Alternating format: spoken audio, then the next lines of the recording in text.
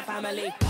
I got the haters out of breath. Ain't talking about then and when I got them distressed. Giving palpitation when I say it with my chest. Do the calculation, this time fit invest. Acquiesce that I am the empress. Going so sick, someone call the vet. I just can't be tamed, that I'm the Loch Ness. So blessed, they can't comprehend. I turn a skeptic to believer.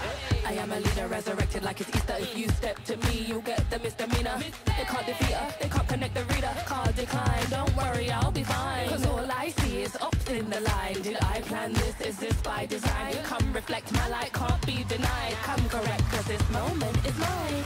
It's mine. Tell me you're feeling the. Tell me you're feeling the. Do it like nobody does.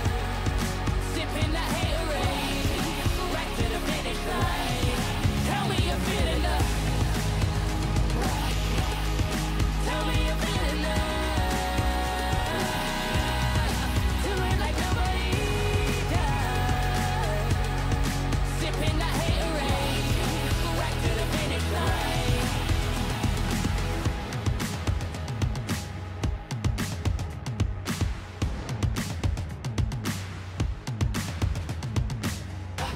I got the haters out of breath. Ain't talking about then and when I got them distressed. Giving palpitation when I say it with my chest. Do the calculation, this time fit invest. Acquiesce that I am the empress. Going so sick, someone call the vet. I just can't be tamed, that I'm the Loch Ness. So blessed, they can't come. Tell me you're feeling the. Tell me you're feeling the.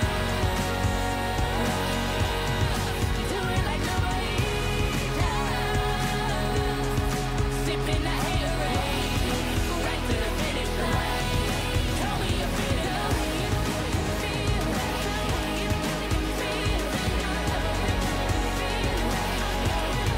Do it like nobody does.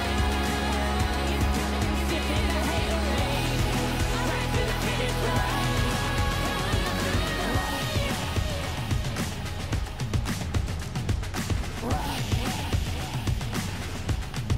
Tell me you're feeling the.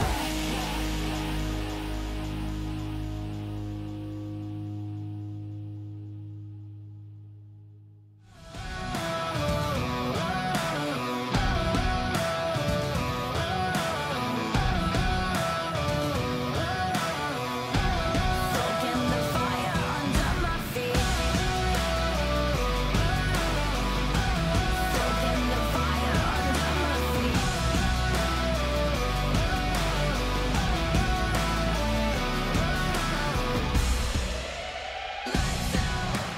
This is what we came for. Watch out. What we got you can't handle. Step out. Cause we don't ever stand still. No doubt. I'm ready for the gamble. I'm ready for the gamble. Ready for the gamble. Feeding the flame, chasing the fame. This war will never be enough for me. I feel it run through my veins. I sharpen my aim, soaking the fire under my feet. Soaking the fire under my feet.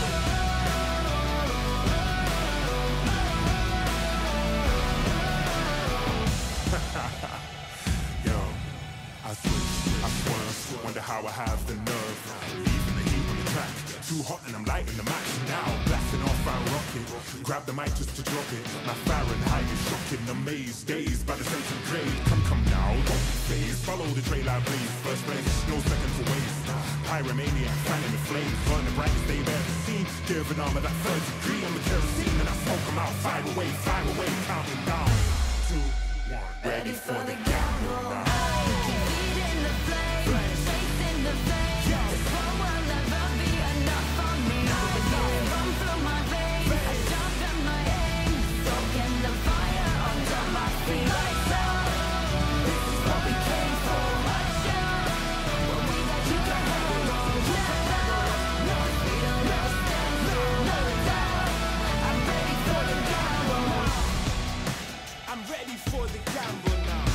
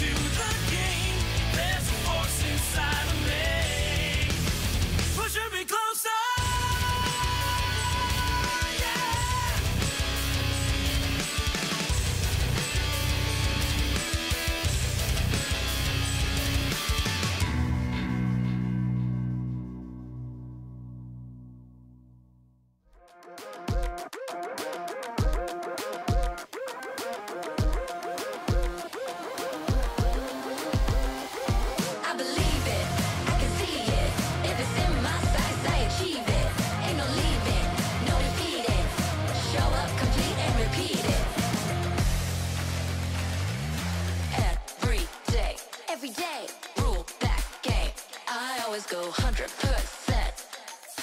Start to end. To the end. Out or in. No between. You gotta go 100%.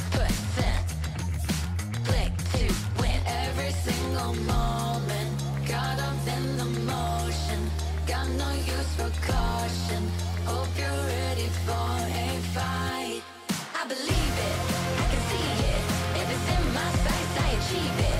Ain't no leaving, no defeating. Show up complete and repeat it. I believe it, I can see it. If it's in my sights, I achieve it. Ain't no leaving, no defeating. Show up complete and repeat it. Every day, through that game, I always go 100%.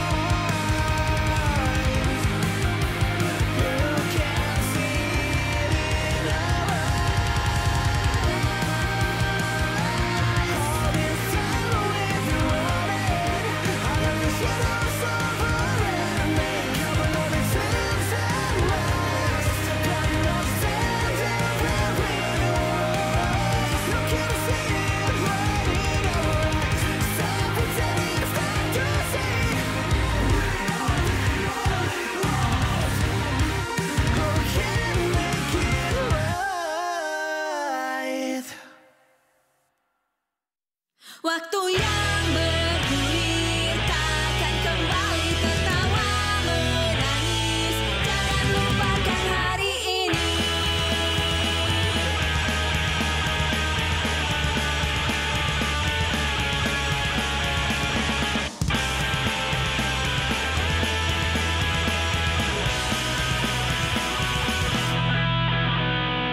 Ingatkah pertama kita bertemu, membicarakan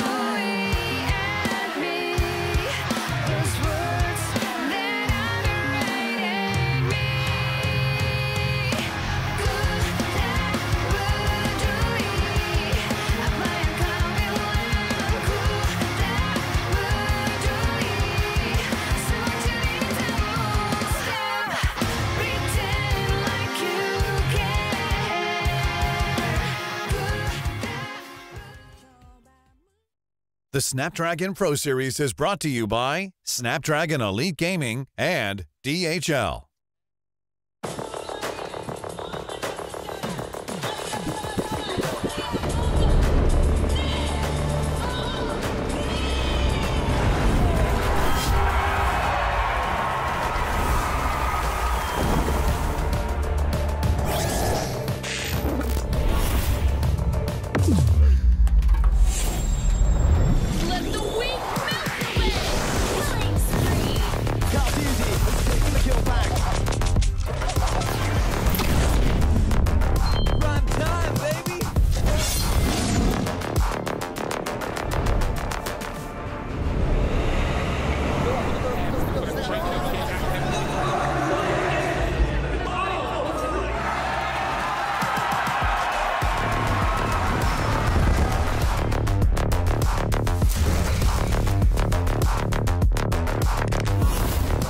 Looks like the players are ready.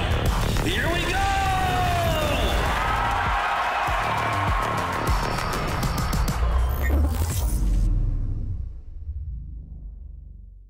Selamat datang di playoff hari yang kedua SPS Mobile Masters 2025 dan aku sudah bersama dengan para super fans.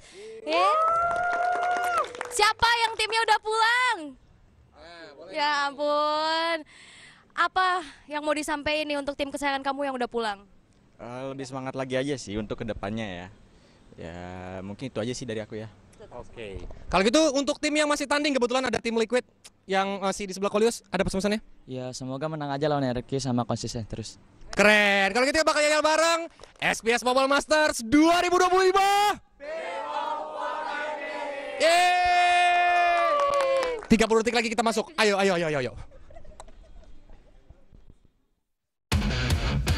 Selamat datang kembali, welcome back to Snapdragon Pro Series Mobile Masters 2025 di hari kedua babak playoff. Wow, it's Monica Ko and of course it's Rose here.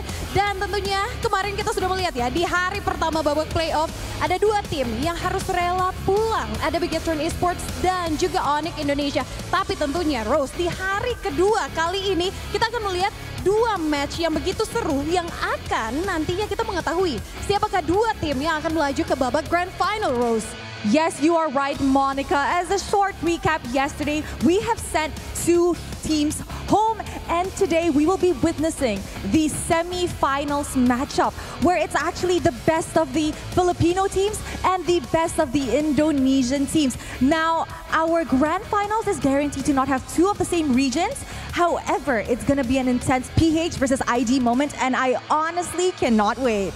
Yes, of course. Tentunya kita akan melihat bagaimana hari ini kita akan melihat Indonesia versus Indonesia dan juga Philippines versus Philippines yang nantinya tentunya grand final bakalan seru karena akan memperhadapkan dua region yang berbeda. Ada Indonesia dan juga Philippines. Dan tentunya sepertinya Rose, we need to see, refresh our minds. Kita refresh sedikit bagaimana perjalanan keseruan di hari pertama babak playoff kemarin. Kita lihat bersama.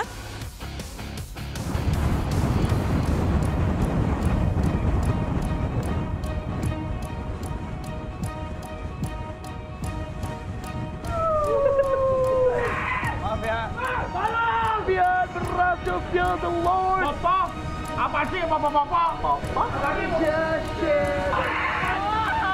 I'm good. Siapa? Ya? Boleh, jangan berikan pose terbaik.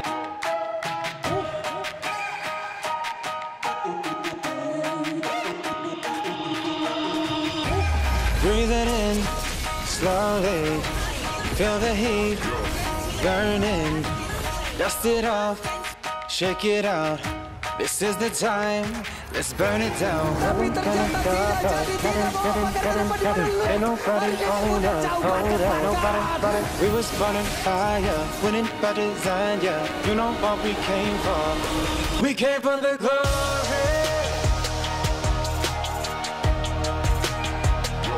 We came for the power. We came for the glory. We came for the power.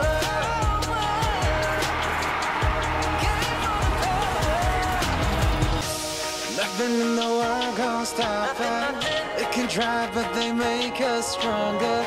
You a fighter, you a winner. We survivors, we go higher. We came for the glory. We're not here for the glory, you for the glory. We came for the power.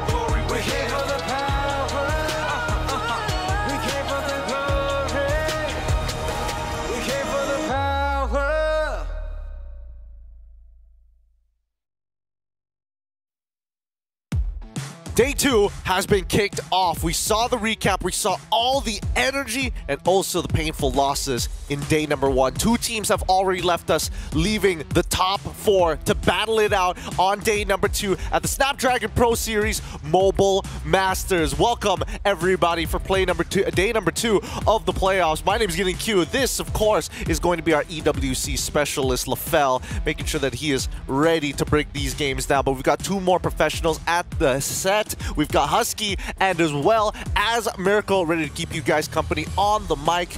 Day number 1, boys, already complete. Moving on into day number 2. How are we feeling about this? First of all, walaikum salam to you, brother. You know, thank you. Assalamualaikum. Yeah, in case you guys are wondering, I misunderstood because the manager said, you know, smart casual. And because this is a button-up, so I thought this was okay. And plus, I feel like people will not be able to differentiate us because we all look Chinese. You're right. Like, yeah. Like people might think I'm Chinese. I want that ni hao energy, but I need to separate myself so that people know that you know I'm not Chinese. Yeah, to be fair, I think it's casual. It's pretty casual. Right, it's pretty casual. I don't know. He's got leather shoes. I got Oh, he's got the jeans underneath. Okay, I can respect that. And all of this because thanks to you guys at home giving us feedback on what the show needs. And of course, we had to put a little bit of that Habibi energy into it. Speaking of which, for you boys, I mean, Husky, it was your first time coming in onto this set on day number 1, just to, well, be part of technically a side, technically. But in all honesty, what do you think about the games coming into from day number 1, bleeding over to day number 2? I think day one was pretty straightforward. We had Falcons PH against BTR. That one was kind of a disappointment for the bigger troopers. You could say the same for TLID against Onyx. I personally expected a lot more from Onyx. We saw some big blunders in Game 1. Game 3 was a masterclass from TLID. And then Game 4, Onyx just kind of dropped the ball halfway through the game. So overall, I expected the results, but I'm also a bit disappointed because I felt like I ended day 1 wanting more. Yeah, honestly, like TLID and Onyx was very special to me because I've not had many games where I'm disappointed in both of them. Why so? How so? Oh, dude, game number 1 and 2 of TLID, dude, that game made me feel smart as hell. Let me tell you that. Look, usually I don't like being the desk coach, but after that series, I was like, thank God. I was like, woo, dodged a bullet on that one. But speaking of which, since we've already moved from top 6 over to top 4, I think a majority of these teams are going to be taking it very, very seriously. I think these are the teams who are going to be the most polished amongst everybody else since the group stage up until now. Let's pull up the schedule for today. We've got civil war all across the borders. PH versus PH with the Onyx PH versus Team Falcons PH. And then we have TLID having to face off against RRQ. Yeah, just to kind of follow on what I was saying just now, right? I think my name is LaFell, by the way. Yes. This is Gideon. He's going to code us. I felt like I ended day 1 wanting more is because I looked at the matchup for today, and the first thought that went through my head was, is this going to be a sweep? It didn't give me confidence that we are going to go 5 games, maybe 4 at max, and that's what I'm worried about, right? What if we get a sweep today and we end tomorrow with like a 4-0 and Onyx takes the whole thing, whole challenge final repeats again. So today is important for teams like Falcons PH and TLID to really step up their game. I don't know. As an Asian, I feel like it's going to be an all-yellow day.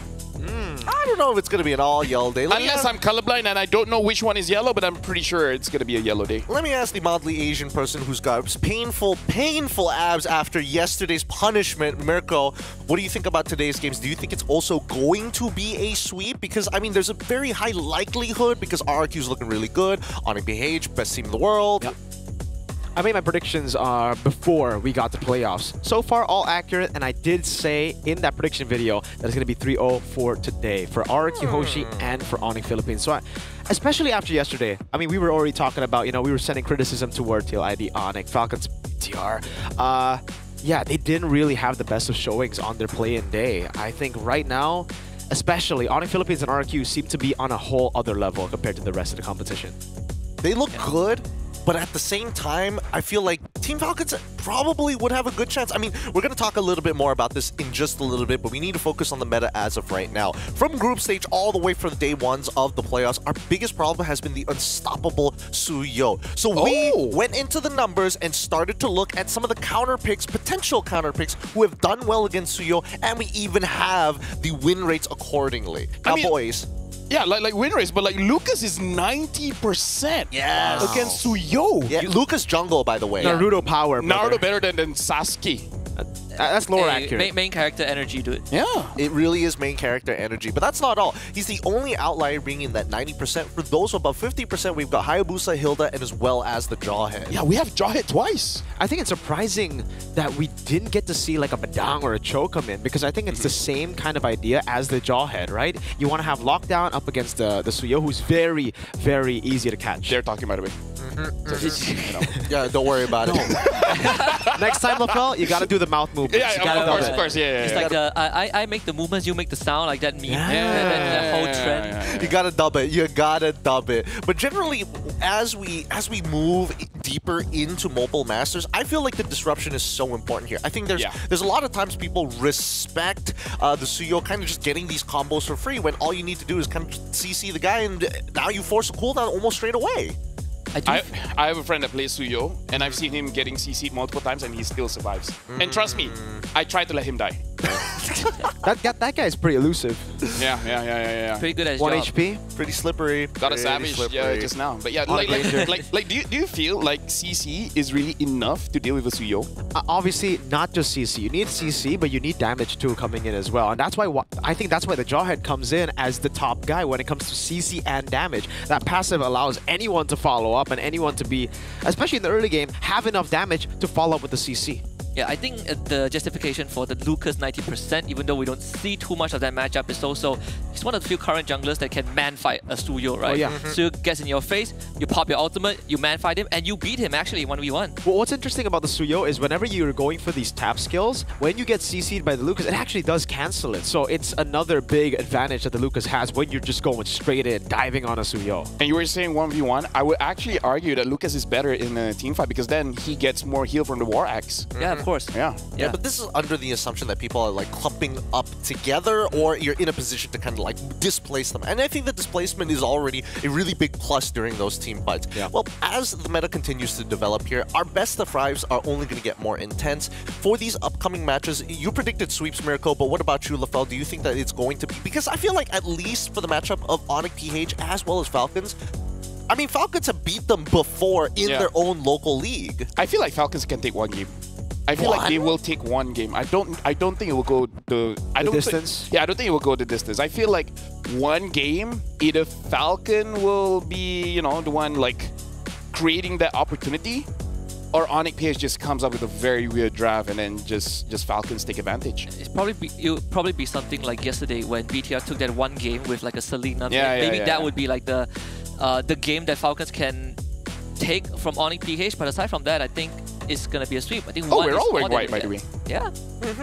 Gotta stay on theme. Even Monica. Shout out to Monica. Monica's wearing white. Rose, what's up? Big shout outs. Yeah, Rose, didn't you get the memo? Look, let's look at the MPL PH rankings, because this is a third place team versus the fourth place team. And obviously it sounds like, yes, this is not taking into consideration the accolades, so on and so forth. We hear you, PH community. We know, and we've witnessed these teams at their peaks before. It's just that locally, this is the current standings. And I think that most people who were kind of confused as to why Onyx PH was in this position of like kind of finding themselves all over again could be just due to the meta. I mean, even Team Falcons have mentioned like the meta is actually pretty difficult after we took a break and came back. It's a little hard to adapt to.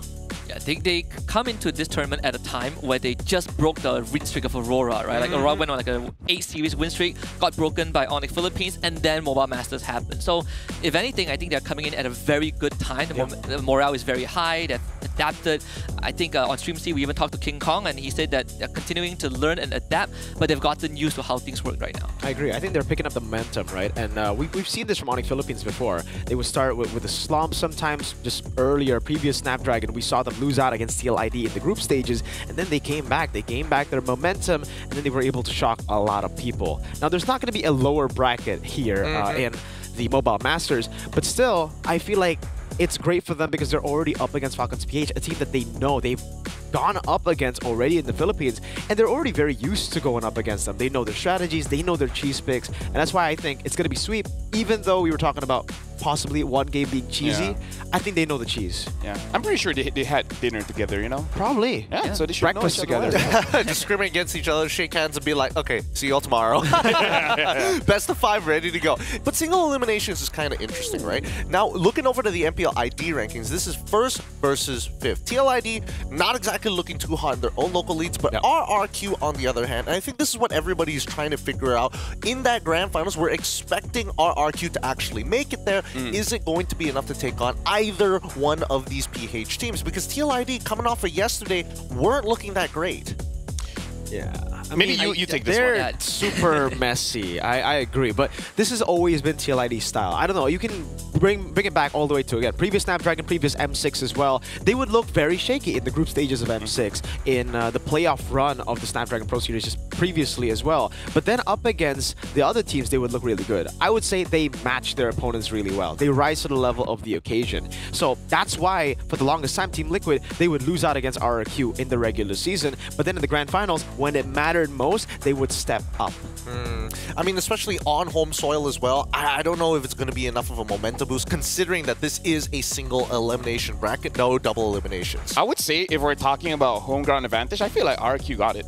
Anywhere they go, exactly, it's right? RRQ, Yeah. dude. So it's like, you know, it's Indo versus Indo, but it's like, it's RRQ, you know? Even when you look the at whole stage is RRQ. Even when you look at record, TLID technically made it further than RRQ, even on the M6 stage. Right now, the tables have turned a little bit with RRQ still undefeated since Valentine's Day. 10-0. 10-0 in the groups. And right now, I think we haven't seen a team, at least in their current bracket, that can take a series off of them. Hopefully TLID is that team, because yesterday when they faced Onyx, the only two ways that they've been winning is, number one, we snowball, Late and if game. we don't snowball, we go macro, and we out-macro our opponents.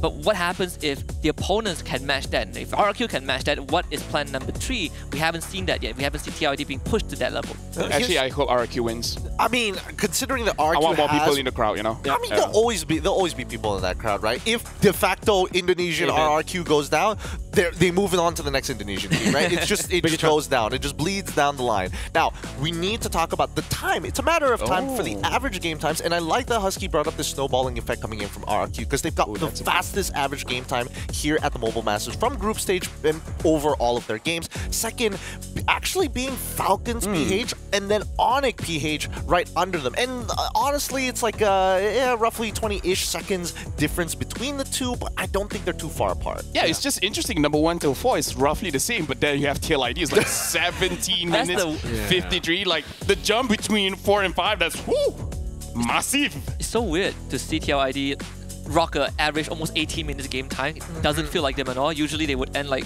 12 to 14 minutes, right? Like first, second Lord, it ends, and you would think that with the current Lord changes, that it just runs into a turret.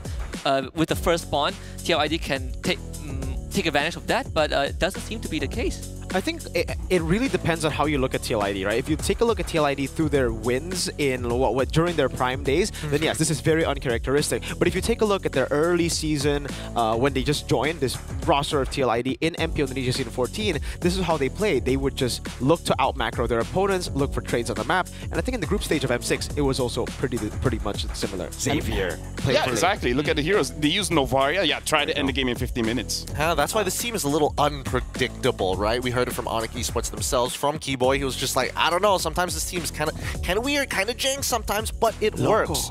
Regardless, by the end of today, we will be seeing one PH team and one Indonesian team get eliminated to bring us to our grand finals. Remember, you're watching the Snapdragon Pro Series Mobile Masters. We're going to go on a short break, and when we come back, our very first matchup of the champions of the world, Onyx PH, up against former champions Team Falcons PH. We'll see you right after this break.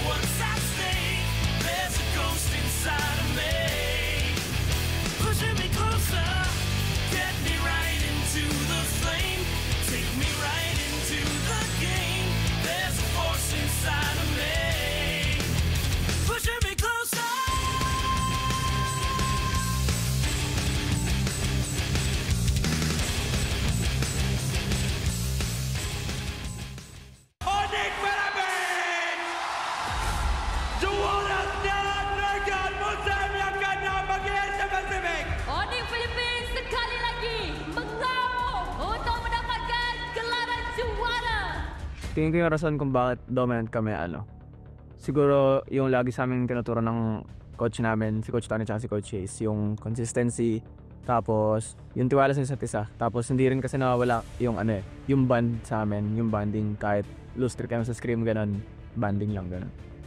Didi, hari na, tulog na, good night! Sonokel! Nice one! Siguro yung na-feel ko ngayon, sobrang excited ako kasi may chance na ulit kami para bawian sila eh. Kasi yung last match namin, tinalo nila kami. Kaya bawing-bawi ako eh. Parang gusto ko sila ulit durugin. Ganun. Tingin namin pala as a team, yung Falcons, parang systematic sila maglaro. Minsan lang mangyari yung depende sa mangyayari. Kumbaga sila. Naka-pattern yung playstyle nila, ganun. Tapos tingin ko yung difference ng playstyle namin sa Falcons is yung playstyle namin, kaming Onyx, parang sige, tapang lang lagi. Tapos basta may utak, aggressive lang maglaro. Tapos madalas yung mga solo play. From his life right now. Oh, he goes in for the kill! Tsunami Slam! Tombstone pile driver into the ground! Yung playstyle siguro ng Onyx PH ngayon, parang sobrang linis nila maglaro. Ganun, parang. Pero at the same time, parang medyo magulo rin yung laro nila. Parang ang chaotic. Ganun.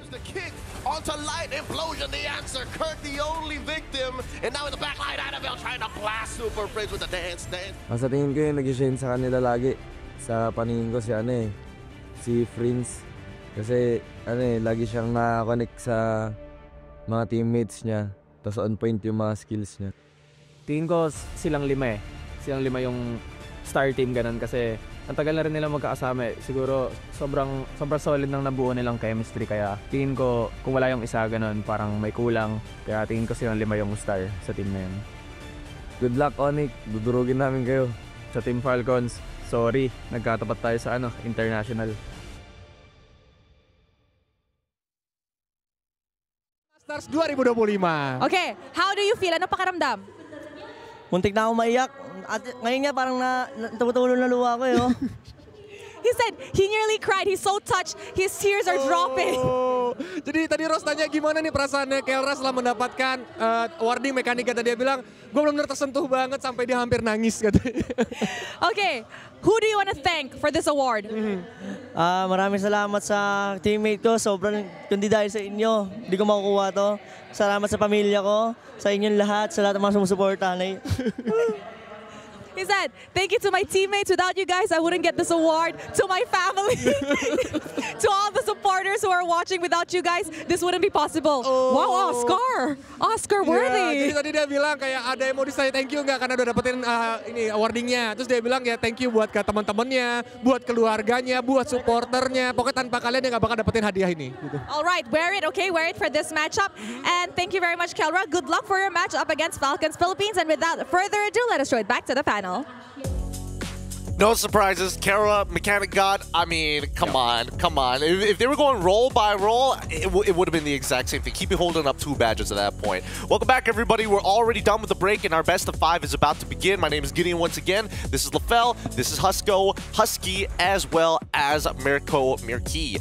Boys, as this game is about to begin, what are we feeling like right now? We heard it from the interviews itself, the pre-show content between Team Falcons and as well as OP, Onyx PH. They've beaten them before, and honestly, since they play a double round robin system, I think that this has been, the score is 1-1, technically. But in a best of 5, the systematical approach from Team Falcons has always been so reliable.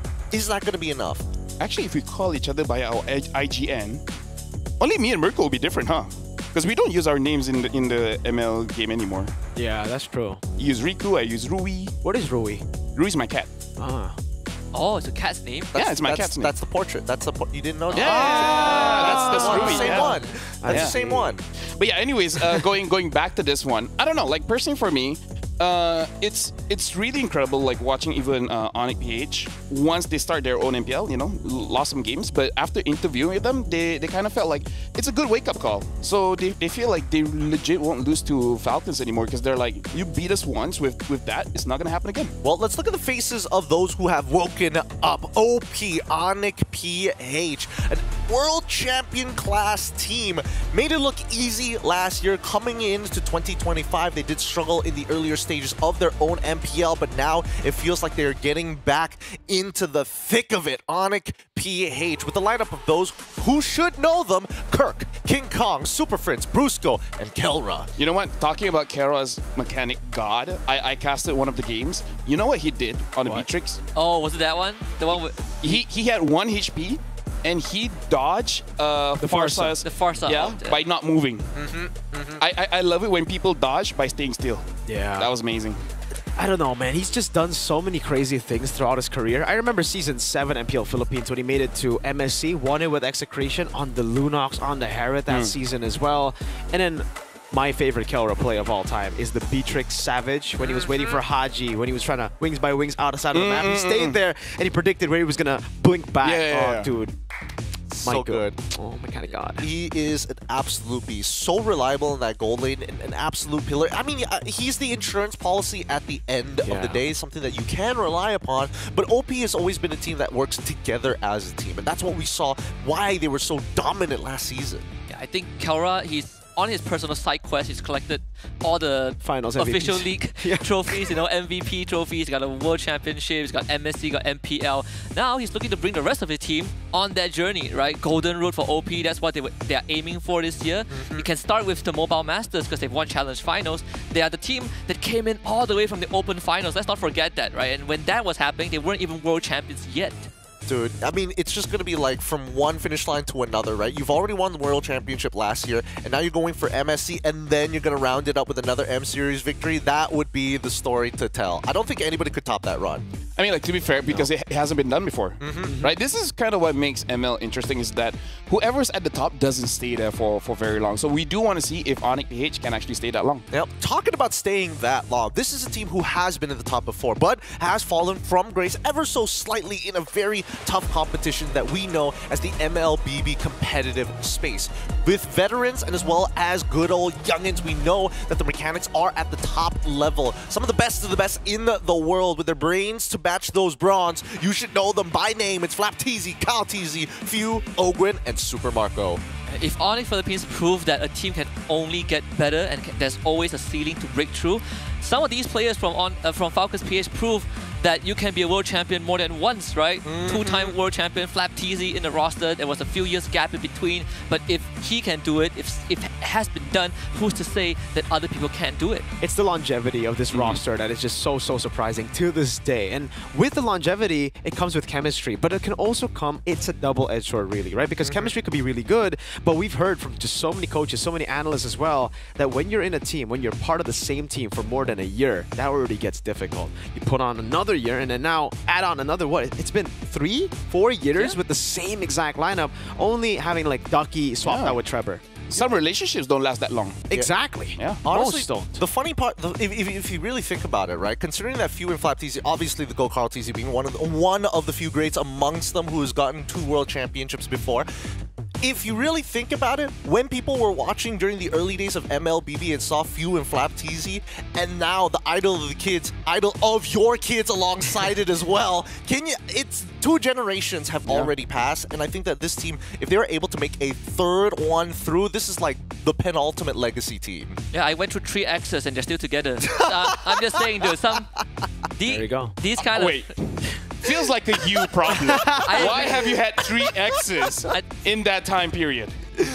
Oh, boy. Hey, he's Husky, you know, there are 2 Ks there. It's for each X. No, 3. No, 3 anyways. So 2X. Yeah, 2X. If we talk about Kira, man, Super Marco, if they can shut down Super Marco, I feel like Falcons gonna have a hard time winning. Look, now the teams are gonna be walking out. Let's throw it over to Rose and Monica to greet the teams as they head on over to the stage. Family is here yet again to challenge another championship.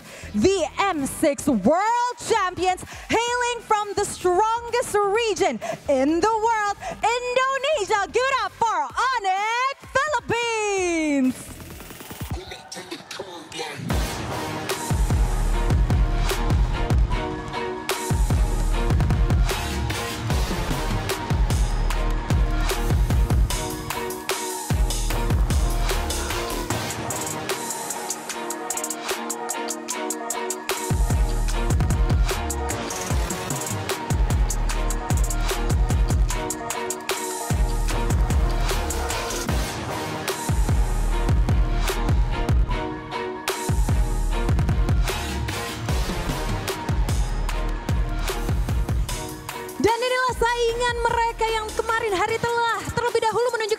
mereka dengan memulangkan Megatron esports. Tapi hari ini mereka akan bertemu tim dari region yang sama, Philippines. Ini bisa dibilang saingan kelas berat mereka, Onyx Philippines. Apakah hari ini dengan permainan agresif mereka dan juga koordinasi yang solid tentunya mereka bisa mengklaim kembali dominasi mereka di region Philippines? Please tenis indoor Senayan, inilah tim Falcons Philippines.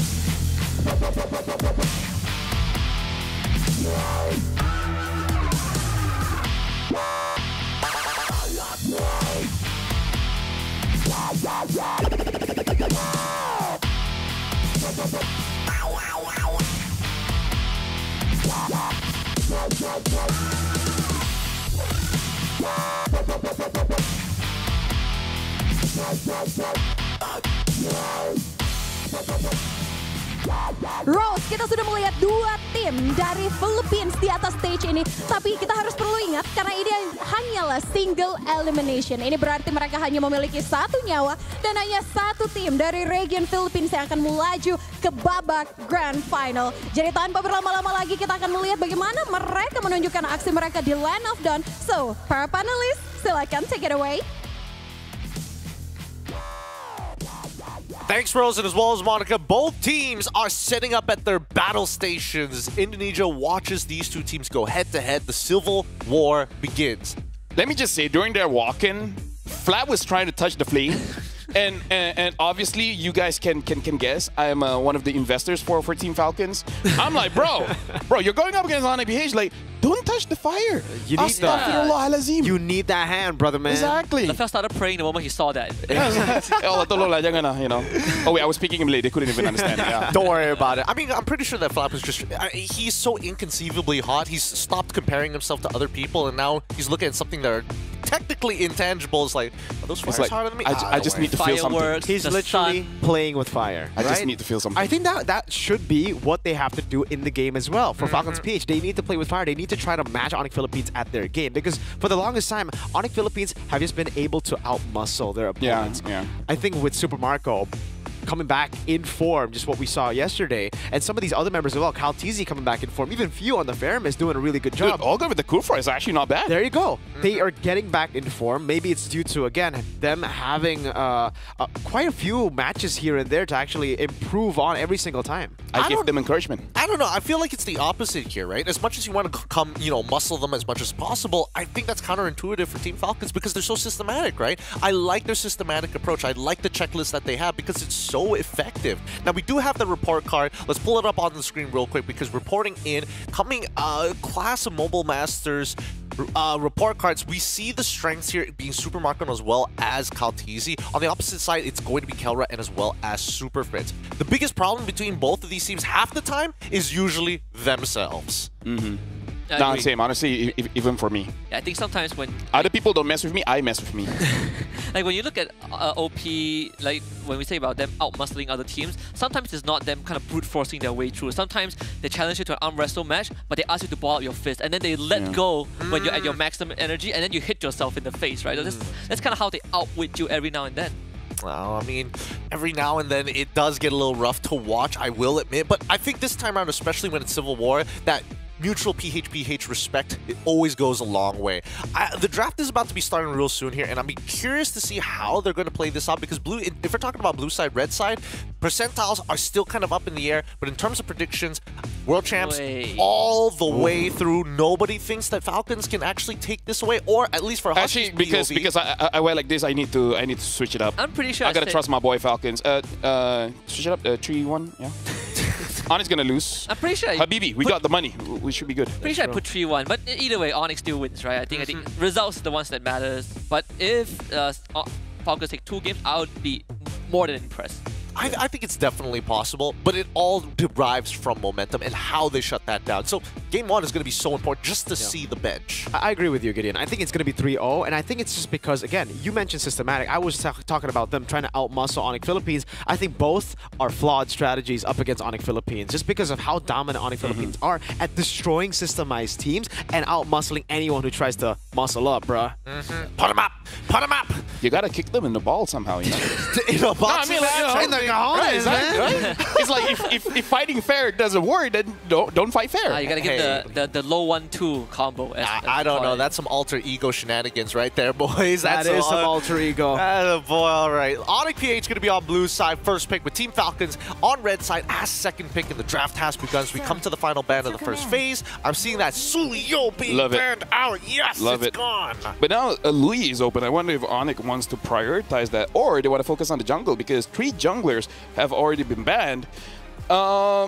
I feel like eventually we might see the Lucas, especially because Kyle has shown that he likes the Lucas. So I feel like Onyx Philippines is always keeping that in the back of their heads. I think anything that's not a Hilda Badang XP matchup is good for me. I think my bar has been moved to a pretty low standard after yesterday.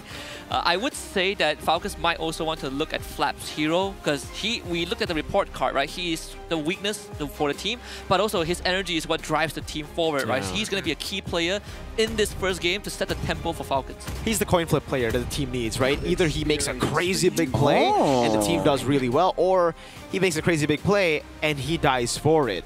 I think for the longest time in this meta, Brusco got a girlfriend bump, by the way, but in this meta, when did he get it? Huh? When did he get it? As soon as she walked into the arena. Okay. So, congrats. Back on the point, Flap TZ. This meta has just not suited his playstyle. It's more on like the very I'm a tank XP laners. He needs those Arlets, those Lapu-Lapus like back in the day. So maybe try to get Badang over for Flap TZ later on, but they do go for Kalealoi first. Actually, right now I feel like we want to talk about the draft here, because we got to talk about the relationship, where I feel like taking the Granger away, number 1, amazing on Kara, but number 2, just taking away from Super Marco, because I feel like Kara, even if the matchup is bad for Kara, he will win it somehow. So giving something that will for sure make sure that he wins is amazing. Falcons, I feel like this is where we're talking about the disruption, right? Where with the draft that they have, it's like they're trying to systematic what Onyx PH is trying to do. Like they're trying to outsmart them. Let's see if it works. Husky, cover your eyes.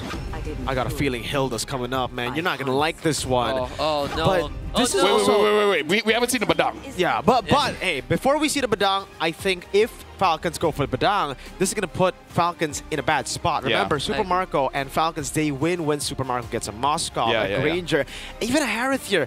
But they can't get the Harith, right? But comfort pick is crucial for Super Marco. Personally, I love the way that this drafting style has kind of begun. Like the openers alone, just to say, hey, we want you to be in an awkward spot. We want you to choose between the Loyi or that Granger. Either or is fine. And personally, for me, I was thinking that the Loyi would have been a higher priority over this Granger just in general. But now that we've seen the entire draft sort of play out for the first half, I feel like the Valentinas to tell Team Falcons, we know what you're trying to set up for, and just in case we have a deterrent, even if we don't have that valuable of an ult. I mean, that also, they are also telling Falcons that we generally lose nothing by taking Valentina. You give us, you overload his ultimate, but don't worry, we always have diversion as an option, right? And that enables Super Prince to do whatever he wants with the diversion and basically be a second Loyi for his team. Yeah, honestly, taking the Valentina makes it so that without banning, you're really making it so that Team Falcons will have to think twice about picking up that Lucas. And right now, honestly, I'm really thinking about Super Marco. Like, what can he pick up at this point? Aside from Super Marco, I'm thinking about Onyx Philippines, right? I think Super Marco, obviously, we're going to see the Moskov banned out, probably the Irithel as well. But in Onyx Philippines' struggle early on in the season, it was King Kong who was criticized heavily. And it wasn't just because, you know, he was playing bad. No, it was him getting banned out in the drafting phase. And right now, we're seeing a Hanzo, Fanny, Suyo already banned out. I think Falcons will go all the way because they have first pick on red side now, so they can deny another jungler possibly being a Lucas, but that's why Onyx Philippines have already picked up the Valentina. They have that net. Yeah, like Joy was also banned out by Onyx themselves, right? So like Merkel mentioned, there's the Lucas left. We also have the Alpha that hasn't been picked yet. Fredrin was a pick that we kind of like I did talk about doing the group stage, but we haven't seen it. Maybe not from the Philippines team. Have you played? Why did you say Fredrin? Just how is it because strong? the blueprint is basically from the ID team, right? There it is. We've seen TLID, RQ do it. The Baxter was also there, but it's a very niche playstyle, right? You need a very specific team to make it work. Remember back in Johor, this is what they used, almost defeated Onyx Philippines, right?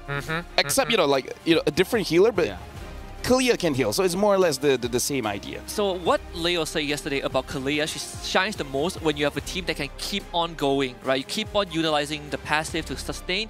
Fredrin, CC, you can consistently stay in front. It benefits both of them, and it allows Kalia to keep on topping them up. You don't really have to kind of recall for it. More like a 5-man death ball combo. Yeah, I think that generally the way that this draft is panning out is really interesting, right? Because it's the only time where Fredrin is going to be very relevant despite having to deal with not only the Valentina, but the raw range from Granger. We see the Lucas come in, but that was already taken into consideration with the CC lock-in from Team Falcons. But most importantly, that ban, it could have been the Irithel, but instead they went for the carry. So it is the green light for Fredrin. Right now, Falcons, they kind of do need damage, right? So really, whatever Super Marco picks up here, not only does it have to survive in lane, but eventually when it comes to the team fight, has to be able to do something. Fredrin can buy you time. You need to have a person that can dive and fall back. Oh, 2 debut picks for Team Falcons. Fredrin and 1-1 for Marco. All right, 1-1 in the lane against Granger. It is a skill mashup, but the Granger should have the advantage. Again, range usually does better up against the 1-1, so I don't know about this one. I really don't. I'm a little iffy on this. What about you? Onyx Philippines has the more meta, more straightforward draft. For Team Falcons, this must be some kind of secret sauce that they've been R&Ding for quite a while. This is game day. We got to see if it works. Let's let the boys have their taste test. It's going to be Husky and as well as Mirko to take you guys into the game. Thank you, Gideon Lafell. Yes, game 1 in the PH Civil War, Onyx Philippines against Team Falcon Philippines.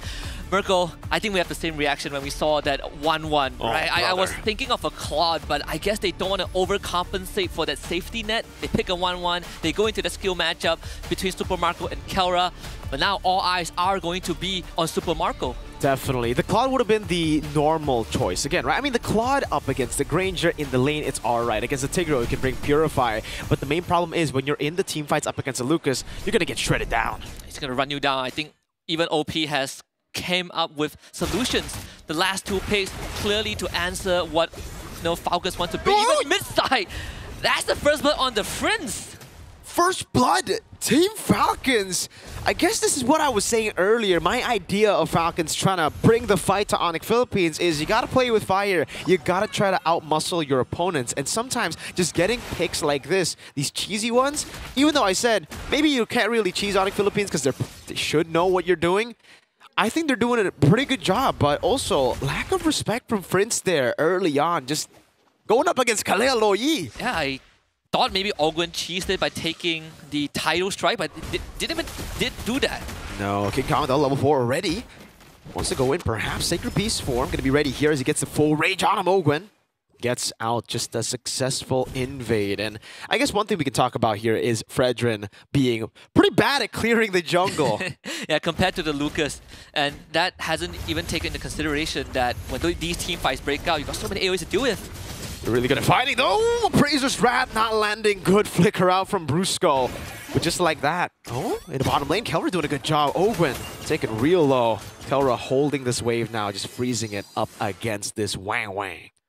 Doesn't feel good for Ogwen. I thought he would recall, but he didn't. Topside, they want to invade King Kong once more. But this time, Kirk able to protect his jungler. King Kong finally gets a safer clear. It's going to be down to 50% health as Kautiti starts to turtle. That's the advantage of the Fredrin. If you don't do too well when it comes to clearing, holding out neutral objectives is great. Kirk walking up already. Flap TZ going to join in the fray as well. So Ogwen goes over the lockdown, and that's the Appraiser's Wrath. Big bong on the Kirk. King Kong still on it. Good shove from Brusco. Yeah, Brusco is going to keep them all away and allow Onyx PH at least to get the turtle for themselves. They had to trade 2 people for it though. Kirk and Brusco both going down. Falcons willingly taking that trade. So is that worth it? I think it's worth it for Falcons. 3-0! Yin Yang reaction from Few. Super Prince low. Ogwen needs one more shot. Needs to peel for Few as King Kong dives in. And King Kong wants to look for the kill, but Few will get the shield in the end. Falcons once more with the punish mid-side. Whew. Action all across the board, but the Falcons have been the ones flying high in the sky as Onyx Philippines are trapped, grounded. And this is going to open up the jungle for Falcons once more, which goes back to the point you said, right? Fredrin might not be fastest in the clear, but in this scenario, Kaotizi feels incredibly comfortable with Ogwen controlling bushes, which is clearly a strong suit, and Super Friends being able, not being able to get out of the mid lane. Falcons also makes life for Super Marco so much easier bot side. 1,500 gold now, and this is also the hero that, you know, got King Kong a lot of criticism. When he went for the Lucas pick in MPL Philippines, that was the pick that ended up with them losing. It's not the natural King Kong super fast clear, super fast rotations on the map. He's much more one-dimensional, right? You go for neutral objectives, you get it, you win, you snowball, you win. But if you don't, Lucas no good. Yeah, it's like, I want something like a Suyo Joy, right? I get to fight at level 3-4. A Hayabusa works as well, but if it's a Suyo or Hanzo, even Hanzo to King Kong, he did mention it's a very weird hero to play, right? You don't really get to go fast like the Suyo. Doesn't play into what the King Kong DNA. You just gotta go in. That's what you do on the Hanzo, right? And I think that's pretty similar again for the Lucas. You just gotta go in, and then you rely on your team to follow up. You're not really a hero that can make a lot of outplays. It's kind of like an alpha? It's an alpha. It's an alpha with a bit more crowd control, but the conditions are the same. You need to have War X stacks, you need to be constantly fighting. And the collab skin coming. He's a main character, y'all. Kaltizi on the turtle. Brusco holding it out as well. Ogun walking up, getting the passive Tsunami Slam, locking him down as well, but he gets the implosion! And the flicker in the back! Crossbow tagged out for Super Marco. Brusco taken down. Turtle also out as Brusco won't be able to survive. Kaltizi was the one to win out that retry battle, and now they continue the chase on Prince. So at the end of the day, it's the Roamer for a mid laner. Team Falcon still walk away with a bit of a plus just because they got the objective, but that's the caveat that we are going to experience more and more as the game progresses. Oni PH, they have big wombo combos. You let Brusco get an implosion off, you let King Kong hit the backline, and suddenly this whole Falcon Deathball comp falls apart. You want to stick together, but you don't want to be vacuumed in by a big Brusco Tigro ult. And now it's an even bigger problem for Onyx Philippines. That implosion looked so good. We completely forgot Mr. Marco, man, was inspiring on that crossbow with Tang, right? He was dealing so much damage. And Kyle, this is the thing about the Fredrin. If you're able to match up against your opponent, if you're not too far behind, retry battles will always go your way. You have a big, stab before you go for the retry. And for the longest time, that's been how, junglers just win out retries, steal objectives. Even for OP, another challenge they might face is who is going to eat the crossbow Tang. There's only two people who wants to do that, or it has no choice but to do it, Kirk and Brusco. But Brusco is going to be busy trying to get a combo off. Kirk, he has to somehow disrupt Falcons. So whoever Marco catches, if it's not the front line, they are all going to get shredded. Taking a look at it again. Now backing up Kelra in the bottom lane, Brusco will be able to get him some space. The fact that Super Marco is a level ahead of a Granger, Kelra, not any Granger, and is steadily, that's a pretty good lead to have on the 1-1. Corrosion side already on the way to the DHS, a turret down below. Man, so much tempo for the Falcons. And Kaotizi solved the resistance problem for at least the next 5 minutes, right? Dreadnought armor into a Garden Helmet. Good luck trying to take him down with Kelra and King Kong in the near future. They're not going to have enough damage for now. Super Friends on their Valentina isn't exactly the most bursty mage either. Turtle. This time Turtle number 3, final Turtle of the game. That's a diversion into the back. Brusco will be the one sent to take it. Super Marco in the bush. Brusco, he can go for a big implosion. But Super Marco has a free Purify. Kaltizi walks out. Flapsy's going to be zoned away, but he's able to get away. Ogwen, Tsunami Slam over to King Kong, locking him down. Implosion into the back. Cancelled out instantly as Kaltizi now walks in forward. Yeah, reaction from View. The front to back is beautiful for Team Falcons. That implosion needs to catch Few somehow, because if Few is in the fight, then Onyx PH gets the taste of their own medicine from that duality, and now diversion to try and catch Kelra, who will escape, but purple buff is gone, dude. The turtle is gone, 3 members are gone, and the purple, will follow. As a young man from the Philippines will say, Mr. Daniel, that's Grand Theft Purple. Yes, Grand Theft Purple. Falcons now amassing a 4K gold lead. It's a 2K spike just off of one team fight at the Turtle Pit. 7.5 minutes in, Onyx PH, they are going to lose both side lanes tier 1, and so far Falcons structures have not been touched. And we gotta talk about this. This is the glaring problem now for Onyx Philippines. Their composition is not made for the late game. Lucas Valentina? Yeah, I think Falcons will have a better time as we get to scale up. My question is, have they already outscaled Onyx Philippines? Because, Gwen, able to find them again! Tsunami Slam! Brusco able to get out with the help of his team, but still it's a free turret over to the Falcons. You know what, Brusco got help from Flap TZ of all people. The current call actually cancelled out the Tsunami Slam, but diversion play! Oh, King Kosh run it down by Flap TZ! Orange buff taken, TZ wants to go for the lockdown on it. Kirk will be able to get the taunt down, and a big bonk. Actually, it's an average bonk. Yeah, it's not as big as you want, but they did get the big back King Kong, and bot tier 2 will also go down. Flap TZ easily gets away. I think that was Grand Theft Orange. TZ got the buff from Oni PH. Another 2K injection for Team Falcons. 20 seconds for the Lord spawn. At this point, Team Falcons, they're playing Grand Theft HP bars. Really? When a CC can burst your mage like that, brother Super Friends, every time he walks up, he has to recall again.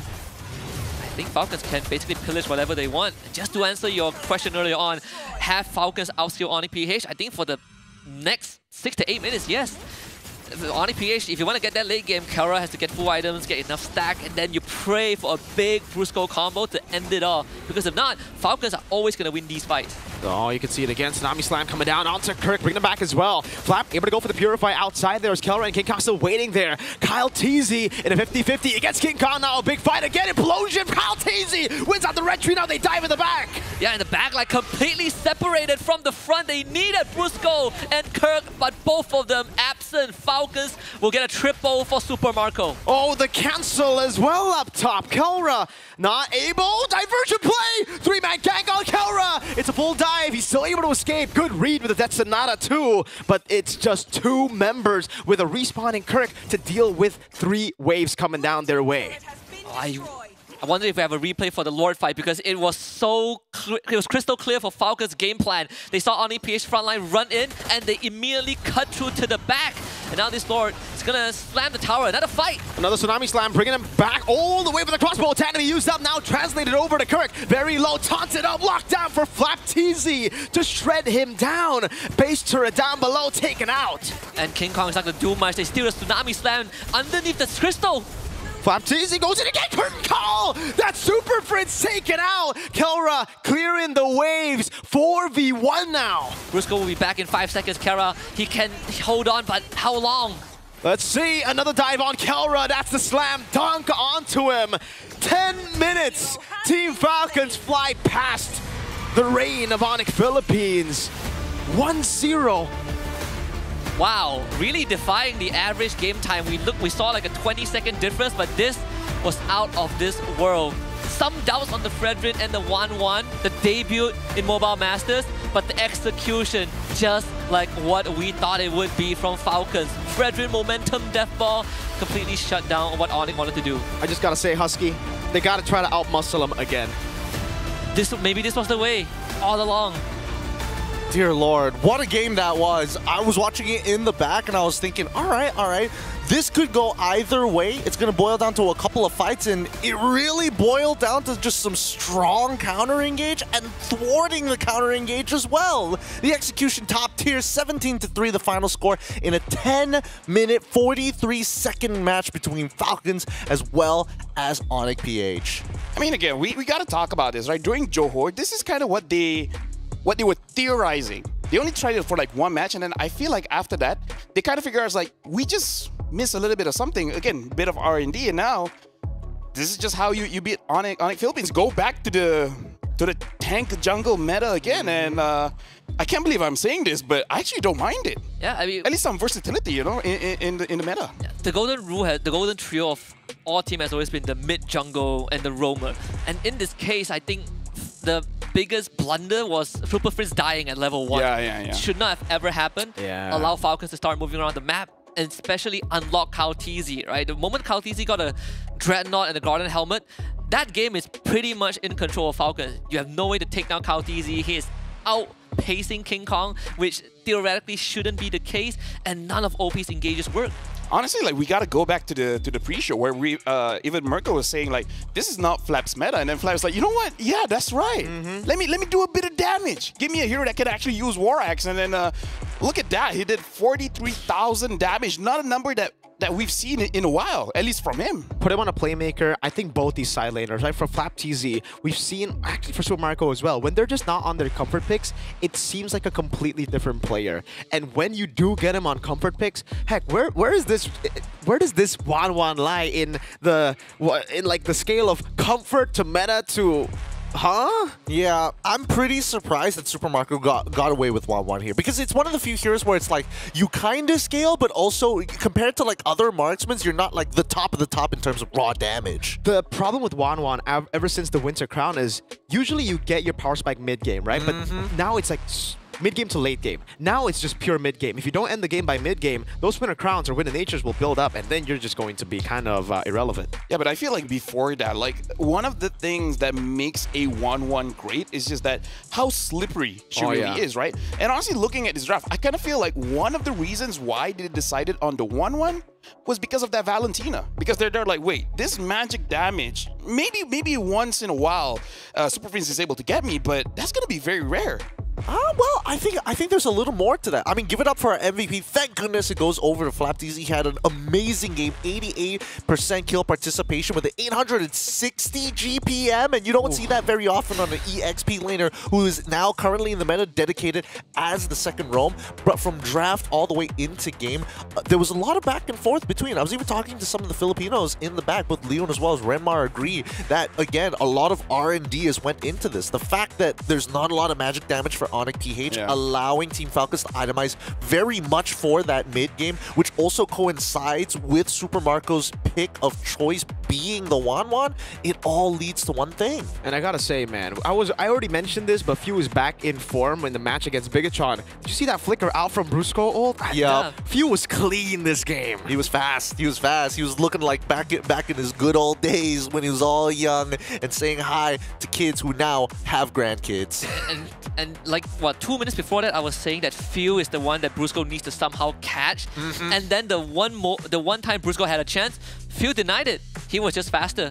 And that was the exact fight that ended the game, right? The split. You saw Onyx Philippines. You cannot have a front line that is not with the rest of the team.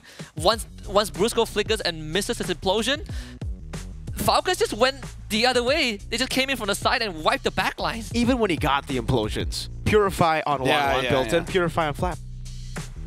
Yeah, either way, like this is one of those games where it kind of makes you question yourself. It's like, wait, Falcons yesterday, they look okay.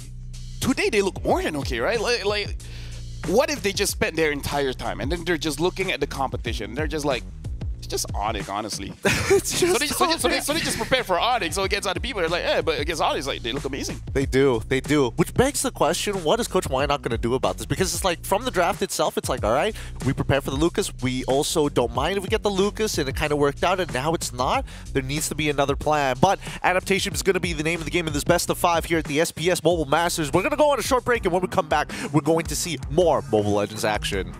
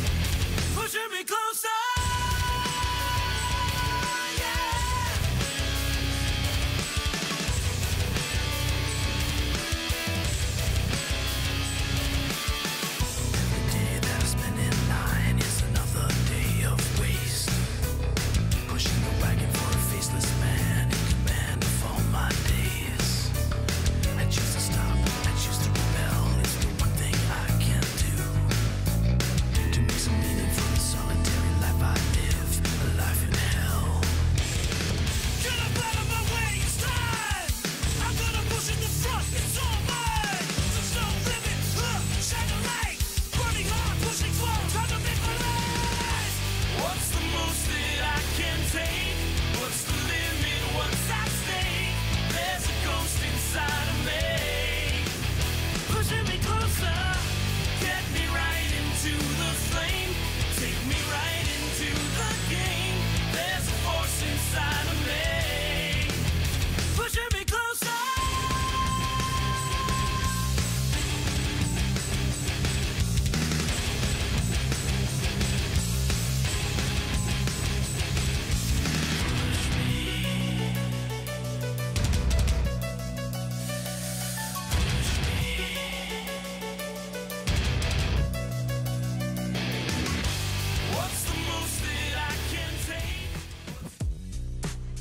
Hey guys, this is Rose, and right now I am with Flap TZ, the best trash talker, and of course King Kong, who wants to kind of challenge the position. Okay, so since you're the best trash talker, sampulan mo nga to. Go. That's it. What do you want to say? Oh my goodness. Okay, let's take it from the top. One more time.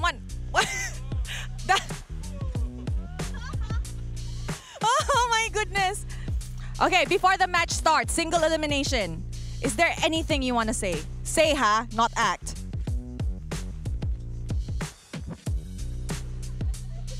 King?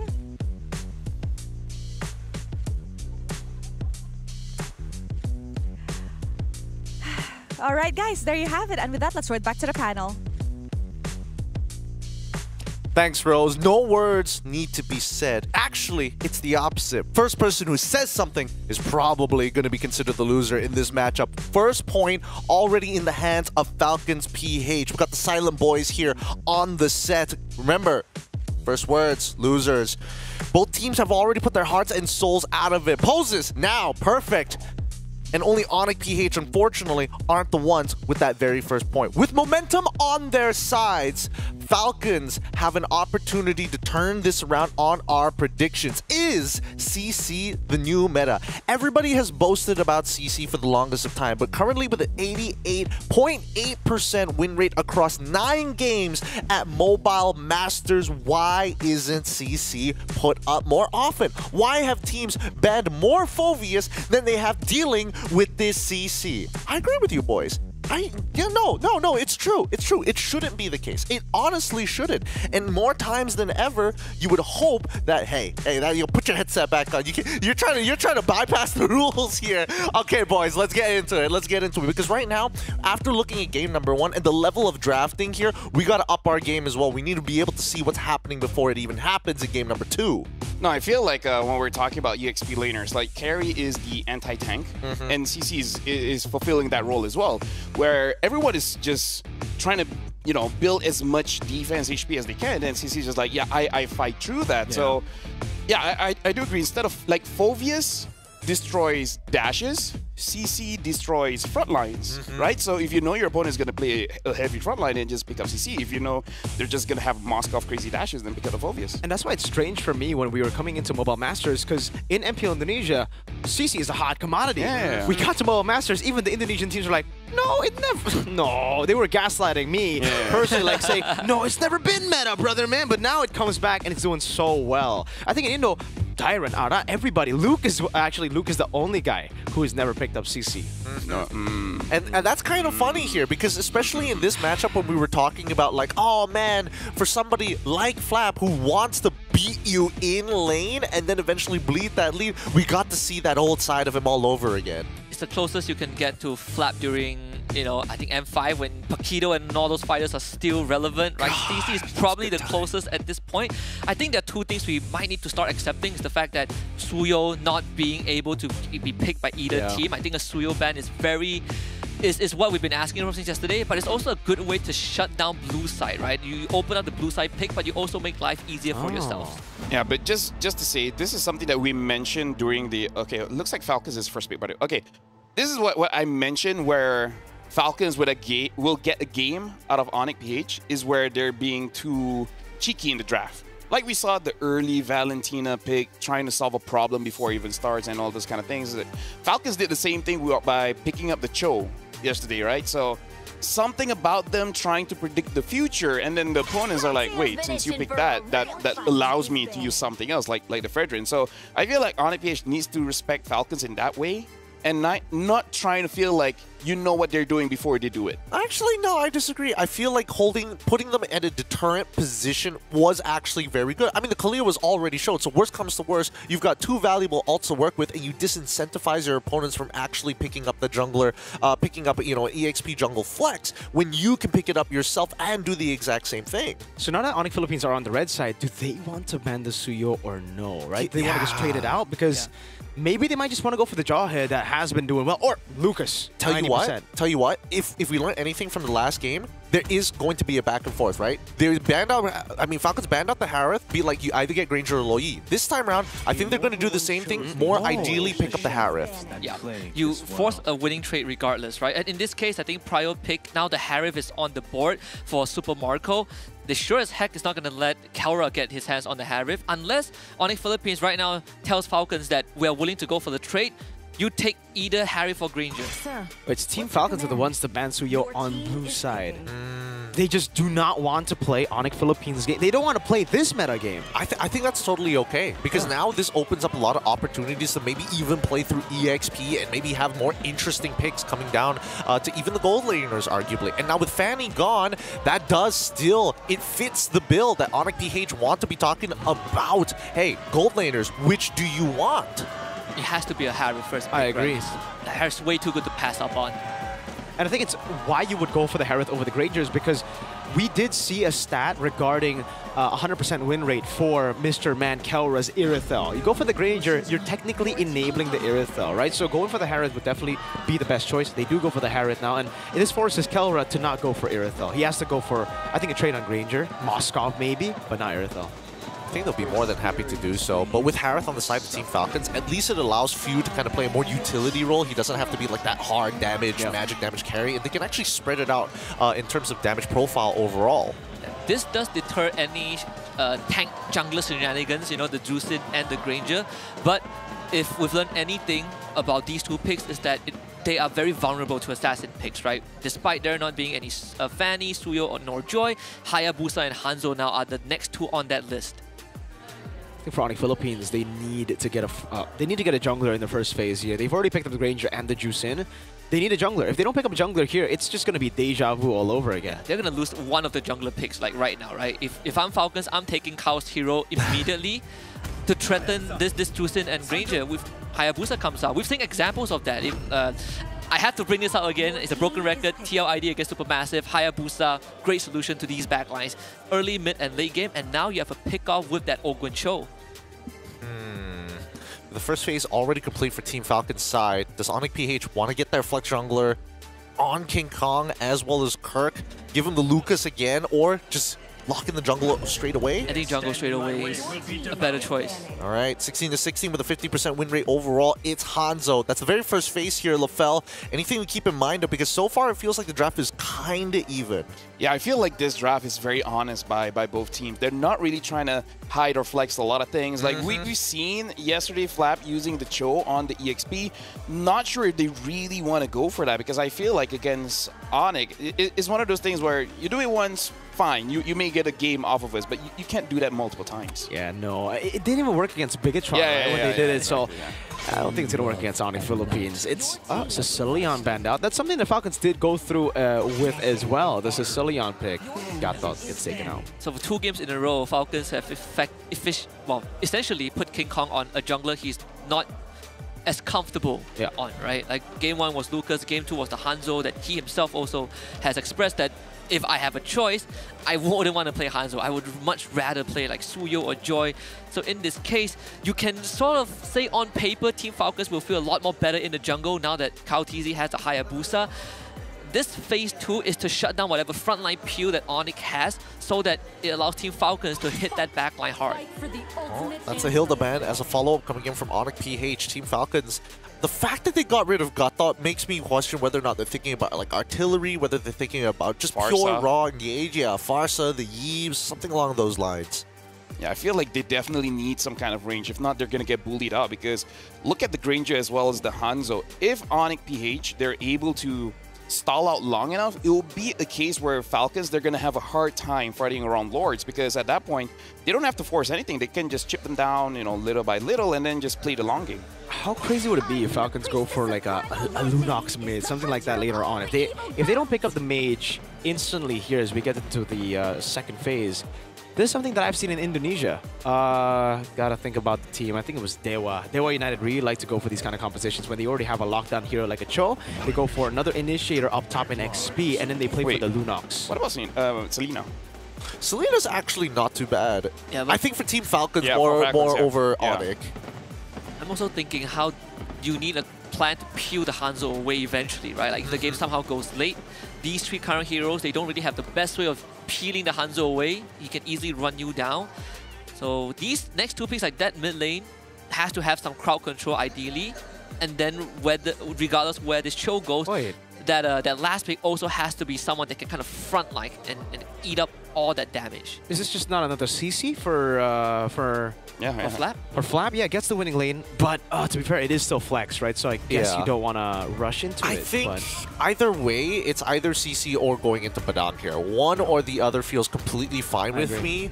That way you can, it depends, like it's either you want that team fight prowess, or do you want to just like absolutely like try and smash Kirk in lane itself. Worst comes to worst, it can be flexed on over because Phoveus is still available, but CC deals with that pretty well too. As long as it's a playmaker. Yeah. I much prefer the Badang. You have a snap engage with the flicker, right? Like compared to the CC, you have way better setup, and it kind of opens, it eliminates the condition of my mid laner needs to have some hard CC, right? Now I have a Badang that can set up to allow this Pharsa to bombard Onyx PH, right? You technically have longer range compared to the Dusin by default, and the range to a certain degree. So this Badang is going to be very valuable, helping Few shine. Yeah, I also like the fact that Team Falcons banned out this Edith. This is like the go-to switch army knife for Kirk. He's a monster on it, and it provides everything that Onyx ever needs, while still having a bit of a sandbag lane generally. But it definitely influenced how the second half of the draft is gone. Yeah, looking at Falcons here, the draft is pretty solid, but again, like Onyx PH so far, again, I feel like has a draft that is very straightforward. I feel like Hylos and Jushin, if this Hylos is going to the roam, it's going to be very difficult for you to get priority on this duo mid lane. Phoveus is led through though. There is a universe where that Phoveus goes over the OP. I wouldn't be surprised, right? Plenty of dashes for him to kind of reset that passive over and over again. Yeah, this is going to be quite an interesting matchup here. Let's just take it as it is. Phoveus does inevitably get picked up by the side of OP. I'm not even 100% sure how this matchup is going to be played. I would assume that battle spells will be taken into consideration, but with that being said, it's going to be Husky as well as Mirko taking care of you guys for game number 2. Already in 20 seconds, so just in time for the buff takes Mirko. Obviously, Hanzo getting a bit of a head start, but after game 1, this is a way better adjustment from Onyx, right? Getting King Kong, a jungler, not the most ideal, but it is something. And of course, having more control in that mid lane. It's so crucial for Onyx Philippines to play with their trio mid, right? Because yes, it's cool and all when you have Kelra on a Granger. Usually that's already like an insta win. But up against a team like Team Falcons, you might need more than just Kelra in the gold lane, especially considering Kelra's up against another monster. That's Super Marco. Right before the Kelra era, this was the guy who was just unbeatable in gold. Yeah. It was kind of the era before Kelra, right? You're looking at 2 different generations. I would say that there is a lot of pressure mid-side, so Phil will have to flicker, get a bit of health back from the healing orb and the camp. Walks up. Oh, Super Prince going to be caught now. Shadow kill. Good flicker out from Super Prince escaping. But it did force out Brusco and Prince to use both their resources, both their spells. Both junglers and both mid laners are now very vulnerable to the enemy jungler, that's for sure. Kelra did end up freezing that bottom wave just to stabilize the state a little bit, considering that he did get jumped on by Ogun at level 1, who, understanding that Dusin Hylos is going to push that mid wave anyway, makes an early rotation bot just to give Super Marco a head start. Very slow game this time around. No first bloods. Both of them learned from their mistakes. No crazy brawls at the start. But it really feels like with this draft, Falcons are going back to, all right, the meta. We're not going to try to go for these cheese picks every single game, right? We want to catch you off guard with it. So if Falcons get a game here, I think it'll be quite troublesome for Onyx Philippines because they're just going to have so much to think about in the next draft. Yeah, and it's also impart to Onyx having some deterrent with that first 2 pick, right? Jusin herself is a deterrent for any, beefy immobile front lines. So I would say that this turtle take is going to get delayed because both junglers, they don't really have the best ways to take it. Okay, Ogwen's going to be chunked quite a bit there. Gets picked up again by Lantern Flare. And this is the thing about why the Hanzo has not really been the best of picks in the Philippines, right? We actually got the interview with King Kong, and he said the teams are just so much slower. They don't rush into fights. So Turtle 1, you can see King Kong, he's not even in his shadow form. Just go straight for it with the rest of the team.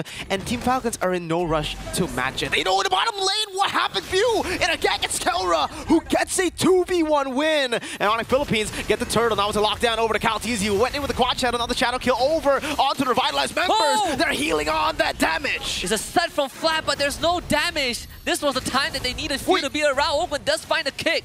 Way the Dragon, locking him down in the base, the pin down to Kirk. Still able to get away, has the Infernal Pursuit, gets the jump down to Super Marco, rotates over. Saman Force and Brusco shall be taken down. Kirk is running away. They need to get Kirk better airstrike. Kirk buys distance with the demonic ascent, the chase, but still traded. All things considered, not the worst for Team Falcons. I would like to say that it's probably an outplay from Kelra down bottom because they wanted to put pressure on him. But Few going down definitely sucks, and he might die again. Oh no, another dive over from King Kong, but Few gets out of the range just barely. And now it's a fist crack from Mr. Manflap Teasy on that playmaker. Yeah, give it a playmaker, and he will keep doing it. Shadow Q used by Kyle. He will get away, and Flap ensures that Falcons retreat. They really are trying to outmuscle Onyx Philippines here. It looked so good for Onyx Philippines, but then you slow down a bit, you see the gold lead, you see that kill lead, it's all still Team Falcons. Still Team Falcons, for sure, but I mean, at least the important members are getting the kill, right? Marco, Flap, Few, most importantly, those 2 big magic damage dealers. And it's so hard for Super Prince to catch Ogwen, at least. I mean, you can lift it every now and then, but he has low cooldowns on his abilities, and Flap so far has been phenomenal, right? Game 1 CC, Game 2 Padang. These sets are very dangerous, especially when Onyx Philippines drop the Glorious Pathway. You want to run in a straight line, Flap will welcome you with open arms. Wow. Now in the bottom lane they go. Another slow few seconds until we see the Turtle. Super Friends gaining control. Again, Few gonna be engaged on this time with the Glorious Pathway. Surely he shall fall. Feathered Airstrike used up. Flap all alone gets brought by. Infernal Pursuit has the fist crack, but the Lantern Flare is perfect from Prince. Bit of an error from Flap to just walk up. Maybe comms broke down a little bit, and it is going to escalate more. Onyx PH getting a free Turtle and a free mid-tier 1 5 minutes in. I would say Kyle would probably get the top tier 1, which is a bit of an exchange. But with Kirk arriving in time, they're not even going to lose that bottom though. Uh-oh, so Marco forced to flicker out as well. Jumps back in with Zaman Force, back and forth over to King Kong, who has the Soul Snatch. But there's not enough damage to really threaten Marco. Still, an amazing trade, baiting out Flicker out from Marco. This would probably prompt Flap to start sticking with the rest of the team, even though he wants to stay in lane, get some resource, but seems like that timer has been sped up a little bit. Luckily on the Padang, you do have ways to set up without needing much levels, right? It's all about that crowd control with that Flicker Snap Engage alongside Ogwen. Now, Onyx Philippines are definitely the ones in control. They've been able to, again, create a chaotic environment for this Hanzo to thrive in. That's the best case scenario. They've been forcing Few's hands every single time. They see him, they jump him, they force his flicker out whenever it's online. Few so far has not been able to comfortably sit in the fight and contribute. Unable to get the G-Kundo away. The Dragon Ogwen now forced to flicker out. Few also another flicker. 3 flickers down now. Onyx Philippines, they're baiting this out like it's nothing. Yeah, they do it. They are going to keep doing it over and over again. They see Flap and Kyle topside. They start running at Team Falcons. It's not about necessarily getting the kills. That is always going to be a bonus at this stage of the game. But you force out important resources is akin to winning that macro anyways. You take control of jungles, you take the camps, you reset the waves. And now, Falcons, you really got to start thinking of how you want to move Flap and Kyle around the map. Glowing Wand already for Mr. Super Prince. I think Kelra already has a Sky Piercer too. He's building towards a Sea Halberd actually here, ladies and gentlemen. A Sea Halberd for burst. I mean, obviously up against the Harith, sure, but man, even these frontliners won't really be able to take that damage once he gets Sea Halberd plus Malefic Roar later on. Marco gets traded in the bottom lane. There's going to be a turret falling, I believe, up top as well. Turtle number 3. Timing for the Sea Halberd is going to be just nice because Flapteezy is going for the Oracle, right? So that reduction will come in on time. So in against whatever advantage Falcons wants to get for themselves, it's a 1k goal lead, but you look at the bigger picture, it feels like it's more than just 1,000 because of how much control Onyx has. Good rush, by the way, from Kirk. Radiant armor rush here as he gets a Dreadnought. Also the tough boot, so a lot of emphasis on just that magic damage. They know that this Hayabusa, if it doesn't get kills early, won't really be too big of a threat. And you can see again the slow take from Onyx Philippines as they have Brusco on it. Purple buff taken by Mr. King Kong earlier. Glorious Pathway, just a zone, a free turtle. Neutral objective for Onyx Philippines. It's a vacuum, a constant vacuum. An Area 51, Falcons just cannot walk up. They have to full commit. They're thinking about it. Seems like there's no opening though. No, it's just, they can't do it, right? They show up, you get the Quad Shadow on, but if it's on Kirk or Brusco, you're putting yourself in danger.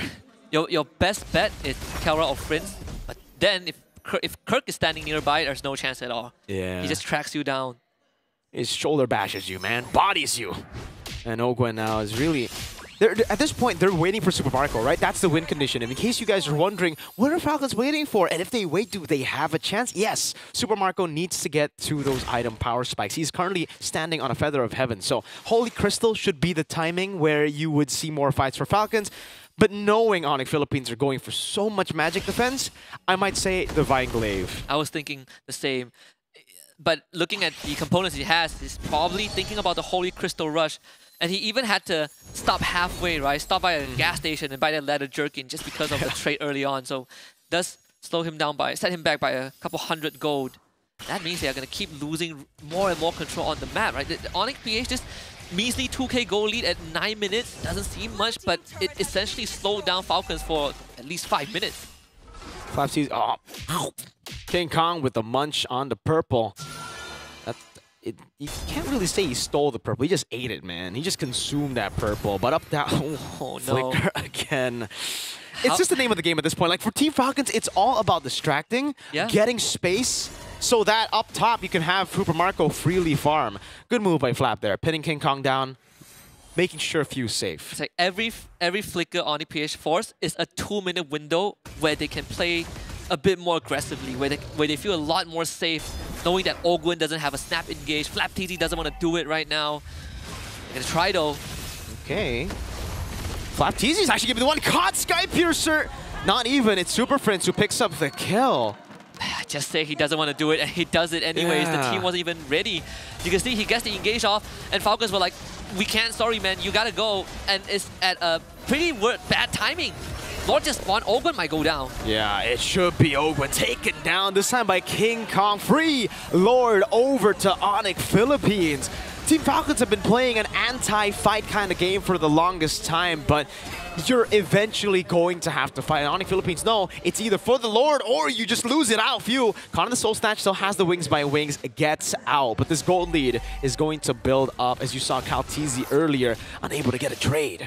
And this is going from bad to worse. Ogwen needs the flicker to function, and without that, only Flap has to wait, has means of engage.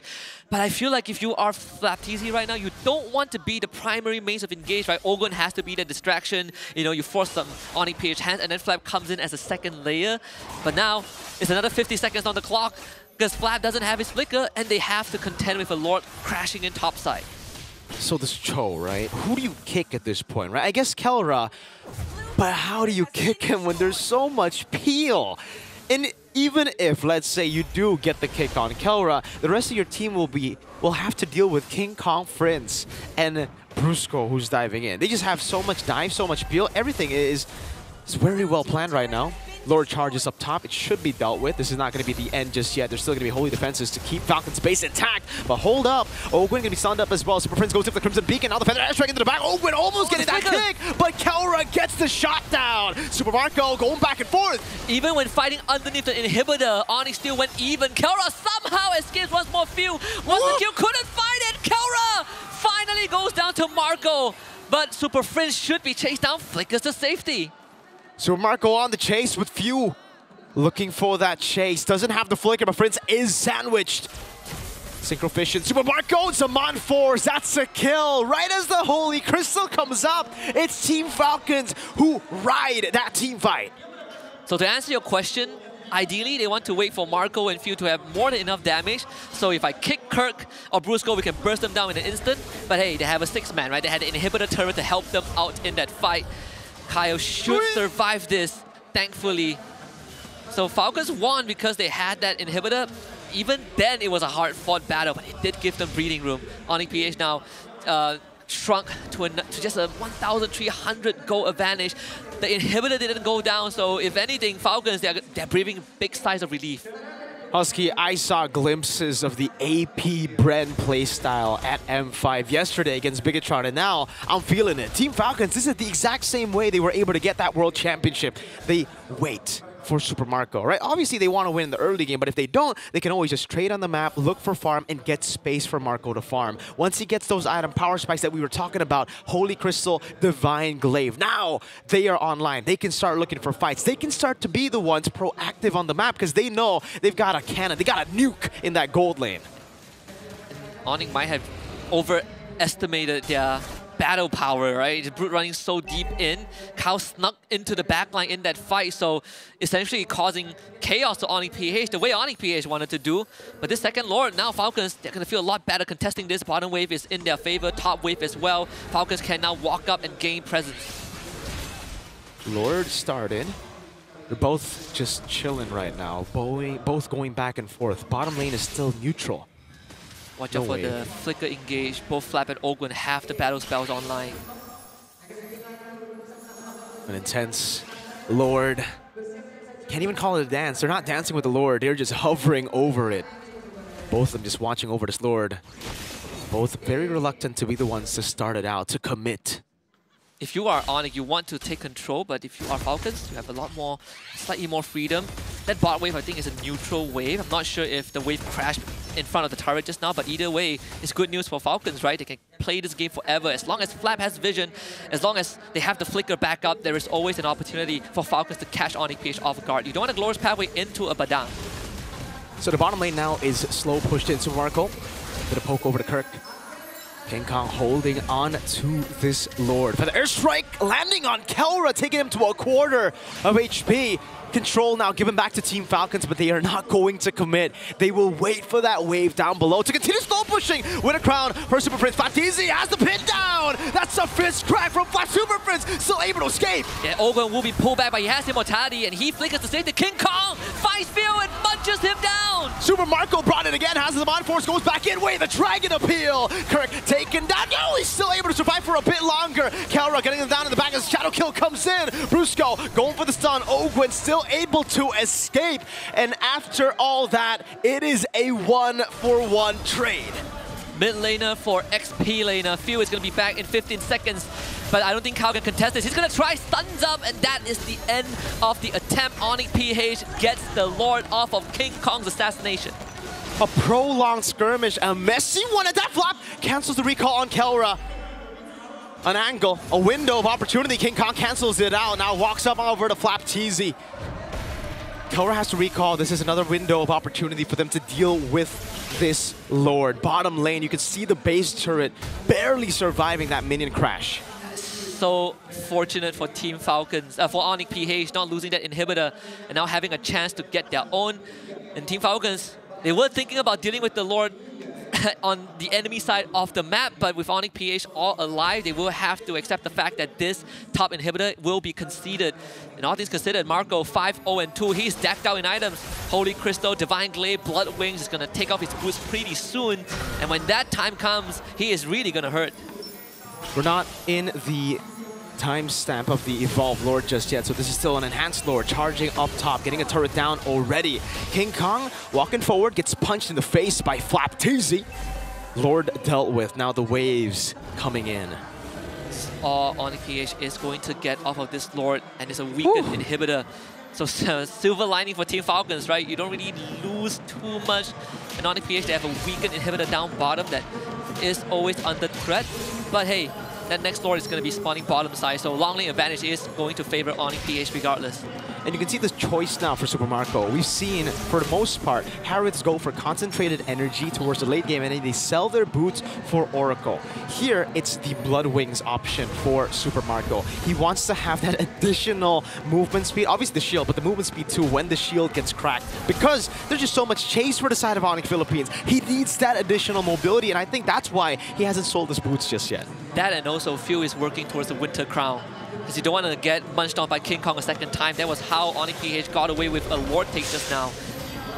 And it's also a late game King Kong on Hanzo. Yeah. 3-item power spike done, plus the Sea Halberd and the Melfic Roar. Even the frontliners won't be able to take his damage, and that's why Team Falcons, they were aware of the Hanzo on the other side. They didn't go for, you know, super tanky picks. They know even if we go tanky picks late game, this man's a monster. And you can see the respect given over King Kong, diving in over the flap, so able to escape. That's going to be a fist crack. King Kong low in the back. That should stop Onyx Philippines' attack. That's the win for Onyx Philippines already, even forcing out Super Marco's flicker 30 seconds before the Lord spawns. They will have their ultimates, but Super Marco now will be even more vulnerable. He did eventually sell his boots. He just got a Wishing Lantern. So that would be kind of the tipping point, right? Maximum damage. Both mid laners are incredibly worried about the enemy jungler. We saw how Kao almost took out Super Friends if he didn't have that Winter Crown earlier on. Kelra also getting a Winter Crown for himself. It's all about surviving assassinations. These waves have been amazing, by the way, from Onyx Philippines. Again, they've just been so decisive in their actions. Team Falcons have actually been the ones to win out most of the wave control, side lane control. But Onyx Philippines have reacted so perfectly. When they saw the slow push down below, they decided, all right, it's time to commit, it's time to look for that fight, and then they got the Lord. Now it's similar. They saw that slow push, obviously for them building up top with the base turret. They saw that Team Falcons was trying to just slow it as much as they can with the freeze, so they broke it. Phew, don't walk up. Don't walk up, buddy. Phew. Has to flicker out, but Kirk is going to be following in through. Now Super Marco pops into the bond for Super Prince, forces Crimson Beacon out of there. As Kirk will just be treaded down. Has the immortality. Will be able to go for another Inferno pursuit. Wave the dragon over to King Kong, and now it's Super Marco caught! Yeah, and King Kong takes down Super Marco in the process. Ogwen comes back with the immortality, but he is trapped. Forced to flicker. Winter Crown forced down by Phil, but he's going to die too. 2 for 0 for Onyx Philippines. Waves coming down slowly. How did Kirk get away from that? Baits out Super Marco, and now he's dead for 30 seconds. Flap buys the Winter Crown, has a bit more time to play with, but there's another wave in the mid lane too, coming down. Ogwen, G Kundo, Glorious Pathway into the back. Kaltizi with the shadow kill, brought away from the mid waves, but still has that retribution to go in. Ogwen gonna be caught as well. Goodbye, Kaltizi. So close, yet so far. Flap is gonna fall. King Kong is just gonna batter the crystal, and we got a series on our hands, folks. An equalizer from Onyx Philippines, 1-1. It was never gonna be that easy. Honestly, looking at this matchup, I gotta say, this is very few-centric. Like, when it comes to the win and losses, you gotta look at that Farsa. Like, we'll be looking at the highlights a little bit later, but how did Onyx slow down the Farsa, and what Kelra did that made it so that for a good 10 minutes, there was nothing that Falcons could do? It's all about resource management. This game is a masterclass on basically telling you kills isn't everything. Forcing out flickers, forcing out crucial resources is more than enough to slow down the enemies. I don't know. The first 3 minutes was kind of telling me that like kills were everything. They were fighting so hard for a lead, but it all comes down to this, right? Priority at what stage of the game really leads you to how these teams are looking and viewing the game as a whole. So, like, 2 things that I want to talk about. First of all, I want to talk about the goal lane matchup between Harib as well as Granger. Granger is very comfortable in that situation, so we see that Few, I believe, three times or maybe 4 times he rotated to the gold lane. But the fact that Kelra got a kill, like, Kelra was already winning, and then getting a kill onto Few, that basically solves it. Like gold lane, you can't do anything about it anymore. And then after that, because of the depth, we start seeing King Kong on that Hanzo slowing it down even more, because without the damage of the Farsa, the Cho and the Hayabusa is not that impressive. So every single time, King Kong finds the rotation of Few inside the jungle and then forces out. And of course, the Jushin as well as the Hylos has so much kill pressure on a Cho. Without a backup from the Farsa, there was nothing that they could do. So one mistake where Few died in the bottom lane, and then King Kong always forcing it out onto Few, destroyed Falcons for the first 10 minutes. Yeah, that, and also every single time they see Ogun, they see Flap, or even if King Kong somehow finds Few, it's all about the flicker, right? Every single flicker is a 2-minute timer that Falcons will not be able to make any big moves. That's why you see Onyx Philippines, they get the flicker out, okay, we reset, we take control of the map, Falcons will not be able to start a fight. Yeah, I mean, to be fair, at least for Onyx, they had a lot of resources that are so recyclable, so reusable every single time. It's kind of like Selena arrows, right? Yeah. Just throw the Hanzo in there, get whatever you can, and if you don't get anything, that's totally fine, as long as you don't die. Yeah, Jushin as well. The Lantern, like, doesn't have a cooldown for a 2-minute cooldown. It's like, yeah, like at that point again, the kill pressure is so much for Onyx, and Falcons had 0 kill pressure that it's very hard for Onyx to make a mistake in that game. It's all about continuous damage versus intervals of damage, really, right? Because, like, again, like you said, Team Falcons, they had to wait for the Zaman Force. They had to wait for these very specific moments in the game to be for them to be able to deal damage. Whether airstrike, shadow kill, Zaman Force. Meanwhile, for OP, constant Lantern Flare, constant basic attacks from Hanzo, constant shots from the Rhapsody, and the Death Sonata of Kelra. And you know what's the saddest part? Marco played a near flawless game. The one time he died, his flicker was 15 seconds off cooldown. And that's a callback to that top scuffle, right? Where OP ran into them, Few almost got caught, and Marco had to flicker for that. So again, this incremental damage for resources being spent by Falcons to save themselves came back to bit them in the back, because Onyx Philippines, they don't have to wait. When we're looking at this 9-14, the final kill score, but if we're looking at the damage dealt, it's actually in favor of Team Falcon. So you could just see how close this game was, on top of the fact that OP's resources really making the difference. And it's really because of the frontliners being able to frontline. I can't believe Kirk didn't die in that final one. Oh, yeah. The immortality, just Kirk being so good at getting those stacks, or getting those the passive, right, for Inferno Pursuit. He was always jumping. That kind of game is like, okay, now I get it. No wonder they banned it. That was also no wonder teams ban out it. Like, again, like a lot of dash, but still, so tanky. It was also a minor oversight from Falcons, right? That was the one bush that someone needed to check, but no one was there, right? Flag was holding a bottom bush. I was holding my breath when I saw Few walk up. I'm like, if you walk out there, this game might just end, and it ended. Yeah, it's unfortunate indeed, but hey, it makes for a great series. Our MVP of the match going to be Kelra, 8-1-3, having a near perfect score with a 79% kill participation rate, but generally Onyx PH has brought the thunder here 1-1 against Falcons. And I don't know about you guys, but so far Red Side seems to have a better formula as of right now in comparison to first pick Blue. I mean, if we're looking at similarities between game number 1 and game number 2, it's all about how much pressure that you can keep on applying to your opponents. Because again, game number 1, the Fedrin, no one could kill him. He can just do whatever he wants. Game number 2 here, Onyx Philippines, the mid trio, there was nothing that the Falcons could do to potentially kill them. So I really do feel like whoever has the draft that can constantly be in your face is heavily favored in this best of 5. I don't know, we might even see more Selenas actually pop up in the next couple games, just to kind of, you know, really lean into that style. Or I don't know, because game number 1 there was a lot of like, oh, trying to outthink your opponent in the draft itself. Game 2, super honest. I don't know if it reverts back now. I would only assume that Team Falcons wants to be on red.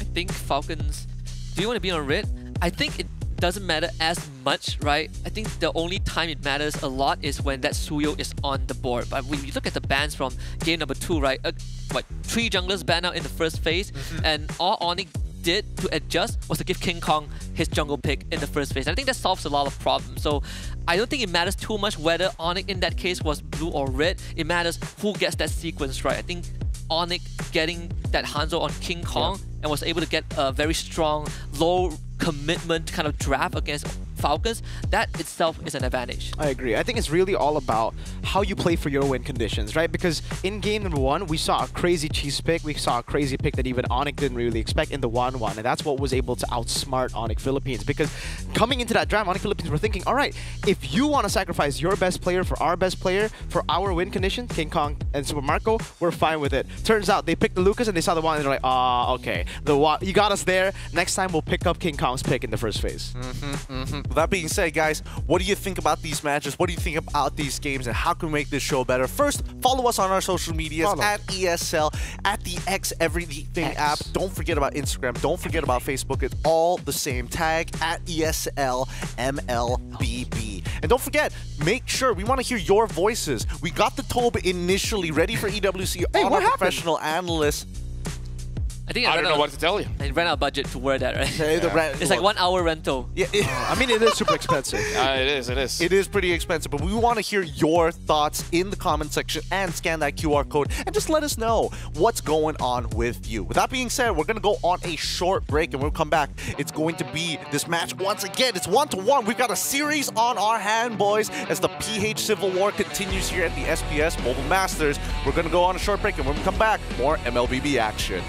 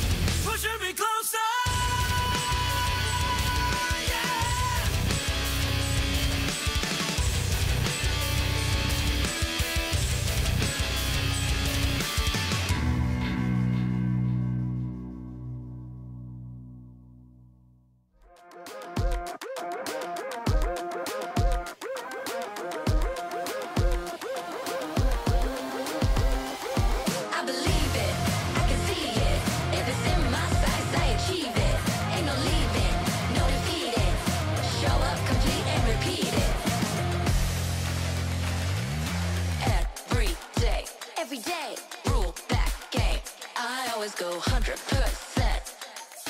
Start to end, to the end, out or in. No between, you gotta go 100%. Play to win every single moment.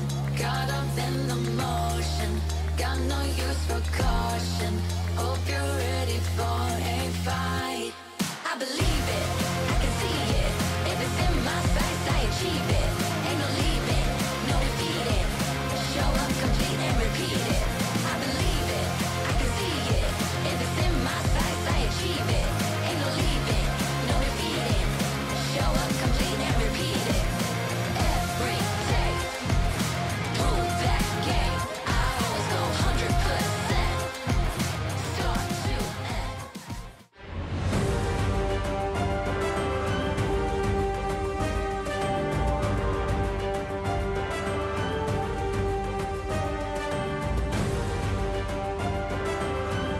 Our challengers continue to battle it out with an equal score of 1-1. Boys, we have a series on our hands here. Whether or not it's going to go all 5 games is going to be the real question, because right now, right now, Husky's looking like the most correct in terms of his predictions, in terms of trajectory. That could change easily if one of these teams just win 2 in a row. Welcome back, everybody. You're watching the Mobile Masters right now for the Snapdragon Pro Series. We were talking about adaptations in the previous matchups, and also a couple of things that we did notice from Games 1 as well as Games 2. Is Game 3 the time to be like, okay, balls to the wall, let's throw something out of pocket?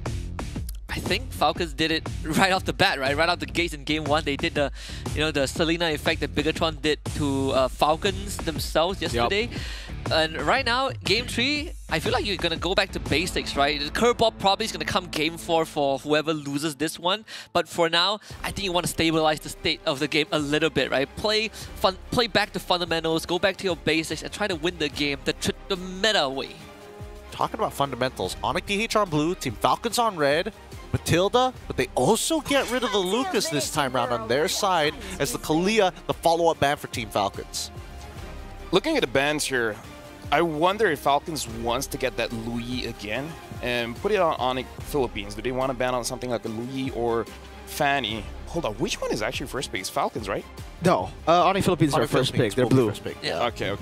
Do you think that they're going to go for the Gamba one more time? It's either they ban out Granger on their, they ban out Harith on red side, and they'll be like, it's either Loyi or Granger. Which one would you rather?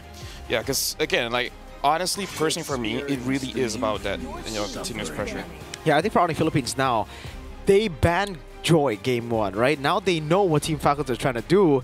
Now they're forcing out either you ban Fanny, I get Joy, or you ban Joy, I get Fanny. So it's at this point you gotta go for a trade. Not for the Fanny, but the Joy is gonna be picked up by Onyx Philippines here. And Fanny will be banned. And the Harith is still on the table. Yeah.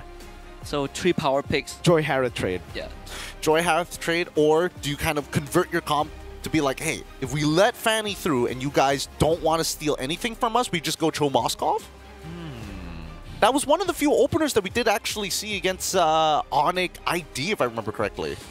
Yeah. Oh, you mean the Hilda Moskov, right? That's what TLID did. No, Cho Moskov. Oh, no. That was different. That's assuming that the Fanny does get let through. Oh, they let it go. They do let it go. Against King Kong, this is... I feel like it's fine. Yeah. Really? Yeah. I don't think so. I mean, you look at statistics, it does justify a little bit, right? Like Fanny went banned, you actually have like what 40% win rate when Fanny's banned out.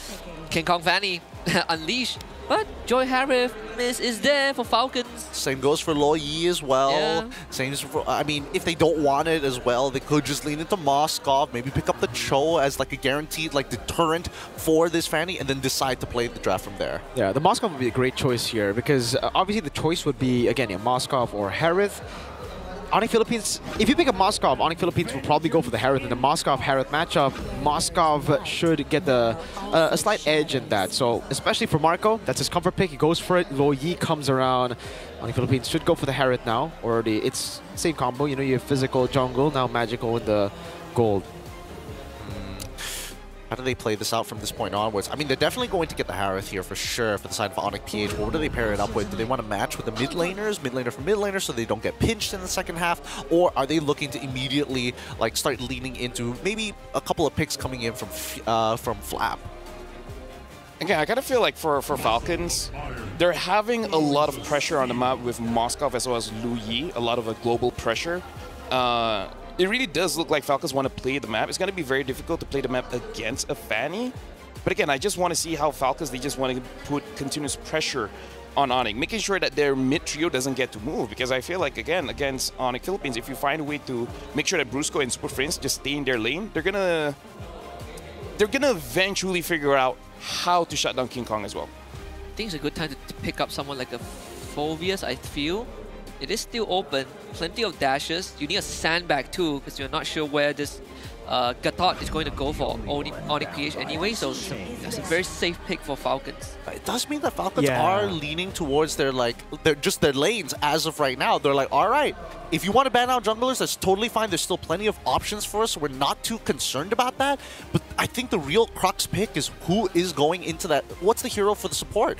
Because now it's about, hey, pressure in the mid lane, can we clear it out fast enough? There's the Gatot, who's technically a flex, but also is really good at supporting the mid lane and clearing it out really fast, no matter what the hero is. Yeah, and again, the added bonus of just for Onyx Philippines, the added bonus of Falcons not showing their jungler, right now revealing their jungler, means that Onyx Philippines can have a big say here in the bans. They take away those junglers, maybe the Fredgen that has given them problems in the past, but I understand why Team Falcons didn't go Joy. I gotta explain that, right? The Joy is very, very hard to utilize up against the Harith.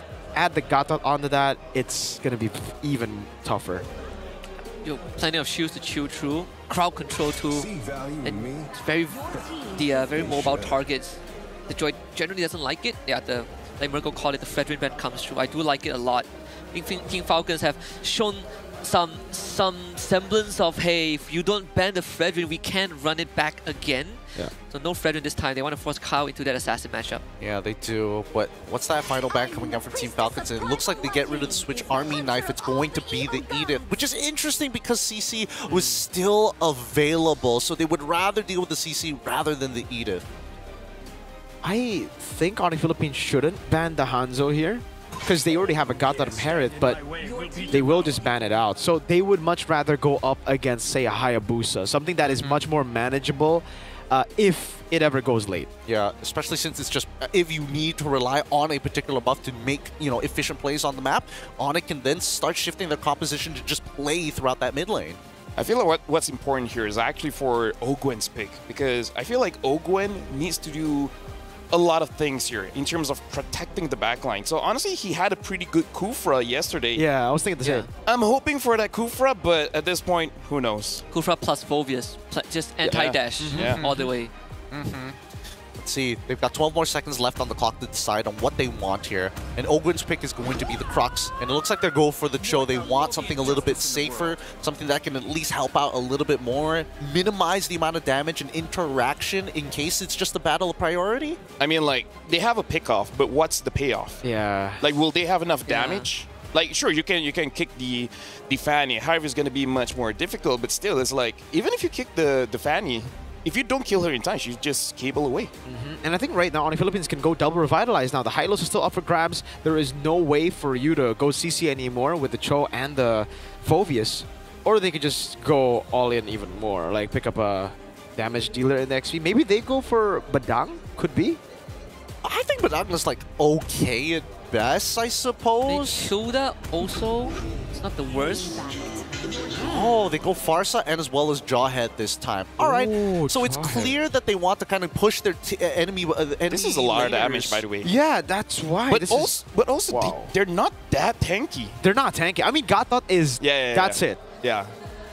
That's kind of all they have. But it is a bit of a deterrent, right? Like, it's like this is one of those drafts that can look very impressive, or like, bro, what's going on? They're thinking, we got King Kong on Fanny, we got Kelra on Harith. Let's do it. Yeah. Just win out your lanes, push them on the torrent.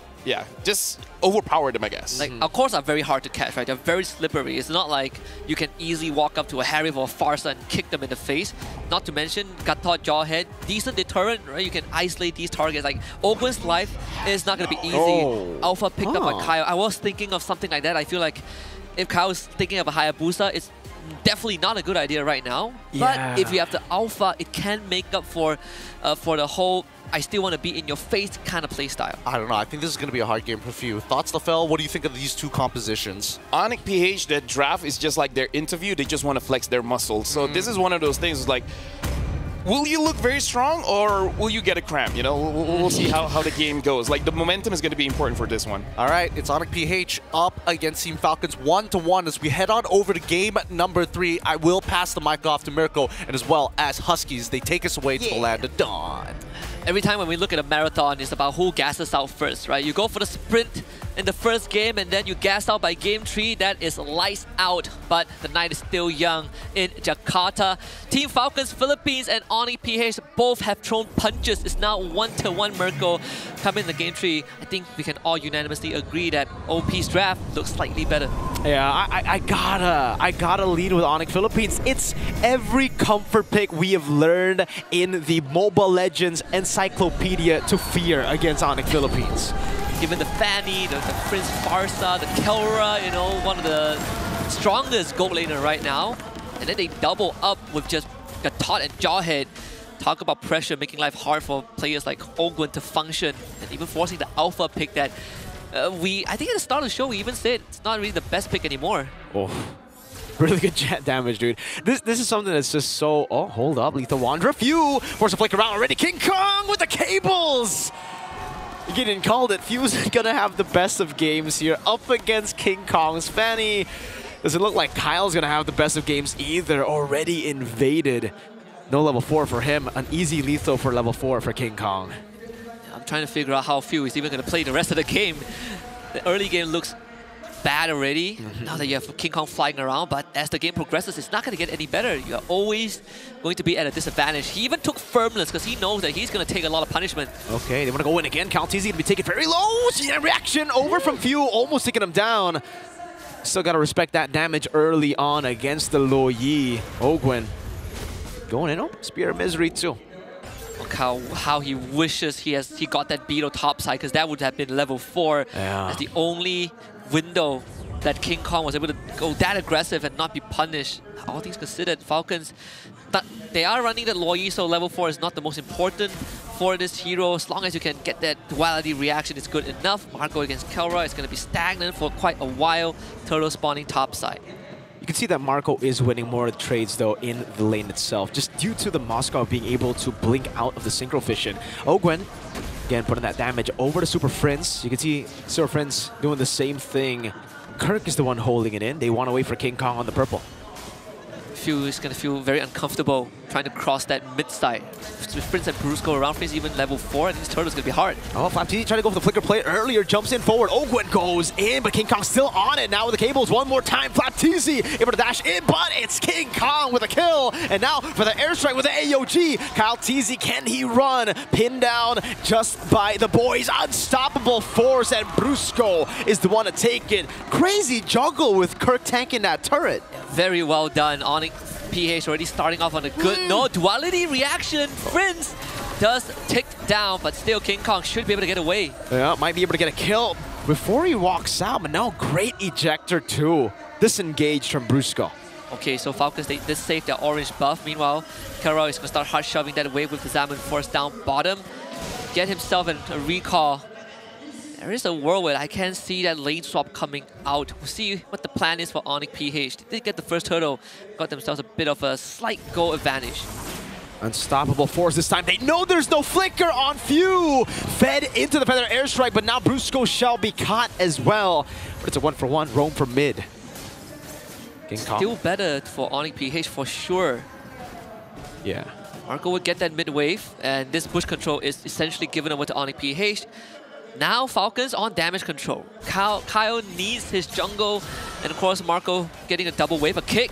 Oh, good kick in the Spear of Alpha. There's a Spear of Destruction as well. Oh man, 2 spears to the face. And the punish on Super Fritz. Second death might be hard for Few, but Fritz also not having the best start so far. Both mid laners did go down twice. But King Kong is having a field day, right? 2-0-1, he's level 8, a level ahead of Kyle. And so Falcons have no way to punish him. At least not for now. Yeah. 1,500 gold lead, 1,700 for Onyx Philippines now. Very slow build. It's not like the build that we would expect, you know, on a Fanny. You would maybe expect even more, but it's steady. It's really good, and they still have very good components to bring them into the mid game. Fanny, obviously, crazy power spike in the mid game, but the Farsa and Harith too. Kirk feeling so strong. He went for Dharmai's first item. He's already solving problems before they even become a problem. He has a solution to the future 10 minutes ahead. SOD landing there with the blink backwards. Unstoppable force dodge away from now the cables again. It's King Kong to get a kill on Marco. Onyx PH just standing menacingly between 2 turrets. Super Marco had nowhere to go. He was trapped. Flicker was 5 seconds away from coming off cooldown. I'm not sure if that would have made a difference, but either way, Onyx PH now shutting down Super Marco. That was the only stable lane left for Falcons, and now it has collapsed. They baited out the Spear of Misery, and then that's it. Instant kill for King Kong. 3-0-1.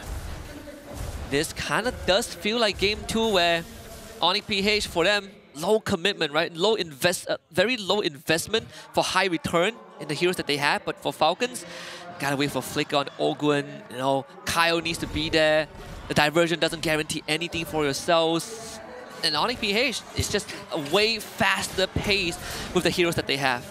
And they're denying so much gold off of Super Marco. That initial wave deny. Now you can see again, just with Brusco being hidden on the map, they know something's up. They know something's fishy. And Kelra is just using this to deny as many ways as possible. Super Friends with a good read over the diversion. Wow. Wow, good stuff from Super Friends. That awareness of this man. From the player's POV, he saw nothing and he still got the read off.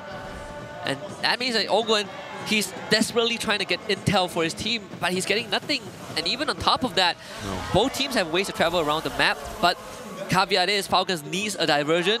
For Onyx PH, plenty of ways. Kirk, Super Friends, Brusco, they all have fast movements, right? Even King Kong with the cables. Oh. Taunt locking him down for their airstrike. Boom goes Ogwen. King Kong walking forward. I don't think Flap wants to go for that Infernal Pursuit. And down below, you can see again Super Marco not given the space to farm up. Oh man, they're really shutting down every one of Falcons' win conditions. Falcons now have a question that there is not a correct answer to, which is how do you contest bush control against Onyx? Oh. That was really the toss? Good. Uh-oh, ejector. Now it's going to be the Zaman Force over from Kelra. A free kill. He's going to go in even harder now. With Zaman Force still intact, Flap Teasy going to go down as well. There's no way you would take that SOD, Marco. Onyx Philippines have control. Even with King Kong low, they have Kelra. Kelra is so strong right now. He's working towards a Holy Crystal third item. But again, who is going to check these bushes, right? If Ogwen is getting blown up like that in 2 seconds, you sure as heck is not sending anyone else to do the job. And sadly, Ogwen is the only guy that can do it, and he can't get it done because of how far Onyx PH are ahead. This is turtle number 3, but Onyx, they're 5,000 go ahead. It's just so tough right now for Team Falcons. And again, it's also Super Friends with the crazy burst. If they lack burst, they have this ejector from Brusco. Over to Flap Teasy. He goes in front of Pursuit. Going to be cancel it out. That's Ogre, the Jikuno, and the way the Dragon. But it's not enough as a feather airstrike zones them in the back. That damage. King Kong gets a kill. And Kelra is wiping them. Flap low, recalling. Doesn't get read out. But now it's Few who gets shot down by Super Friends. The SOD. It connects. Super Friends wants to get away. That's get picked off by Super Marco. It's a consolation prize for Falcons, right? Sure, Super Friends goes down, but guess what? Onyx just found themselves a Lord. And end of the day, it is going to be Onyx PH getting more and more of a lead. And once again, it goes back to who opens the bush, and it's so hard to catch the cores of Onyx PH. It's so hard to catch King Kong. Close to impossible to catch Kelra. He has to purify. And even Super Friends feeling so safe because as long as Ogwen isn't in his face, he does whatever he wants. Yeah, it's way easier said than done to catch the Fanny on the Cho, especially this Fanny. We're talking about a Fanny like it's a random Fanny. This is King Kong on the Fanny. It's almost impossible to catch this man when he plays the Fanny. Just so quick on the cables. Watch as I say that, he gets caught. No, it's all good. Okay. He's almost 3,000 ahead, Virgo. You can even say this Civil War goes way back, right? The new gen against the old one. M6 champs against M5, but now the gap is apparent. Bottom holy defense is gone. Brusco is concealed. Whoa, actually was back there, utilizing the new mechanic on the shove of the holy defense to get out. Yeah, good move to just get more pressure on the rest of the team. Half HP on the base turret. There should be a tier 2 falling in the mid lane. Another tier 2 up top just from the minion waves. And then they'll just wait. There you go, Holy Crystal for Kelra. Critical Mass, the holy grail of every Harry player, every mage player. They were trying to break down this bottom inhibitor, but it's a good defense for Falcons, so they lose nothing for now. Extend the game for a bit longer. The top holy defense actually blows up mid 2. Wow. Okay, that's definitely more damage than Falcons would have liked. Yeah, they might actually be threatening this by their airstrike. He was able to land the first kill. Now Flap Teasy zoned away completely. One of the frontliners, a turret. Base turret with the first lord, take it in. Oh, Bruce going to be caught away. The Dragon and the Flicker combo, but they're all just going to collapse onto Flap Teasy. It's Kelra who jumps in. Flap just died mid-air. Brusco now ejector. King Kong to the back, slices and dices him, gets pinned to the crystal, but still gets away. Marco fends off the base SOD, completely goes wide. Divergent just come through though. Marco gets brought in. Super Prince somehow still gets away with the flicker. Turns it around with the feather airstrike. Super Prince burning down. Lethal ignition. And now Kelra is wiping them out. Look at those dashes from the god in the gold lane. Bring him the mop and bucket, and Kelra will mop the floor with Falcons. Defang them in the process. 9k gold advantage and an inhibitor lead down bot. I don't think they can end this just yet. Falcons are coming back, but they sure as heck can just stand here forever. King Kong's gonna go and siege that turret slowly but surely. Another feather airstrike. Ogwen taken out again. Oh man, this is brutal from Onyx Philippines. Surgical precision, just driving in chaos. Marco, he has the help of the Divergent. Kelra caught out. He's gonna try and 1v4 this, but this time it will not work. A punish by Super Marco. No Zaman Force that time, Kelra. That is the window in which you can punish the Harith. 20 seconds on Kelra, but now it's gonna be King Kong jumping in over the Flaptasian. Oh my lord! That was the frontliner. That man has a Dreadnought armor and a Dominance Ice. You just watch your Bastion get sliced and diced. Julianne by a lady with steel cables around her. That's not good news if you're Falcons. Gee. Can you imagine the despair, right? They just found hope. Hey, we killed Kelra, and then Flap just died. Like that solo kill by King Kong. You kill 1K, there's another K. And then there's Kirk as well, right? Oh, man. And then there's a B. And then there's the B. Then there's the SF. It's an SF. Now they're just going to control this. I don't think Falcons have a way to actually contest. If they contest, concentrated energy too from... You know Kelra is comfortable when he doesn't have to go Divine Glaive. That is a concentrated energy in the place of a Divine Glaive. And it's a good time to also mention that the only person that has decent wave clear is Super Marco. Everyone else generally don't have the tools to walk up and deal with waves. That's why that bottom inhibitor still ended up going down despite the Lord being taken care of, you know, way earlier. And now the second Lord will go over to Onyx PH, and this one, worst case scenario, probably taking down all inhibitors. Best case scenario, it ends the game. Whoa. They're not gonna let, wow, even just the trade of the turret. King Kong walking up, dealing so much damage, baiting out the no Spear of Misery already. King Kong might be able to go for the kill feather airstrike and the flicker forward, landing it onto Mr. Marco. Ejector from Brusco. Ogwen taken down, and Kelra gets that kill. Had to sacrifice himself, a noble sacrifice to keep the rest of his teammates alive, his comrades. 4 against 5, Lord coming from bottom lane. Ogwen has 20 more seconds. There's plenty of time for Onyx PH to try and end this. Tier 3 taken down mid. Base turret up top, falling as well. And that's without the Lord. Unstoppable Force. No ejector just yet. Goes in for the flicker. Black ejector from Brusco. Gets Calteezy and AOG over to Super Marco to bait him. King Kong goes down, but so does the base turret of Team Falcons.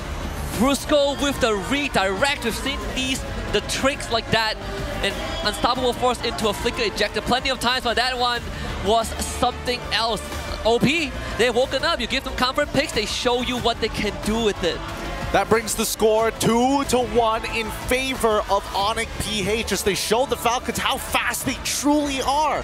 What a gold lead. So many resources just unavailable for the side of Team Falcons. This was a pretty one-sided victory for OP. And again, going back to the draft, that's why the Cho pick was a bit questionable for me, because in the drafting phase, it's kind of like a business negotiation where you want to offer your opponent one thing and then you get back something in return, right? In this case, they let King Kong get the Fanny. That's a very expensive trade, but you gotta win that trade, right? And then they opt for the Cho, which, you know, theoretically, yes, you can kick, but like Mirko said, this is King Kong, is very fast, so you want something a little bit easier, which, I'm not saying Kufra is super easy, but compared to the Cho, it is a bit easier. So it's kind of like the trade really didn't go in their favor where they let go of the Fanny. You would assume that they have some kind of answer.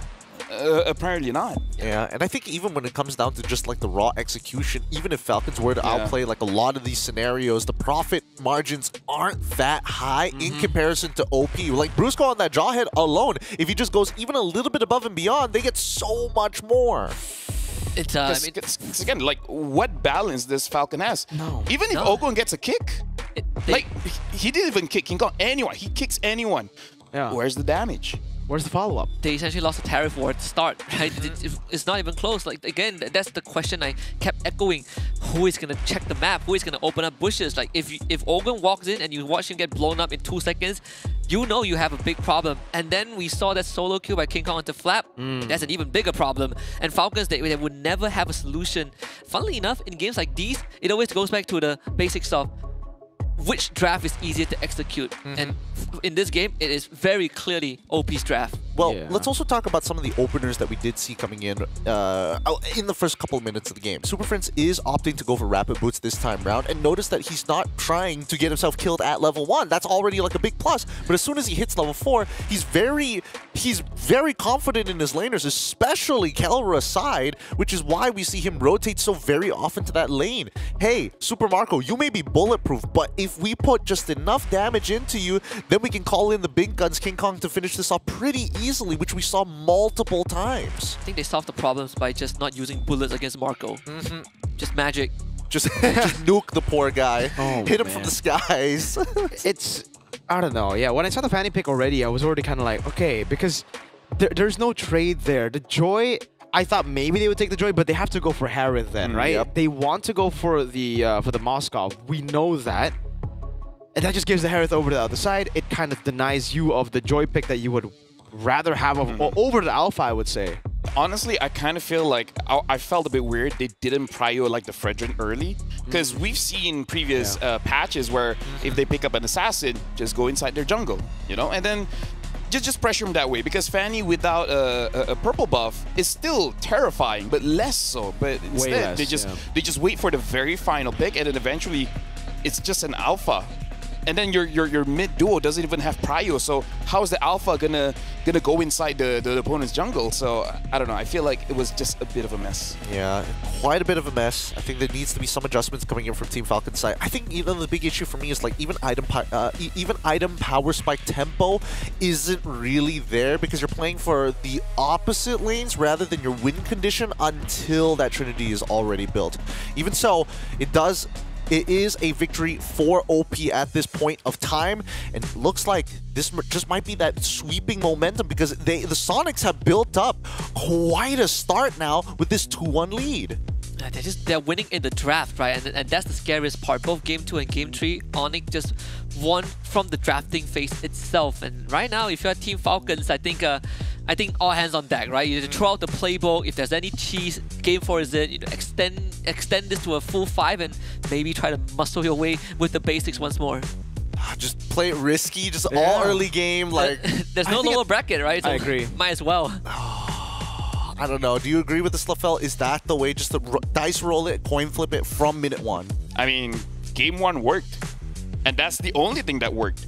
So feels weird to me that they don't try it again. Like, even if they lose, at least you can justify to yourselves like, that's what worked. We tried, but they were able to outplay us, you know, because at this point, yeah, it's like trying the same thing is just madness. I think I can see the idea, though, behind what Falcons want to do. Game 1, the opener, they start with that, you know, muscle composition. Game 2, they wanted to win with a meta draft, and then they will close with another. But at this point, they gotta go in. They gotta get that reset, you know, get that ball rolling once more. I don't know. We'll see how they're going to be drafting in game number 4, but we're gonna go on a short break, and when we come back, it's gonna be more SPS Mobile Masters. 2-1 is the current score. Until then, we bid you farewell. When we come back, it could be the conclusion, it could be an equalization. Let's see how it plays out. Till then,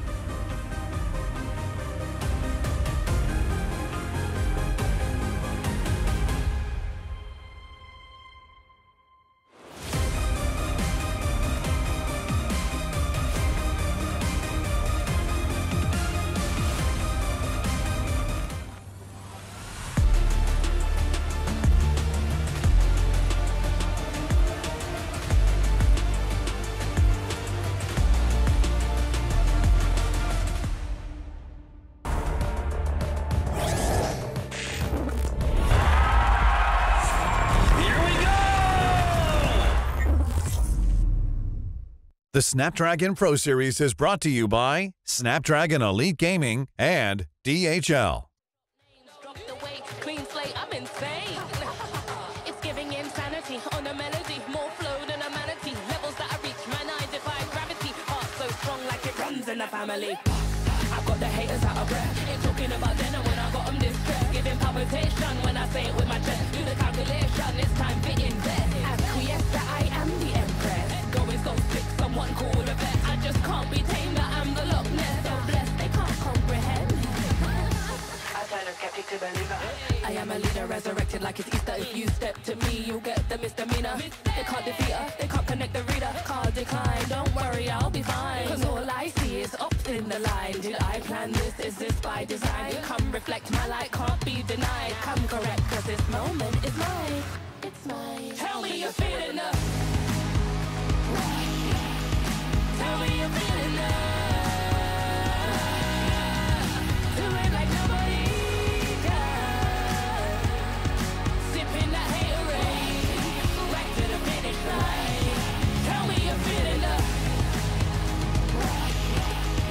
Tell me you're feeling up. Do it like nobody does. Sipping that haterade. Back to the finish line.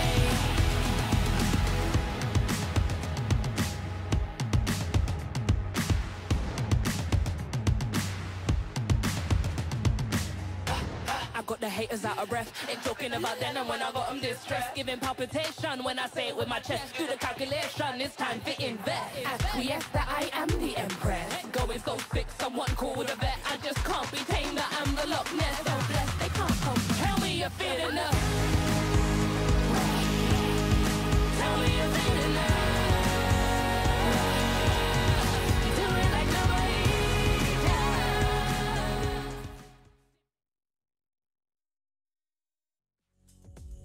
Alright guys, now I'm with Dlar from Onyx. So Dlar, how are you today? I'm fine, I'm good.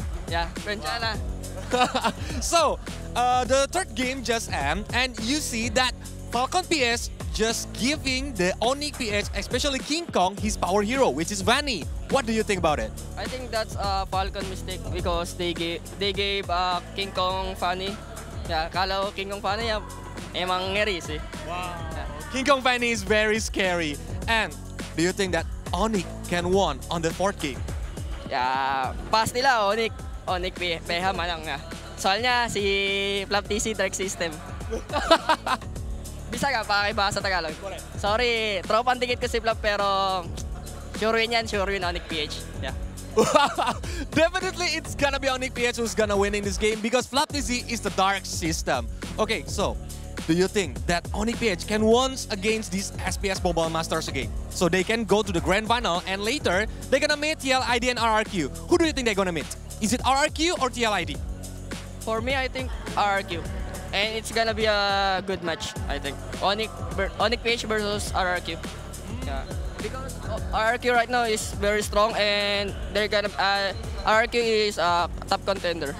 Wow. Yeah.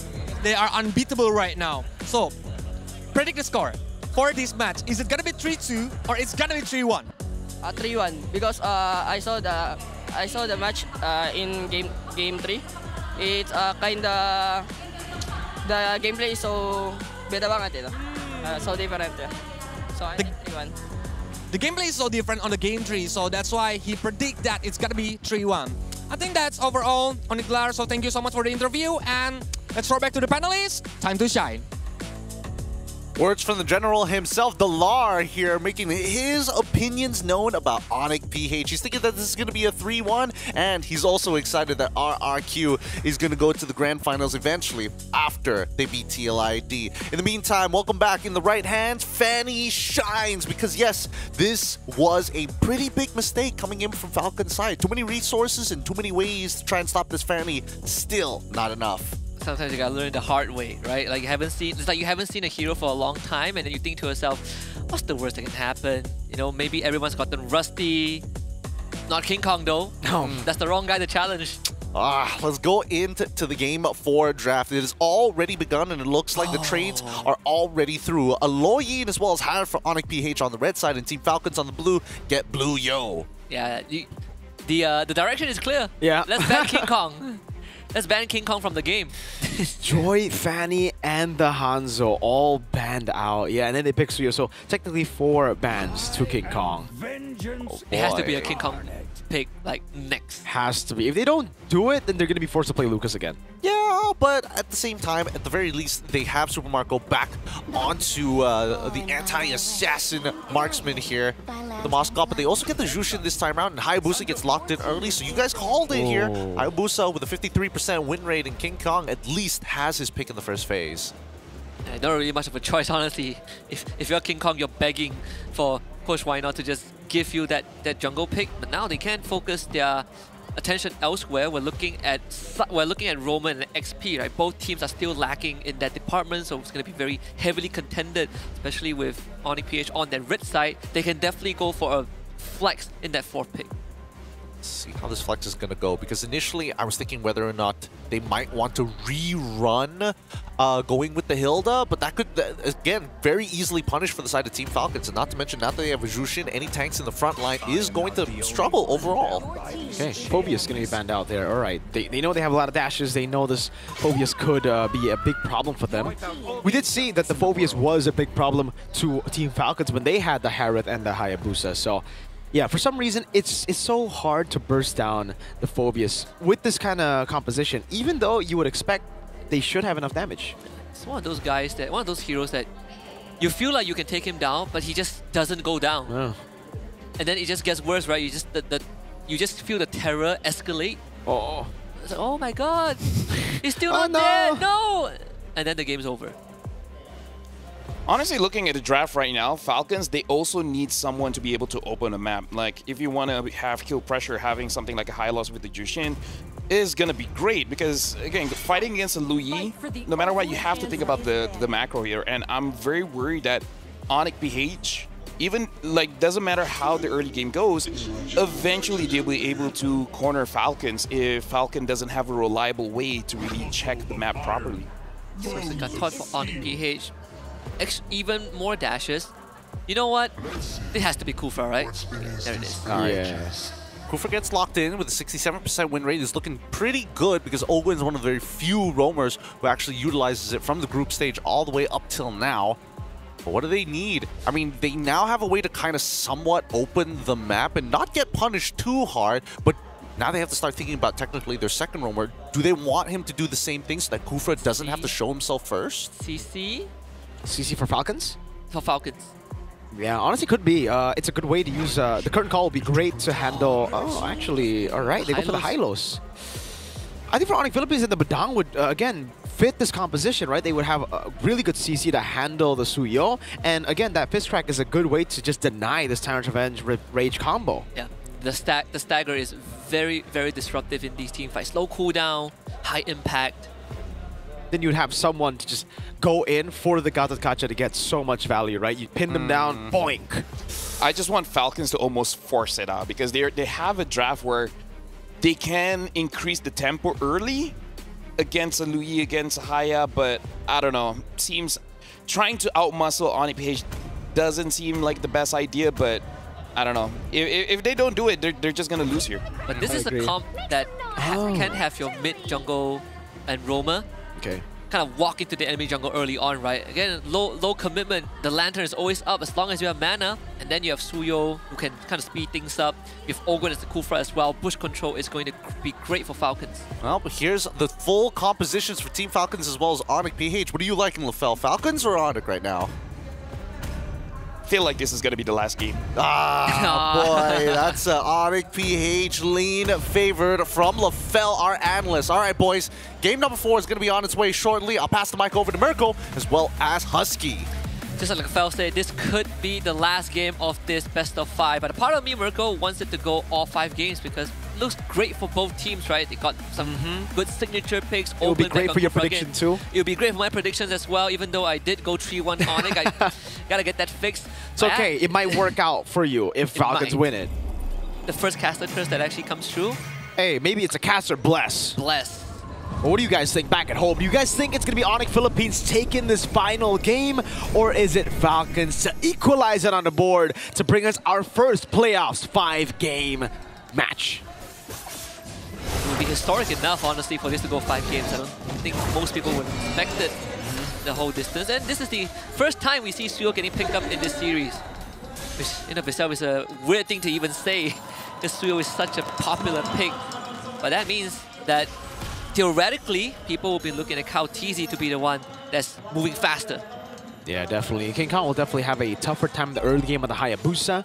But still, Hayabusa is a pretty solid pick up against the Suyo. It's not going to be like a game 1 type of deal with the Lucas, right? Against the, what was it, Fredrin? Up top, you can see Kirk already getting bullied, but really, CC can't get bullied. It's when you send someone up top, you're just sending him to clear the way because both of you will be bullied by the CC.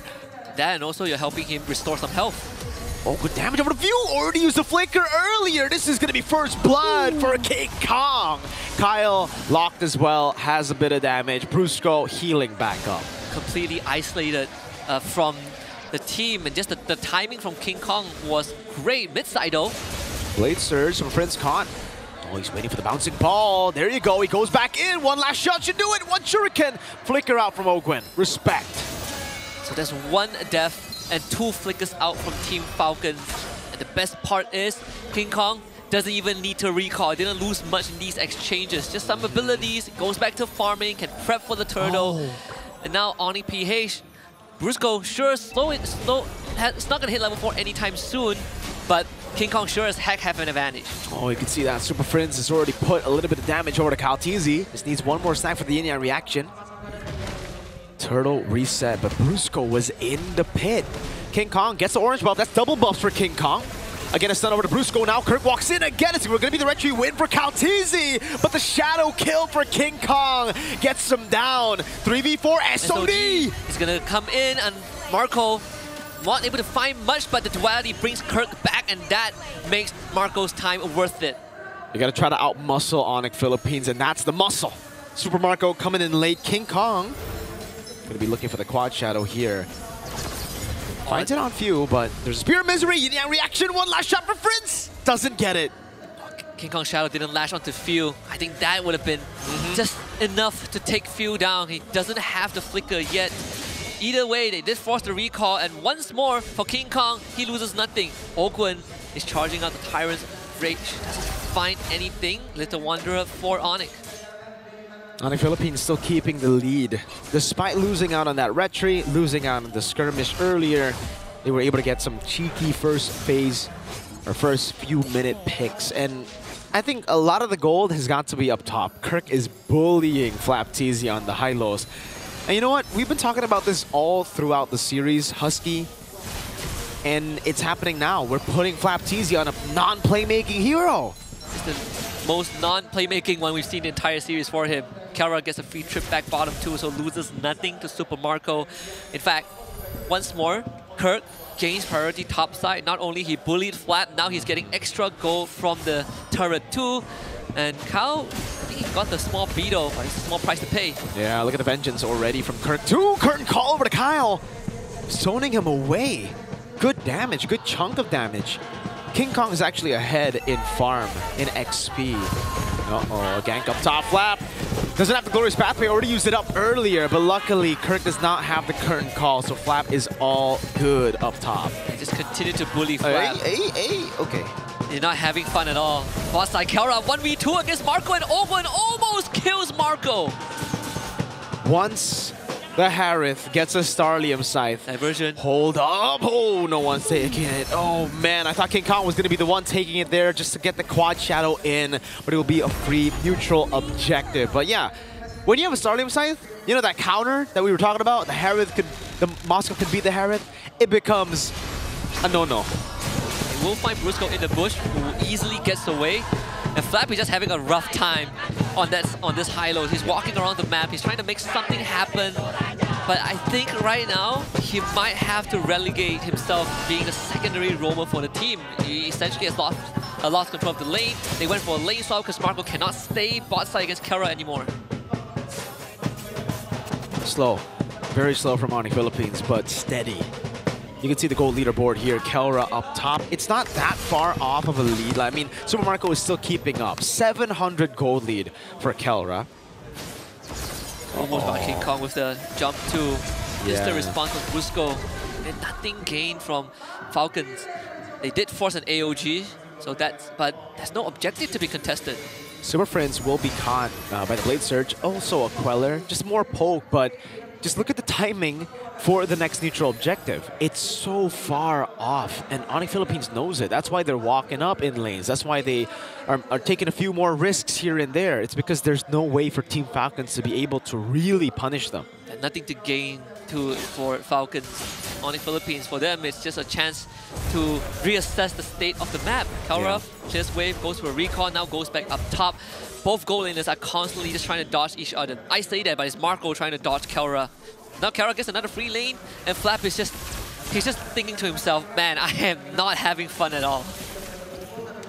And you can see Onyx Philippines already. Also Team Falcons like, oh, diversion, phew, caught in the tough spot, will just be poked down by that yin yang reaction. That didn't even land. That was just like, well, I think one splash. Yeah, there's one splash of the dispersion.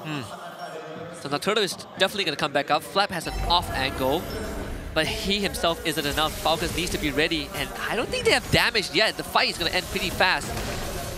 Yeah, look at the bottom lane. SOD thrown at the fight. We'll be able to connect on the Super Prince right now. It's asking me the Lantern Flare from Few. Crimson Beacon is Kaltizi was able to steal it out, but there's a Mind Force from Kelra with the Chrono Dashes. Just deal a bit too much as the AOG is used up top over to Kyle Teasy. But he's able to escape. Ogwen, not sure about him. Bouncing ball, gets out. And the fights are ending way too quickly for Falcons to really utilize this Drusin and Hylos. They want to be able to extend these fights to make use of it. Ogwen finally blows his flicker. So the consolation prize is Super Marco getting a bottom tier 1. But right now this Drusin isn't able to be put to full use. The fights are again ending too quick. It's been really good though. Oh, Flap TZ clears pathway, locking him down. Kirk able to escape. But yeah, for Falcons, it's been pretty good. They have been able to actually secure most of the neutral objectives at the start despite not having control. It's just been Kyle on the Soul Sever Retry. I would say that all things considered, I agree. Just 1,000 goal advantage for Onyx PH, right? Like, we praise them, they've been doing almost everything right. But Falcons, they are keeping up. Like Marco is effectively dodging Kelra. He's getting things done in the abandoned lane. And Flap, even though he's getting shafted, still able to keep keep his team held together. Both goal laners will trade their side tier once more. In this state, I think Falcons definitely have been able to stop down Onyx PH's timing. Right now, they get their own room to breathe. And now they're back to even, by the way. Like, I mean, look at that gold lead. We saw earlier, gold leaderboard, it was Onyx Philippines, Kelra, hold up. Curtain call, that's a ton. Ogwen is going to fall. I don't think there's any way around it. No, he gets the help of the Revitalize from Flap TZ, but hold up. 5-man diversion, no, 4-man. They're gonna come in all the way. What a taunt from Brusco. Super Marco down, Flap TZ as well. And Kirk is just swinging that yo-yo. Super Fritz is a magician. Again, those off-tempo plays, they will find Kirk who pops the Vengeance. Uh-oh, AOG, the Vengeance, and the pullback with that reaction! Super Friends! Oh my lord, that damage! And it was like, what, a 1 for 4? So worth it. You only lose Kirk, but you gain so much. Mid-tier 2 goes down. Lord just spawned. King Kong steals the orange away. Now that goal advantage extends by another 1,000. King Kong's slow a little bit. Mid-side, they do catch Prince, but he flickers. Flickers out to safety, gets an in-air reaction, and Kelra's on. There's a Mind Force. They can't get a pick. Diversion to top 2. They're going to send Kelra back there as he continues his conquest to farm up that Holy Crystal. He is so close. You can smell that Holy Crystal. That inevitable power spike that's going to put Kelra in an unstoppable position. Lord, now going to be contested by Onyx Philippines. As we enter the 10th minute mark, can Team Falcons even fight is going to be the question now. Ogwen thinks like a god cash, but I don't see it happening anytime soon. Conceal already blown. Lord should go to OP. Definitely no Kaltizi to be seen right here. He's too far away. King Kong gets it. Flaptizi with a revitalized shadow kill. Just shredding him down with the help of Kirk. And now it's Ogwen with the bouncing ball flickering out. Kaltizi with the defensive blade surge. The SOD landed, but now diversion. It's an ambush from Onyx Philippines. Yeah, they leave Marco to create pressure up top, but Onyx Philippines just says, hey, I'm going to slay your entire team. And guess what? Kaltizi held hostage bot side. If you want to recall, you better do the walk of shame. Lord coming down mid. 10 minutes and 40 seconds. This base turret will fall. 2 members down. Zaman Force coming down as well. Now Flaptizi shredded again. Super Marco disintegrated by King Kong. And that's a 3-1 victory for Onyx Philippines. The Thunder Heralds once more makes a grand finals appearance, this time in the Snapdragon Pro Series Mobile Masters, just like the face preordained from the start, Mirko. A thunderous performance. A thunderous display of dominance in Game 3. Heck, all the way from after Game 1. It was like they saw what Falcons could do and said, all right, that's enough. Comfort picks once more determine the outcome of the game in the first few minutes. The previous game it was a Fanny on King Kong, but this one, it was Super Prince himself, Houdini in the flesh on this Loyi. Take a picture of this moment, boys. GG, well played to Onyx PH. A 3-1 victory as Kelra hypes out that crowd. Boy, the world champions with momentum looks so good. LaFell, thoughts on this game? Because again, I feel like the draft could have been good. There were moments that they could have like turned this around, especially since they had Jushin on their side. We saw the initial punishes. I feel like just short thoughts because we're probably going for an interview after this, but I feel like if you re-watch the game, watch the first 2 minutes, either Ogwen or Few get separated, and then King Kong is just like, hey, Few's alone. Might as well get a free kill. Yeah. Get as many so kills. many times. Yeah, so many times. With that being said, we've got the winners up on stage. Let's hop into the interview.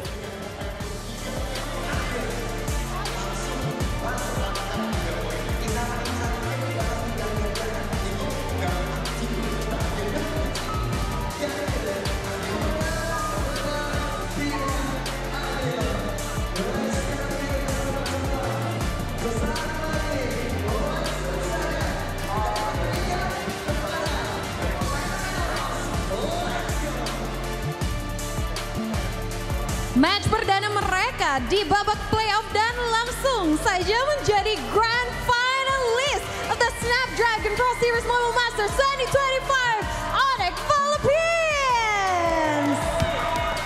Wow. All right, ladies and gentlemen from across the globe, once again, this is your first grand finalist, the Snapdragon Pro Series Mobile Masters. And right now with me and Monica, we have Brusco. Hi, Brusco. How are you? Good. You're good? Okay, now Brusco, first of all, congratulations on making it to the grand finals. Maybe you can give us a little bit of a refresher because Game 1 and Game 2 seemed incredibly difficult for you guys. However, the following games after that was just pure domination. What happened in the first 2 games? Sige, ano nangyari nung unang dalawang game? Kasi afterwards, parang online na kayo eh. So bakit ang hirap ng laban nung first and second game? Siguro nung game 1 parang nabigla kami sa draft nila. Tapos nung game 2 parang nag-warm up. Painit pa lang. Tapos nung game 3, game 4. I see. So you guys technically got shot by the 1-1 pick and all that. So you said in the first game, actually, they were kind of shocked at the picks that Falcons actually showed up with. You know, the 1-1, that was a very big surprise. And then on the second game, they were still like kind of warming up as it is their first match.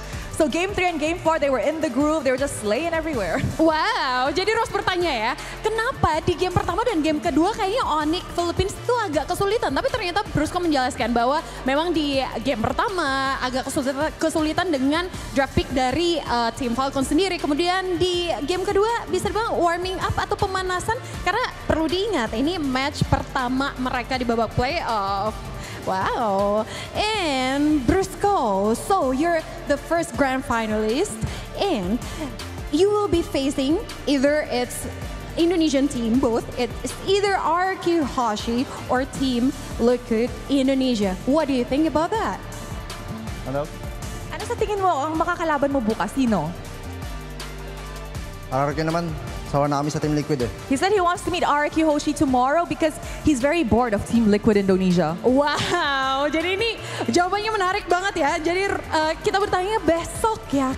Kemungkinan grand finalistnya either dari Indonesia, RRQ Hoshi atau Team Liquid Indonesia. Tapi ternyata jawaban Brusco ini katanya udah bosen ketemu Liquid, jadi mau ketemunya RRQ Hoshi. Okay, last question, okay? The last time you were in Indonesia, you were in RRQ. So since you want to meet RRQ tomorrow, is there a little something that Brusco wants to say to RRQ? Good luck na lang. Good luck lang. Good luck.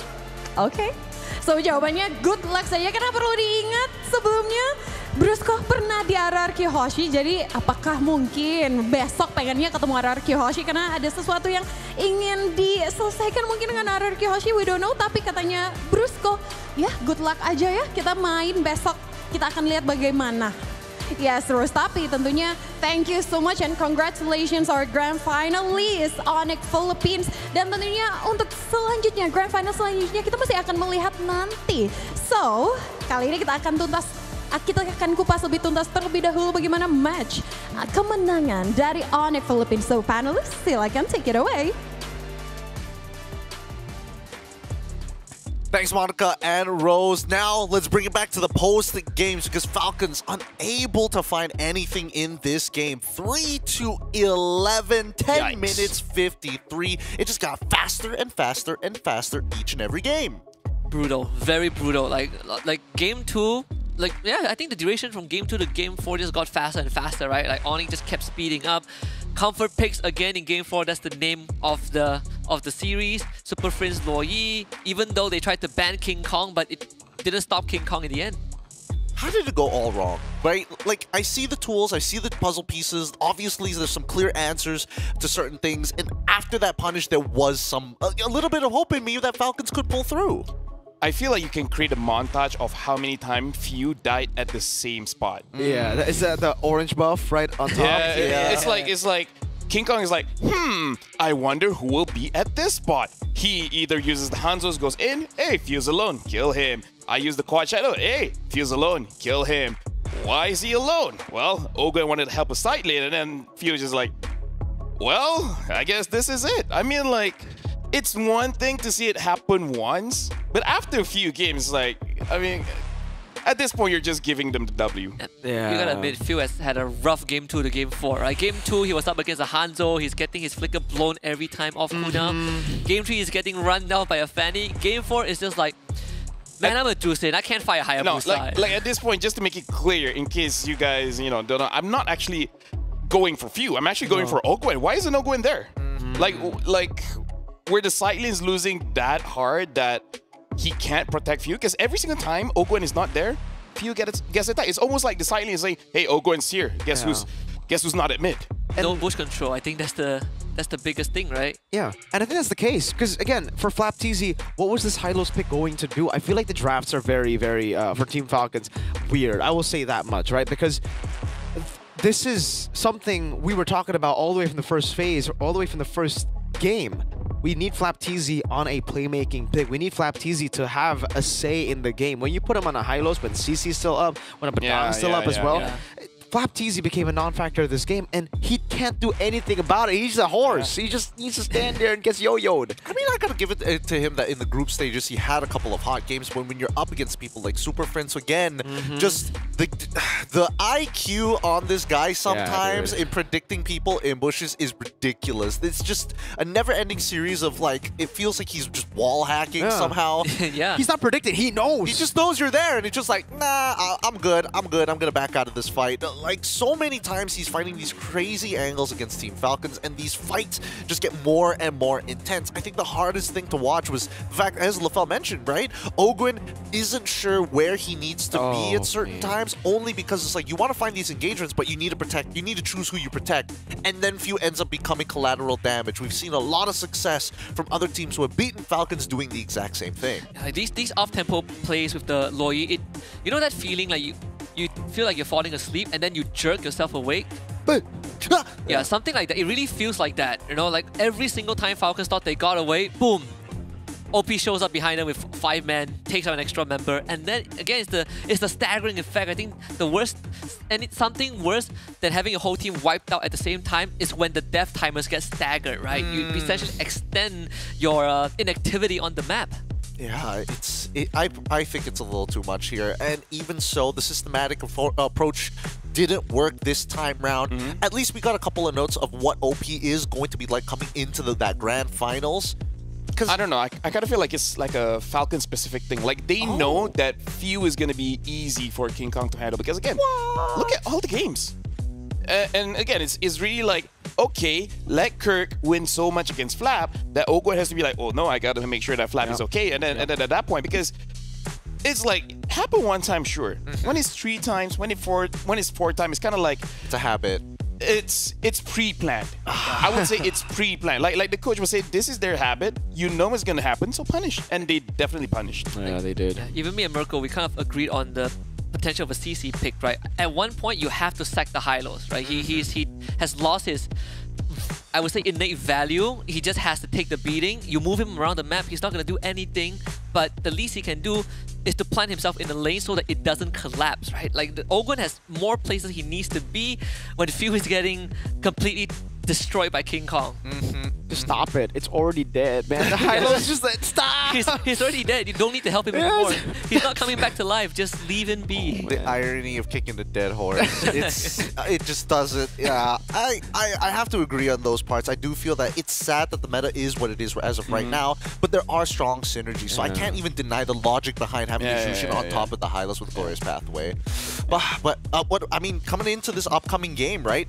Now that we've seen the power of what OP has shown, and I think this is one of the better showings for them throughout the Snapdragon Pro Series. And keep in mind, this team came all the way from the Open qualifiers, right? It's just so ironic. But now TLID and RRQ, what are their odds against the super team? Again, I kind of feel like this has been every single time when you're facing up against Onyx.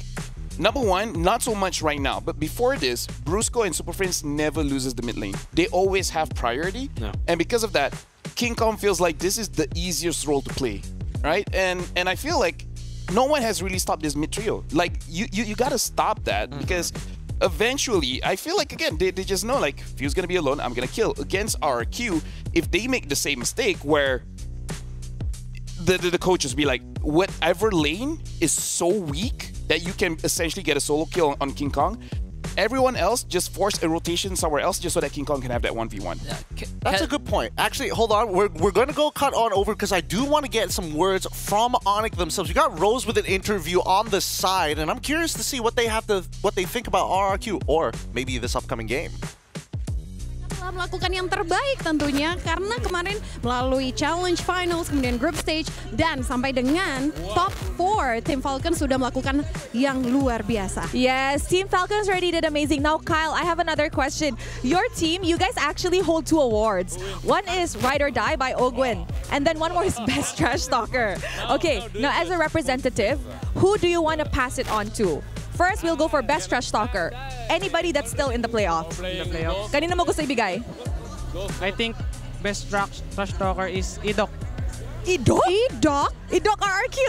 Okay, jadi satu ya, Best Trash Talker dari Flap dikasih ke Idok RRQ. Kemudian ada satu lagi, Rose. Okay, Ride or Die by Ogwen. Kanina mo gusto ibigay? Who do you want to give it to? Ride or Die. I think for me, Brusco. Jadi dikasih ke Brusco untuk Ride or Die Support Award yang diterima juga tadi oleh Ogwen ya.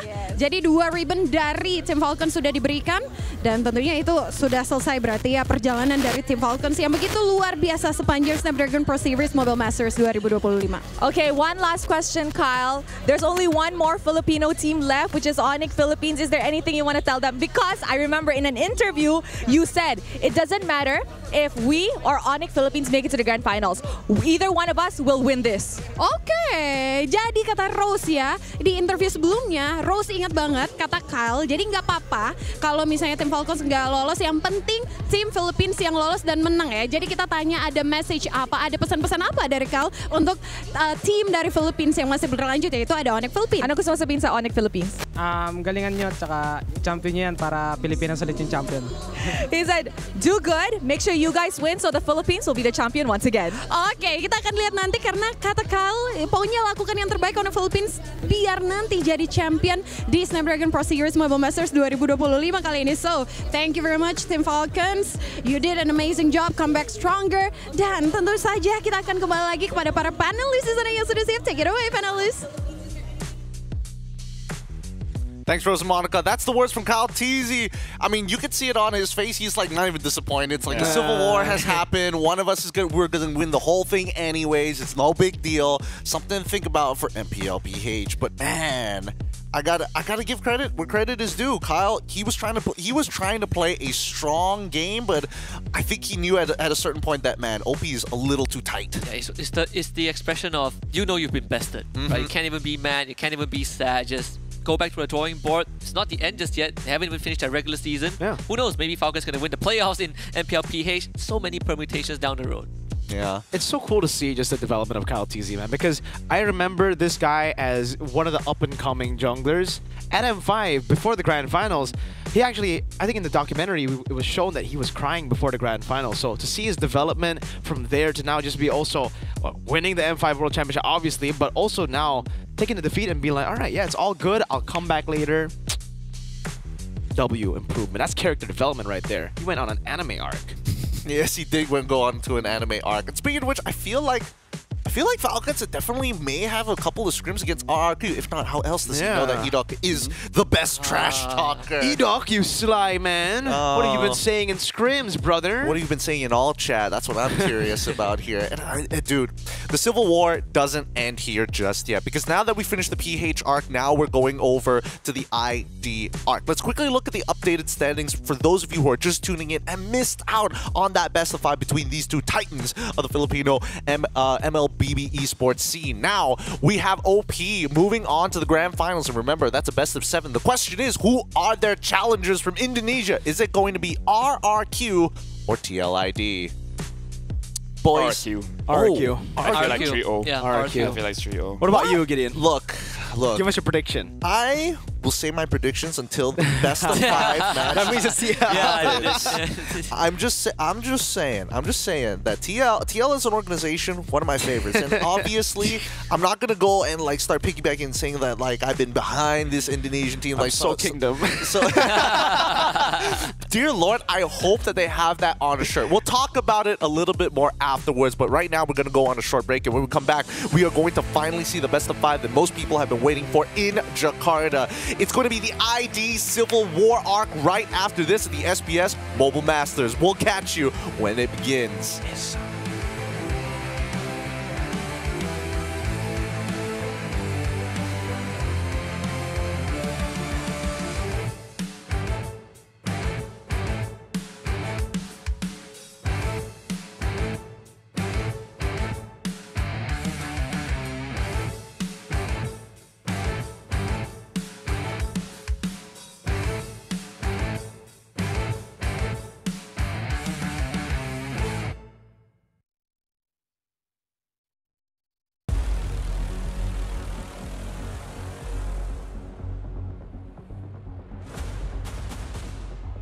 Kalau yang gue lihat dari sebelum masuk Onyx PH juga dia udah sangat-sangat jago sih. Dengan hero assassin dia ngerti banget damage-nya gimana, cara dia masuk, finishing, banyak banget sih. Ya gameplay assassin dia jago banget dari dulu. Semenjak masuk Onyx PH ya, lebih terasa lagi bersama tim yang mungkin cocok buat dia ya. Fong showed it all. He could play all assassins at the top level, even thanks to good playoff stuff like Alpha, Fredrin, you name it, he played it all, and this is why he's King Kong.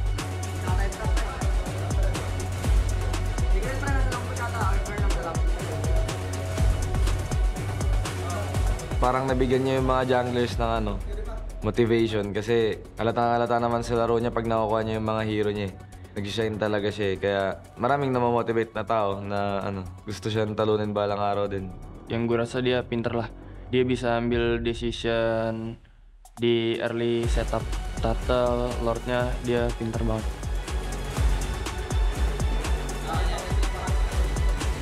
All eyes are on King Kong, so the only expectations that we expect from King Kong is to win the whole tournament. Oh, King Kong's the best. He's the best jungler in the world right now.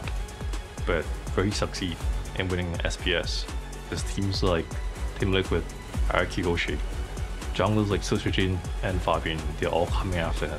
But he will really have to work hard to get his crown.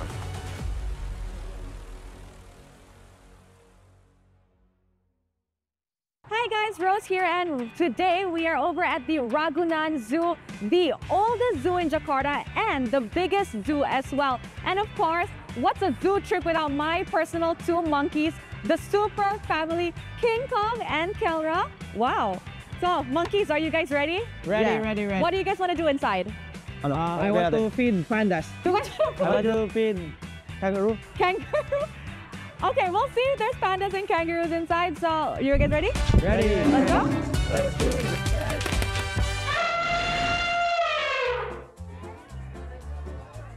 Okay, so right now we are at point number 2.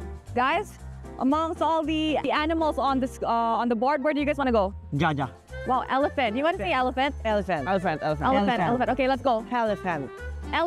Elephant. There. Elephant. Walk. Yeah. Go. Walking.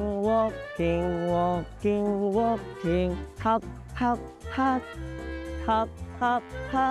King Kong, what's your favorite animal? Favorite animal, panda. Panda. Why pandas? Because they are very goofy and they're very cute and they're very careless about themselves. Oh yeah, I agree. Okay, now did you know that actually in Indonesia, most famous animals are like orangutan.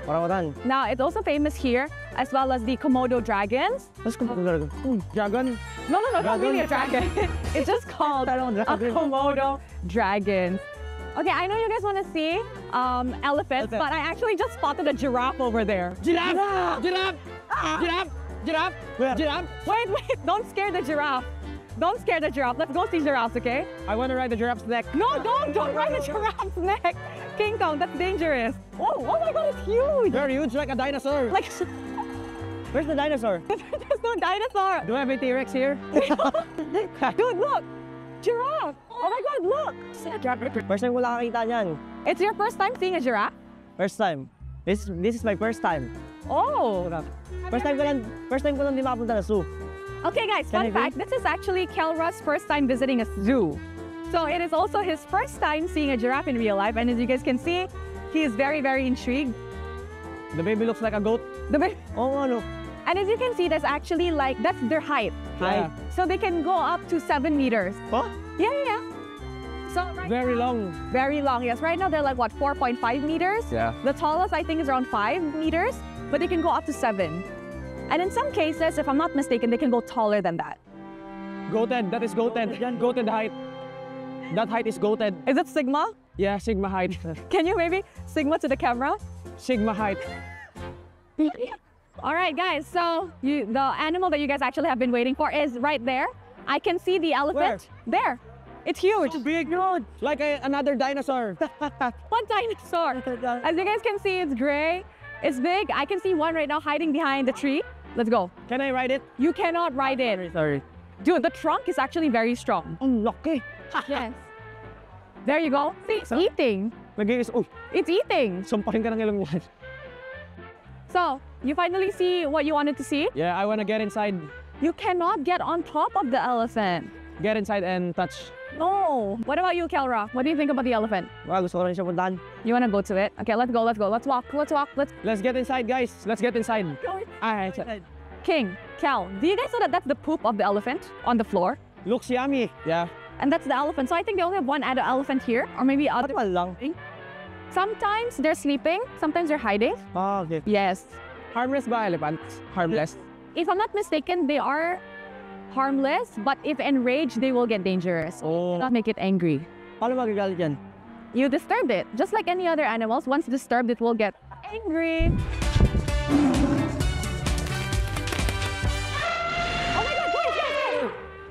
ostrich. There you go.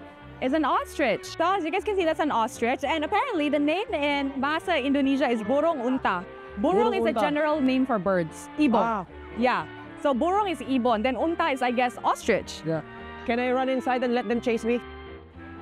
Yo, you have very weird ones. By time, by time. By time.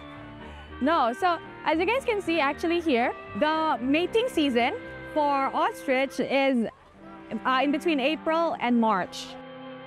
April and March? April na. Yeah, so it means it's their mating season. This is when they mate and make babies. Yeah.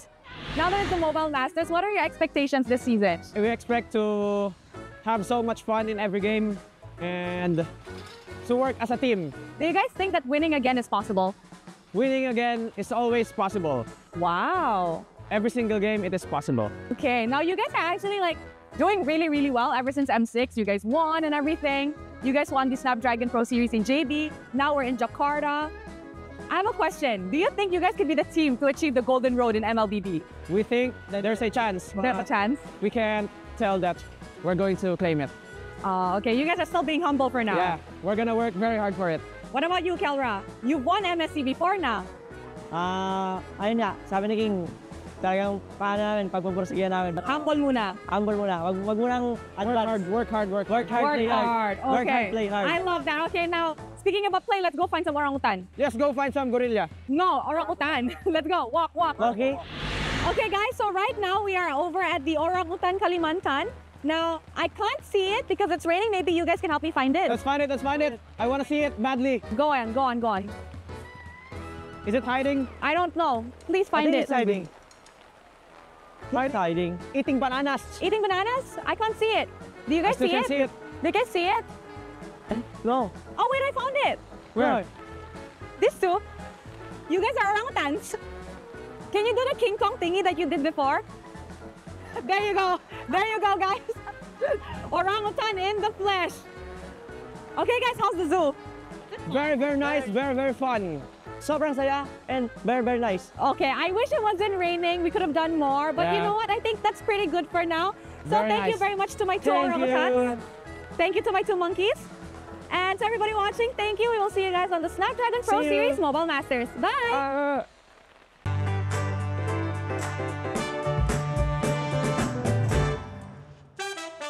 Hello everyone, I'm Colius and now I'm with the Alpha 7 team from Brazil. Right now, they are gonna try the Indonesian food. So we have 4 or 5 different food in the tables and they're gonna rate the food. So, first of all, what do you know about the Indonesian food? So I know some foods. I know satay.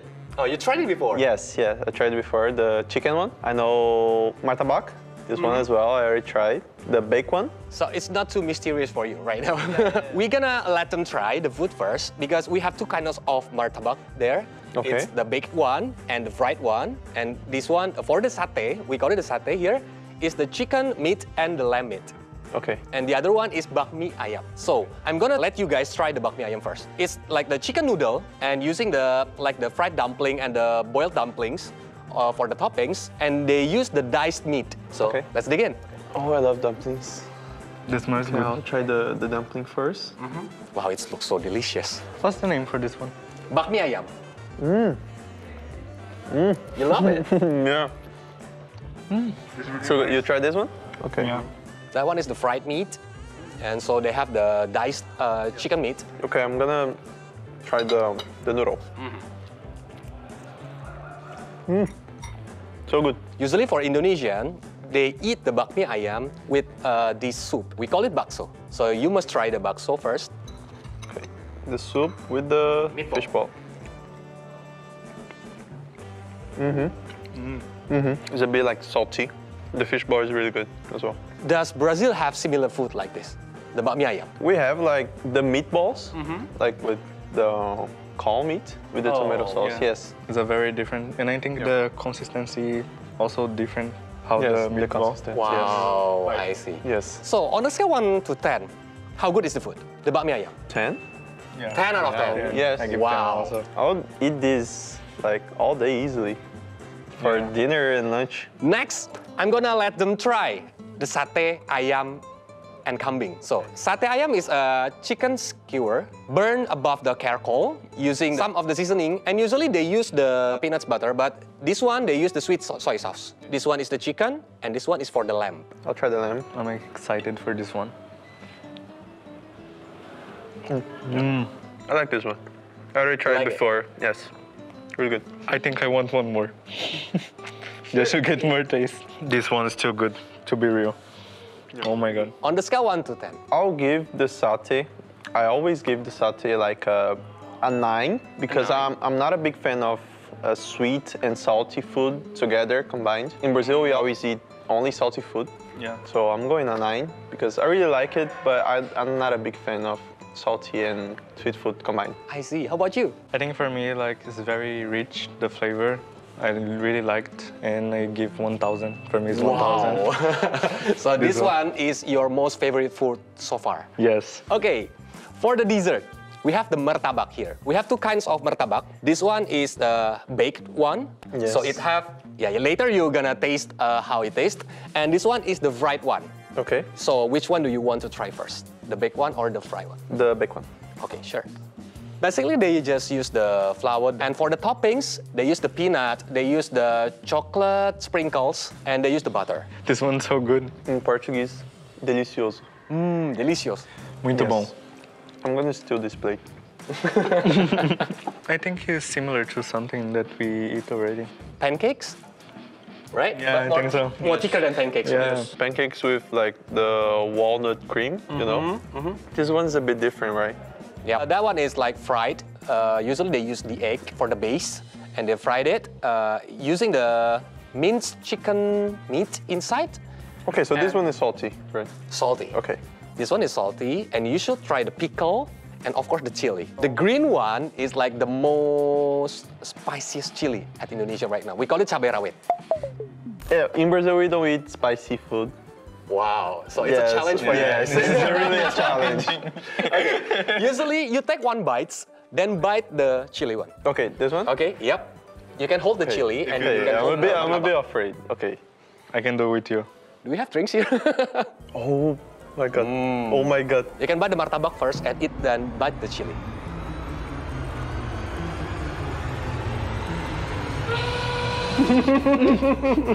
Oh my god. Wait. I think I'm gonna cry. That is the most, I think, spiciest chili. Oh my god. On Indonesia. I think it's so god. My tongue. My tongue is crying. Yeah. Why with the chili? Why? Oh my god. This is the strongest chili in Indonesia. Oh my god. It looks like a flame in my throat. Because it's so small, but it's so spicy. But so good at the same time. So good. I thought the satay was spicy until I eat this. You tried the cabai rawit, right? Yeah. It's with the egg, right?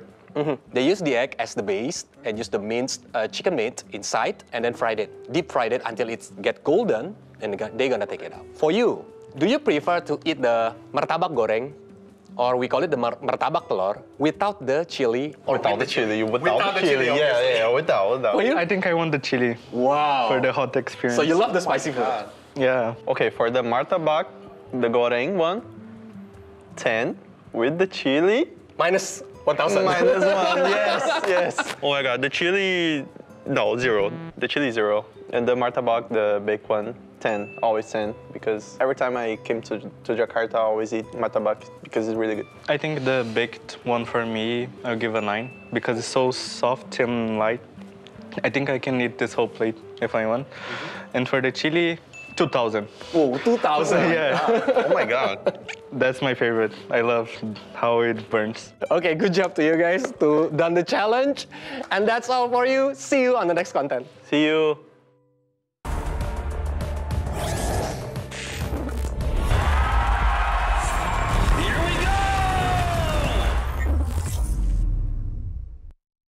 The Snapdragon Pro Series is brought to you by Snapdragon Elite Gaming and DHL.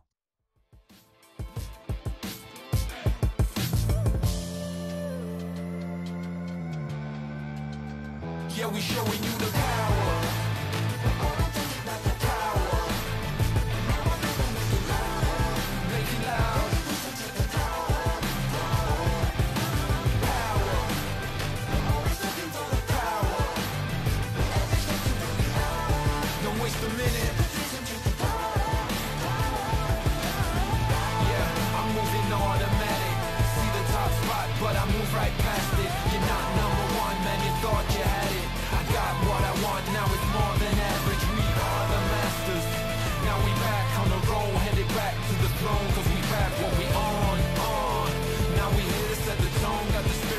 soul, never question the power.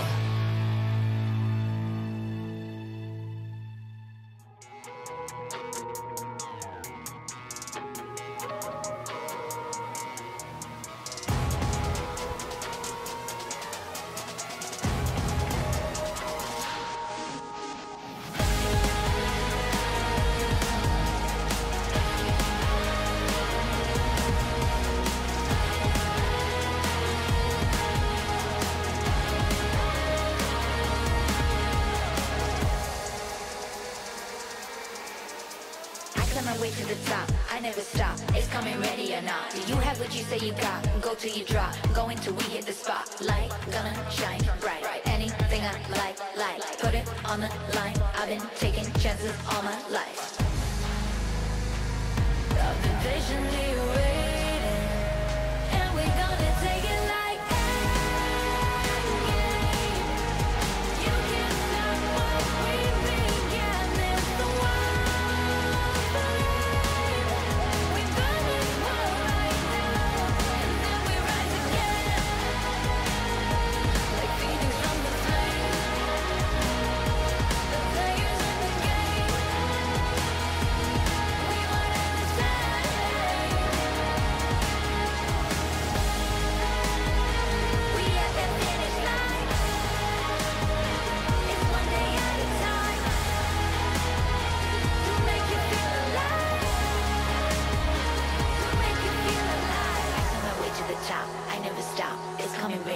Do you have what you say you got? Go till you drop. Go until we in the spot. I climb my way to the top. I never stop. It's coming ready and now. Do you have what you say you got? Go till you drop. Go until we in the spot. The game. Yeah, we running the same.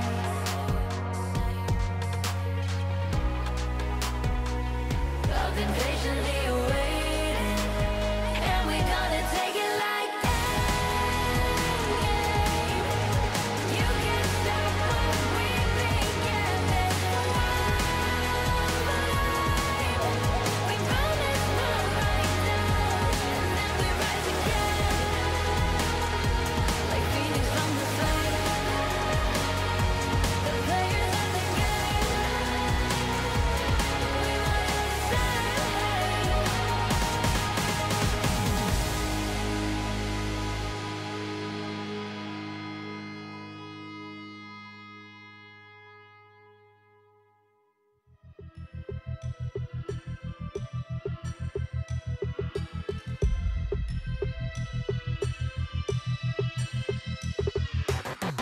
It's a madhouse, it's a madhouse. Had a lot of people showing me some mad doubts. It's a madhouse, it's a madhouse. I got love for the game, I don't cash out. It's a madhouse, it's a madhouse. Everybody with their hands up in the air like whoa. It's a madhouse, it's a madhouse. Shaking all the city, this is how I like my show. I got love for the sweat that I put in. Door with a foot in, proofs in the pudding. Things I did, all them said that I couldn't. Superhero bouncing like a villain. All y'all rooting, you the fan now. Yeah, you understand now what it took to be the champion that I am now. Head in the sky, it's about the time you land now. And let's see who of us has got the better plan now. Who has got the better plan now? Who has got the better plan? Who has got the better plan now? I'm just trying to understand. Who has got the better plan now? Who has got the better plan? Who has got the better plan now? Who has got the better plan? It's a madhouse, it's a madhouse. Had a lot of people showing me some mad doubts. It's a madhouse, it's a madhouse. I got love for the game, I don't cash out. It's a madhouse, it's a madhouse. Everybody with their hands up in the air like whoa. It's a madhouse, it's a madhouse. Shaking all the city, this is how I like my show. How I like my show. Hey. This is how I like my show. Hey. It's a madhouse. Hey. It's a madhouse. It's a madhouse. Had a lot of people showing me some mad doubts. It's a madhouse. It's a madhouse. I got love for the game. I don't cash out. It's a madhouse, it's a madhouse. Everybody with their hands up in the air like whoa. It's a madhouse, it's a madhouse. Shaking all the city, this is how I like my show.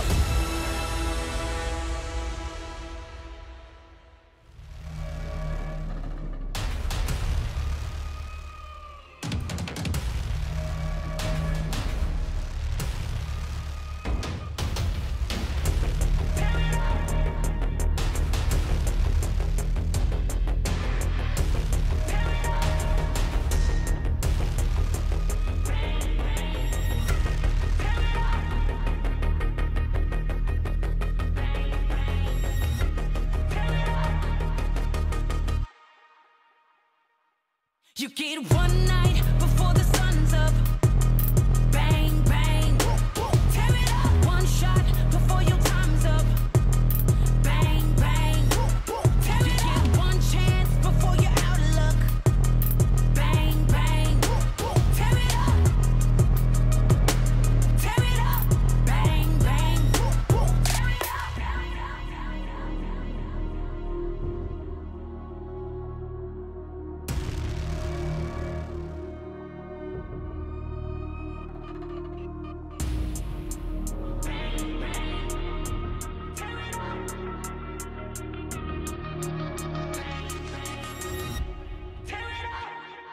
You get one night before the sun's up. Bang, bang, tear it up. One shot before your time's up. Bang, bang, tear it up. You get one chance before you're out of luck. Bang, bang, tear it up. Tear it up. Bang, bang, tear it up. One army, we unbreakable. Won't ever beat us, we too strong. Take a stand, raise all of your fists high. This is the one. We're fighting for our lives. Won't let the odds run up on us. We fight until the sun comes up. Don't try us, we the one. Bang, bang. Bang, bang. Bang, bang.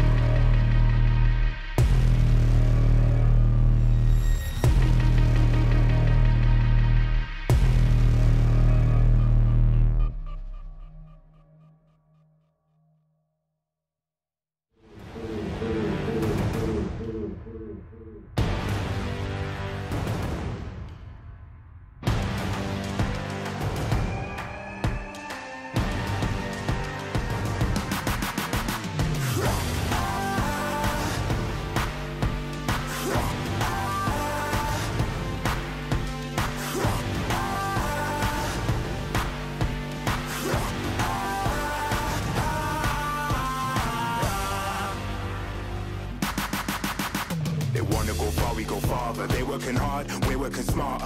Where they're gonna go, we go harder. Hit every swing, roam like a king.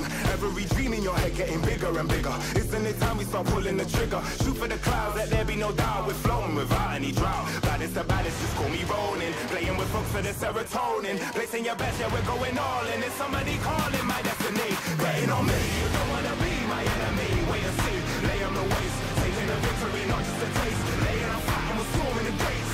You don't wanna be my enemy. Wait and see, lay on the waist. Taking a victory, not just a taste. Laying on fire, we're storming the gates. Laying on fire, we're storming the gates.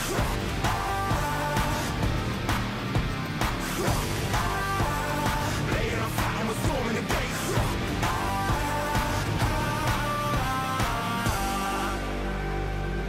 Right from the heart of me, never apart from me.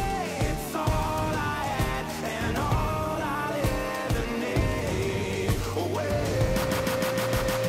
Way too close to call it. Taking a leap and we're going all in. Baddest the baddest, just call me rolling. Messing with folks for the serotonin. I'm betting on me. You don't wanna be my enemy. Wait and see, lay on the waist. Taking a victory, not just a taste. Laying on fire and we're storming the gates. You don't wanna be my enemy. Wait and see, lay on the waist. Taking a victory, not just a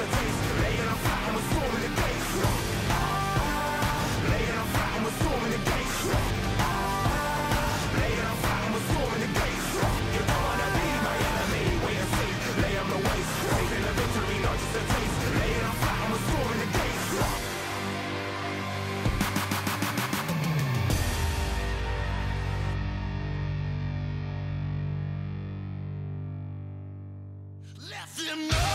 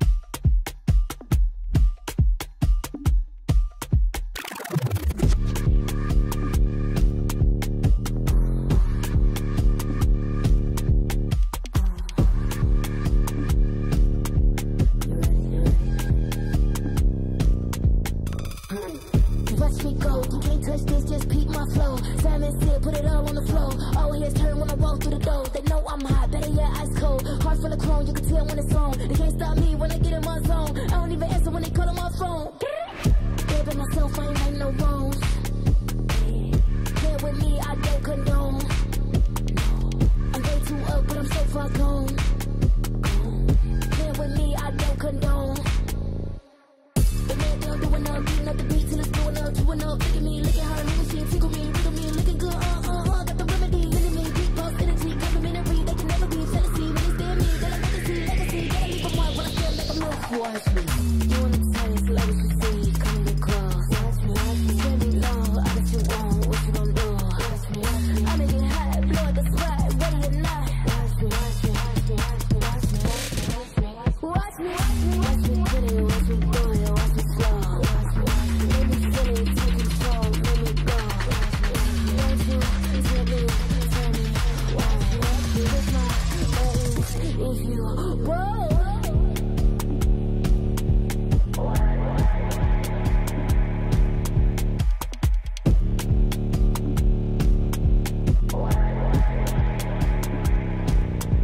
Watch me, watch me, better than me. Cocky, you like a tree. Watch me, go better than me. Watch me, you like a tree. Watch me, you wanna taste like what you see. Come get close. Watch me, tell me low, I bet you won't, what you gon' do? Watch me, I make it hot, blow up the spot, ready or not. Watch me, watch me.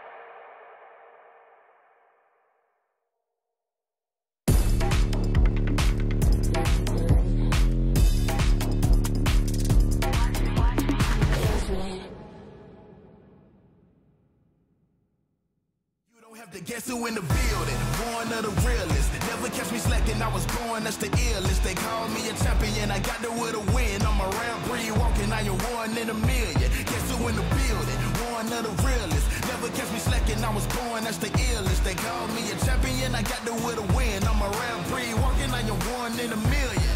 Yeah. I am back in the place, don't have to guess who in the building, cause I'm back in your face. Ready for anybody coming, I am here on my toes. Never was settled for defeat, cause I'm raising the stakes, yeah. And I'm not coming to play, I got my game face on and I'm ready to shake. You see my name will be known everywhere in the world, cause I'm a king, get it strong and I never will break. Hey, one of the chosen, going that's the illest, watch me kill it like a sposter. Never catch me slipping on my pippin', I'm the coldest. The best I ever do it, I'ma show you how I know it. Notice, I am on my way, I'm here to handle business, I ain't come here to play. I see they in their feelings, I don't care what they say.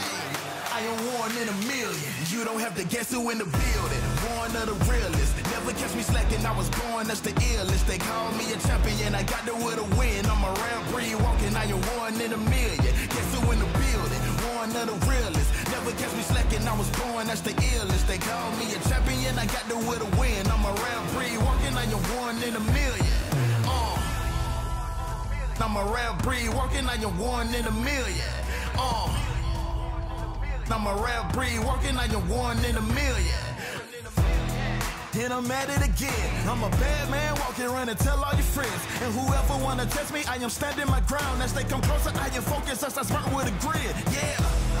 Cause they know I'm a fool, and they know I'm that dude.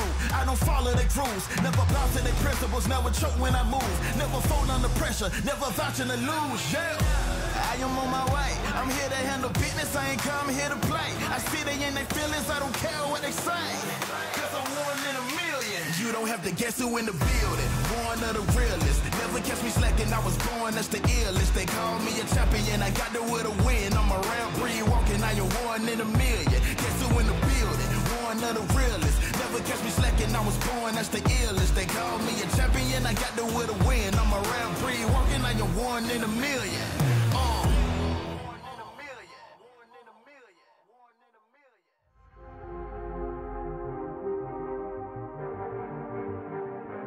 Yo. I don't think they're ready for it.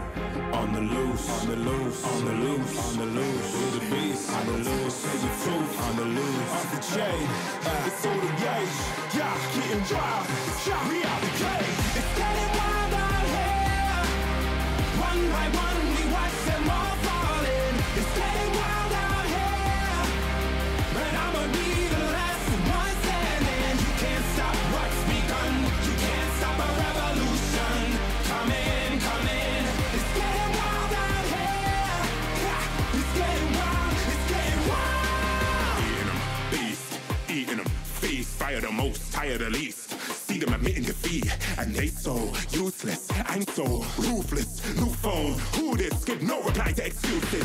Got no bite, man, I'm toothless. Living a lie and the truth is, got this power, bringing it. Play my anthem, singing it. Every mountain, ringing it high. I soar, I rise, reborn. Shots, I'm back like never before. Taking my final form.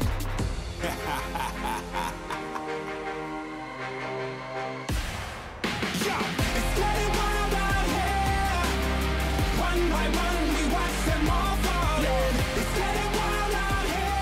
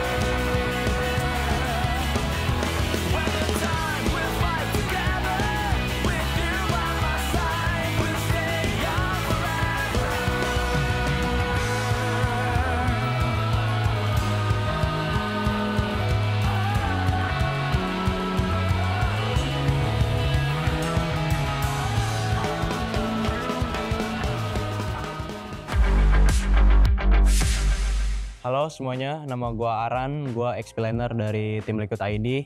Hari ini gue bakal kasih tahu kalian pro tips cara untuk split push dan landing di XP. Kali ini gue pakai hero favorit gue pakai Benedetta dengan emblem settingnya ini. Jadi kita main Bennett damage. Untuk awal-awal cara main Bennett itu karena kita cepet nyampe ke lane-nya, jadi coba jalan secepat mungkin. Bisa buat ke L-bush atau bisa buat untuk cut lane, itu juga bisa. Jadi gimana kondisinya aja. Untuk sekarang gue mau coba untuk cut lane langsung. Jadi tinggal cut lane, habis itu bisa lakuin apapun, bisa rusuhin jungler, bisa jalan ke mid. Jadi kayak terserah kalian, bebas mau ngapain. Di sini gue coba rusuhin jungler ya, kayak gini ya. Kita bisa dapat kill di sini. Kalau udah cukup, bisa lari. Habis itu bisa cut lane lagi. Kalau bisa free untuk cut, tinggal cut lagi aja. Ya, kayak gitu doang sih. As a explainer, Kalau udah ada menit 2 gitu, ada turtle, sebisa mungkin kita untuk join ke turtle buat fight. Kita bantu jungler kita untuk dapetin turtle. Itu sih, itu untuk mid game ya. Jadi kesimpulannya, sebagai XP laner itu sebisa mungkin bantuin jungler kita untuk dapetin objektif. Jadi kayak dari early game-nya, dari landing phase-nya, abis itu di menit 2 ada turtle, kita join turtle. Ada Lord di menit 8, kita join Lord. Jadi kayak as a XP laner itu harus bisa join bot fight sih. Thank you semuanya yang udah nonton. Jangan lupa dukung tim Liquid terus di turnamen ini karena kita bakal lakuin yang terbaik buat kalian semua, buat kita juga, buat Indonesia. Jadi tetap dukung kita terus.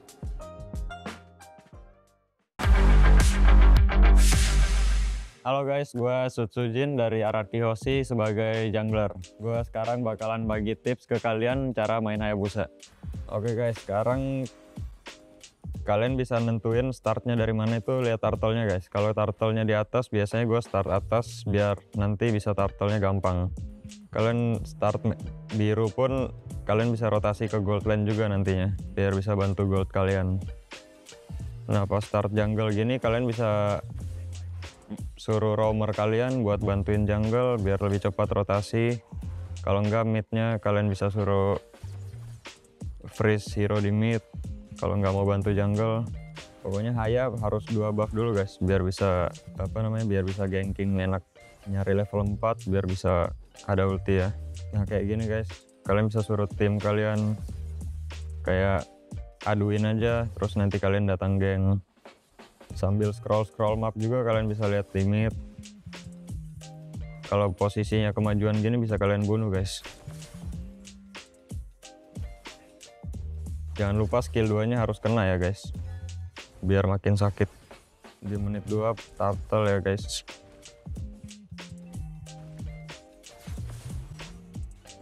Kayak gini musuhnya out of posisi, bunuh lagi. Kalau udah snowball kayak gini kalian udah gampang, kalian tinggal masukin buffnya, masukin jungle-nya, jangan main di jungle kita terus. Ya pokoknya kalian kalau main Hayabusa kalian rotasinya harus bareng trio mid kalian.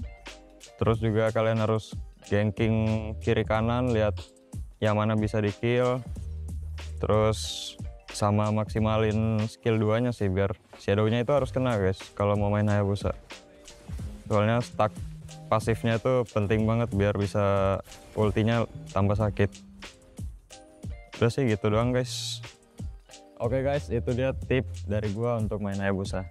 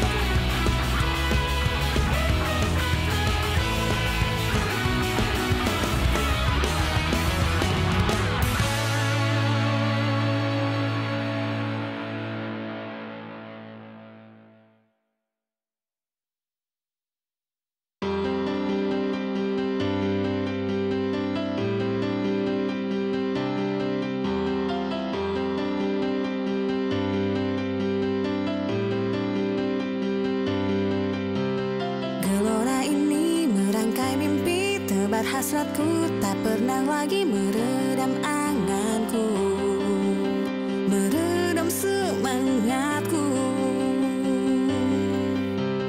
Cahaya mimpi bagai energi terus mengusik tanpa berbisik, lebarkan sayapku, jangan pernah layu. Tanpa henti ikuti langkahmu, bebas lepas belenggu jiwamu, gapai raih apapun mimpimu.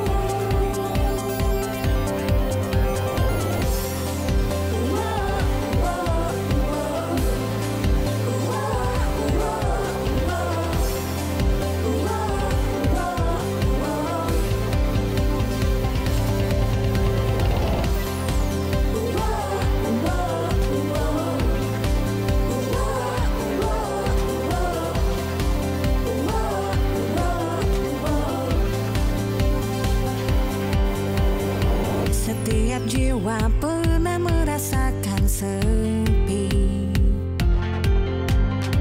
dihantui mimpi buruk dan rasa benci. Tapi ku coba mengakui kelemahanku, berdiri tegak menghadapi mentari. Hati ini terus berharap ketika terpuruk dan jatuh, gelora semangatmu kan menggapai hatiku. Gelora ini membawa mimpi dan menyertai bagai energi penuhi jiwaku, membakar semangatku. Hasratku ini tak bersembunyi, ingin mencari, terus mencari, menggenggam anganku, takkan ku lepas lagi.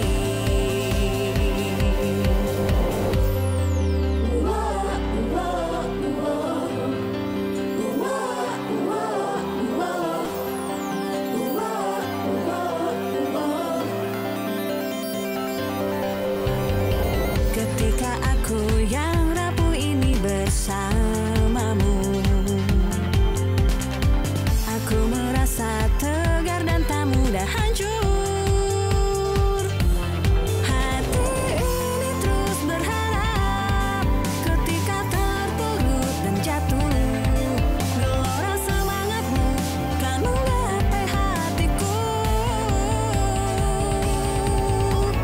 Gelora ini membawa mimpi dan menyertai bagai energi penuhi jiwaku, membakar semangatku. Hasratku ini tak bersembunyi, ingin mencari, terus mencari, menggenggam anganku, takkan ku lepas lagi. Tanpa henti ikuti langkahmu, bebas lepas belenggu jiwamu, gapai raih apapun mimpimu. Gelora ini merangkai mimpi, tebar hasratku, tak pernah lagi meredam anganku, meredam semangatku. Cahaya mimpi bagai energi. RRQ Hoshi with a sweep at Mobile Masters. Perasaannya ke playoff tentu seneng banget, cuman kita nggak expect bakal clean sweep gitu, cuma ya tapi seneng banget lah. Paling kita mau bahas dendam aja sih, Pak. Soalnya pas di MPL tuh kita kalah kan, jadi agak ya udah sih kita termotivasi aja gara-gara mereka kalahin kita.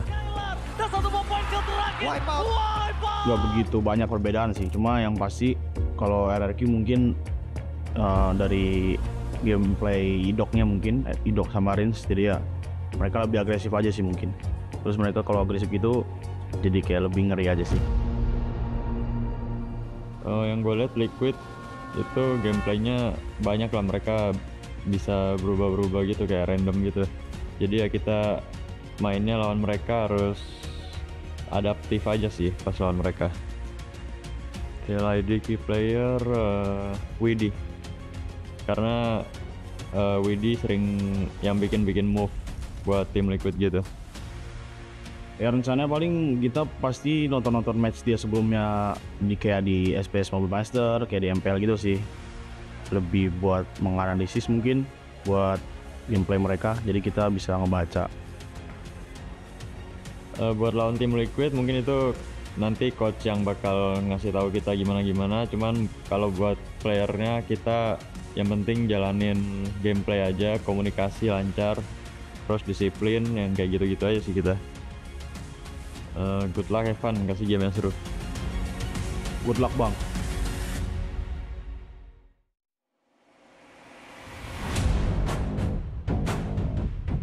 The next arc of the Civil War now begins in Jakarta. The Snapdragon Pro Series Mobile Master continues with 2 Indonesian teams looking for the final slot in Mobile Masters to face off against the world champions Onyx PH in the grand finals. My name's Getting Q and this is LaFell as our analyst, professional as ever. To keep you guys entertained throughout the games, it's going to be Eterna and as well as Leo at the mic, TLID's #1 fan, and I'm so Kingdom. Which one's which? We don't know, honestly. Why would you refer to me both like she's here too? Oh, I'm so mad at you today. I'm so angry at you. I gave you the layup there. You didn't take the opportunity. You had a pocketed space and you missed it. I was too focused on not liking Leo. Oh, that's fair. Look, with the SBS continuing today, as well as one best of 3 already finished here, I mean, LaFell, give me your thoughts on this particular game, because I think you and I both agree that this could be could be a sweep. Honestly, even looking at the video before we actually jump in and introduce ourselves, like we see even Susujin was actually talking, and it looks like they're coming here very unbothered. They're just like, yeah, the coach already has a plan. We just got to execute it. It's really not that difficult. And that just shows that maybe they over-prepared for this tournament. Whoa. Look, back at MPLID, it was a 2-0 for RQ anyway, so it's not something that they haven't done before. Well, if you guys don't know and are unaware of what happened in MPLID, maybe you might not know these faces because they're coming in with some heavy momentum. Let's give it up for the Kingdom. Viva RRQ, Rex, Regum, Keon, a team that has been built upon a legacy of superstars, now transformed to become the ultimate defenders of their fan base. RRQ Hoshi is lifted up by Tyron, Sutsujin, Rins, Edok, and Toy. Jaya, you missed out. I'm sorry. It's okay, you know.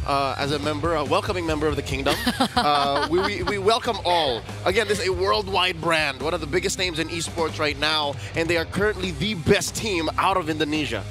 And the way they've been playing so far since, what was that now, 36, 37 days since? Undefeated, clean. I don't think there is a spot in their gameplay that they need fixing. If anything, there's more we're expecting.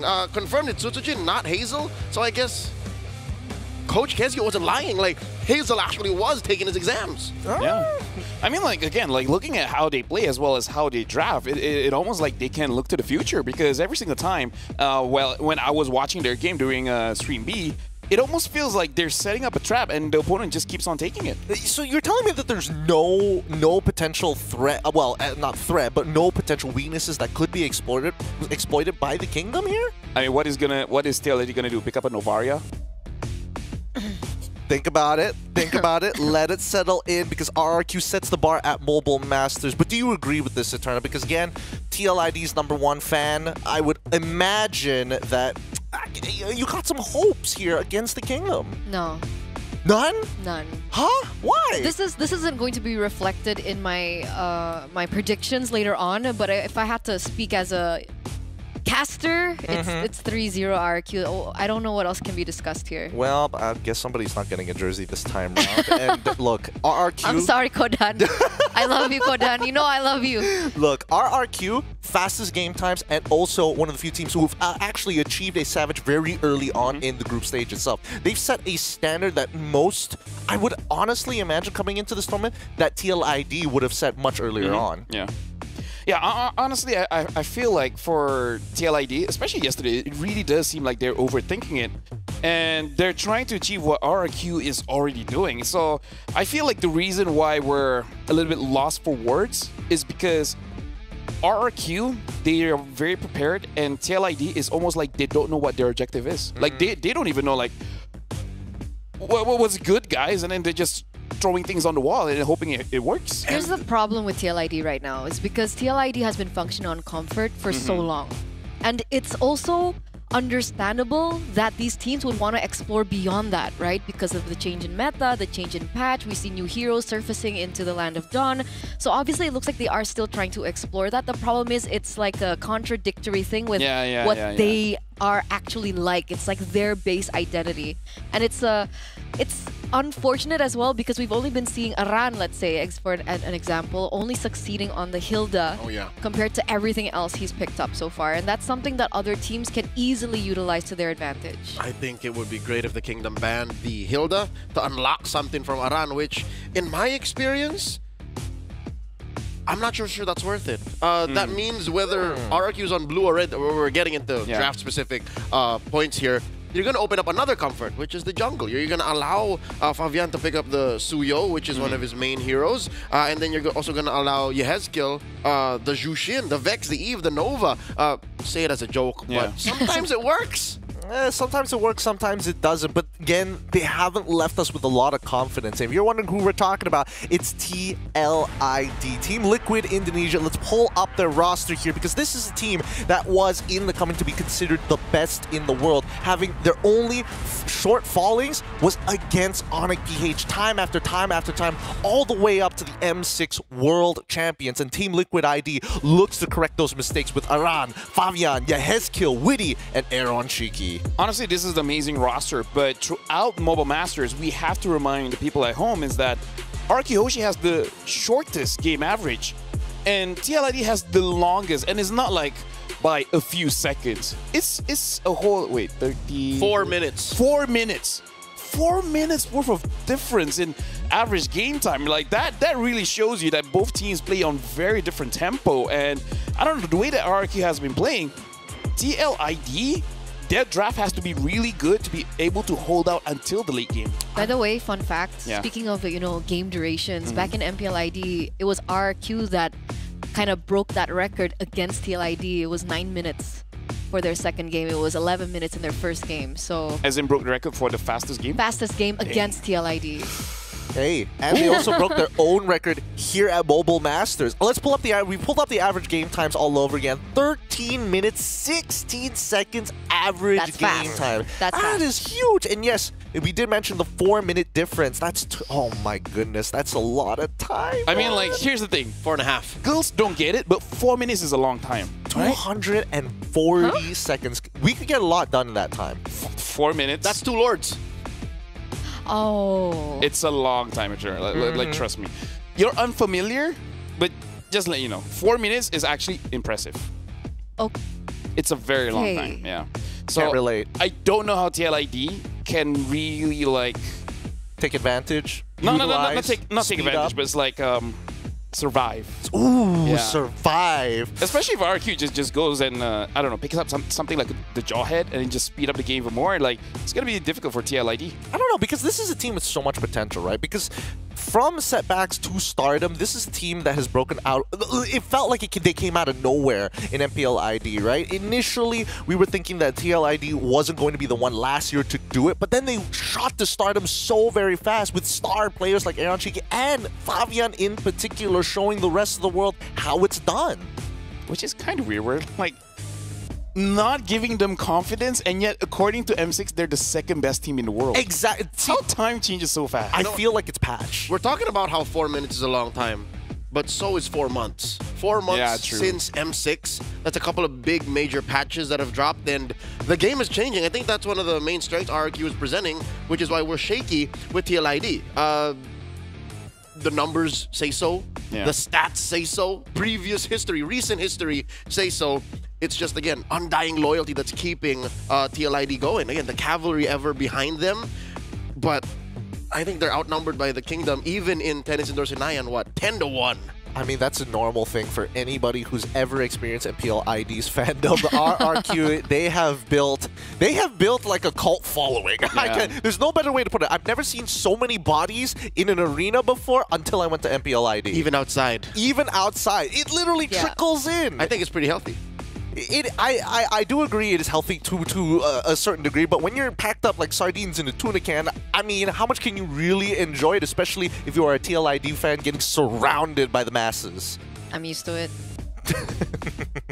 Call it a tight-knit community. 1 to 5, you know, 1 to 10, I'm used to it. It's a fire hazard when the kingdom comes together. Yeah, it is. It is. I think that at least for TLID side, I hope that we do get to see a little bit more from Iran, and I feel like RRQ might just be the team that might push them out of their comfort zone finally, right? Because Fabian, we're hoping for an experience where he is able to hard carry games like he did last year on Joy, because this version of RRQ has set template plays, and we haven't even talked about the classic matchup of Mr. Kez Cute, Batman Vengeance himself, watching over his team, and Mr. SDL Saint DeLucas to try and concoct a cool draft. And it's already bad enough to have a creative, you know, coach like that drafting these drafts, but it's worse that all the kids on the team can actually execute it properly.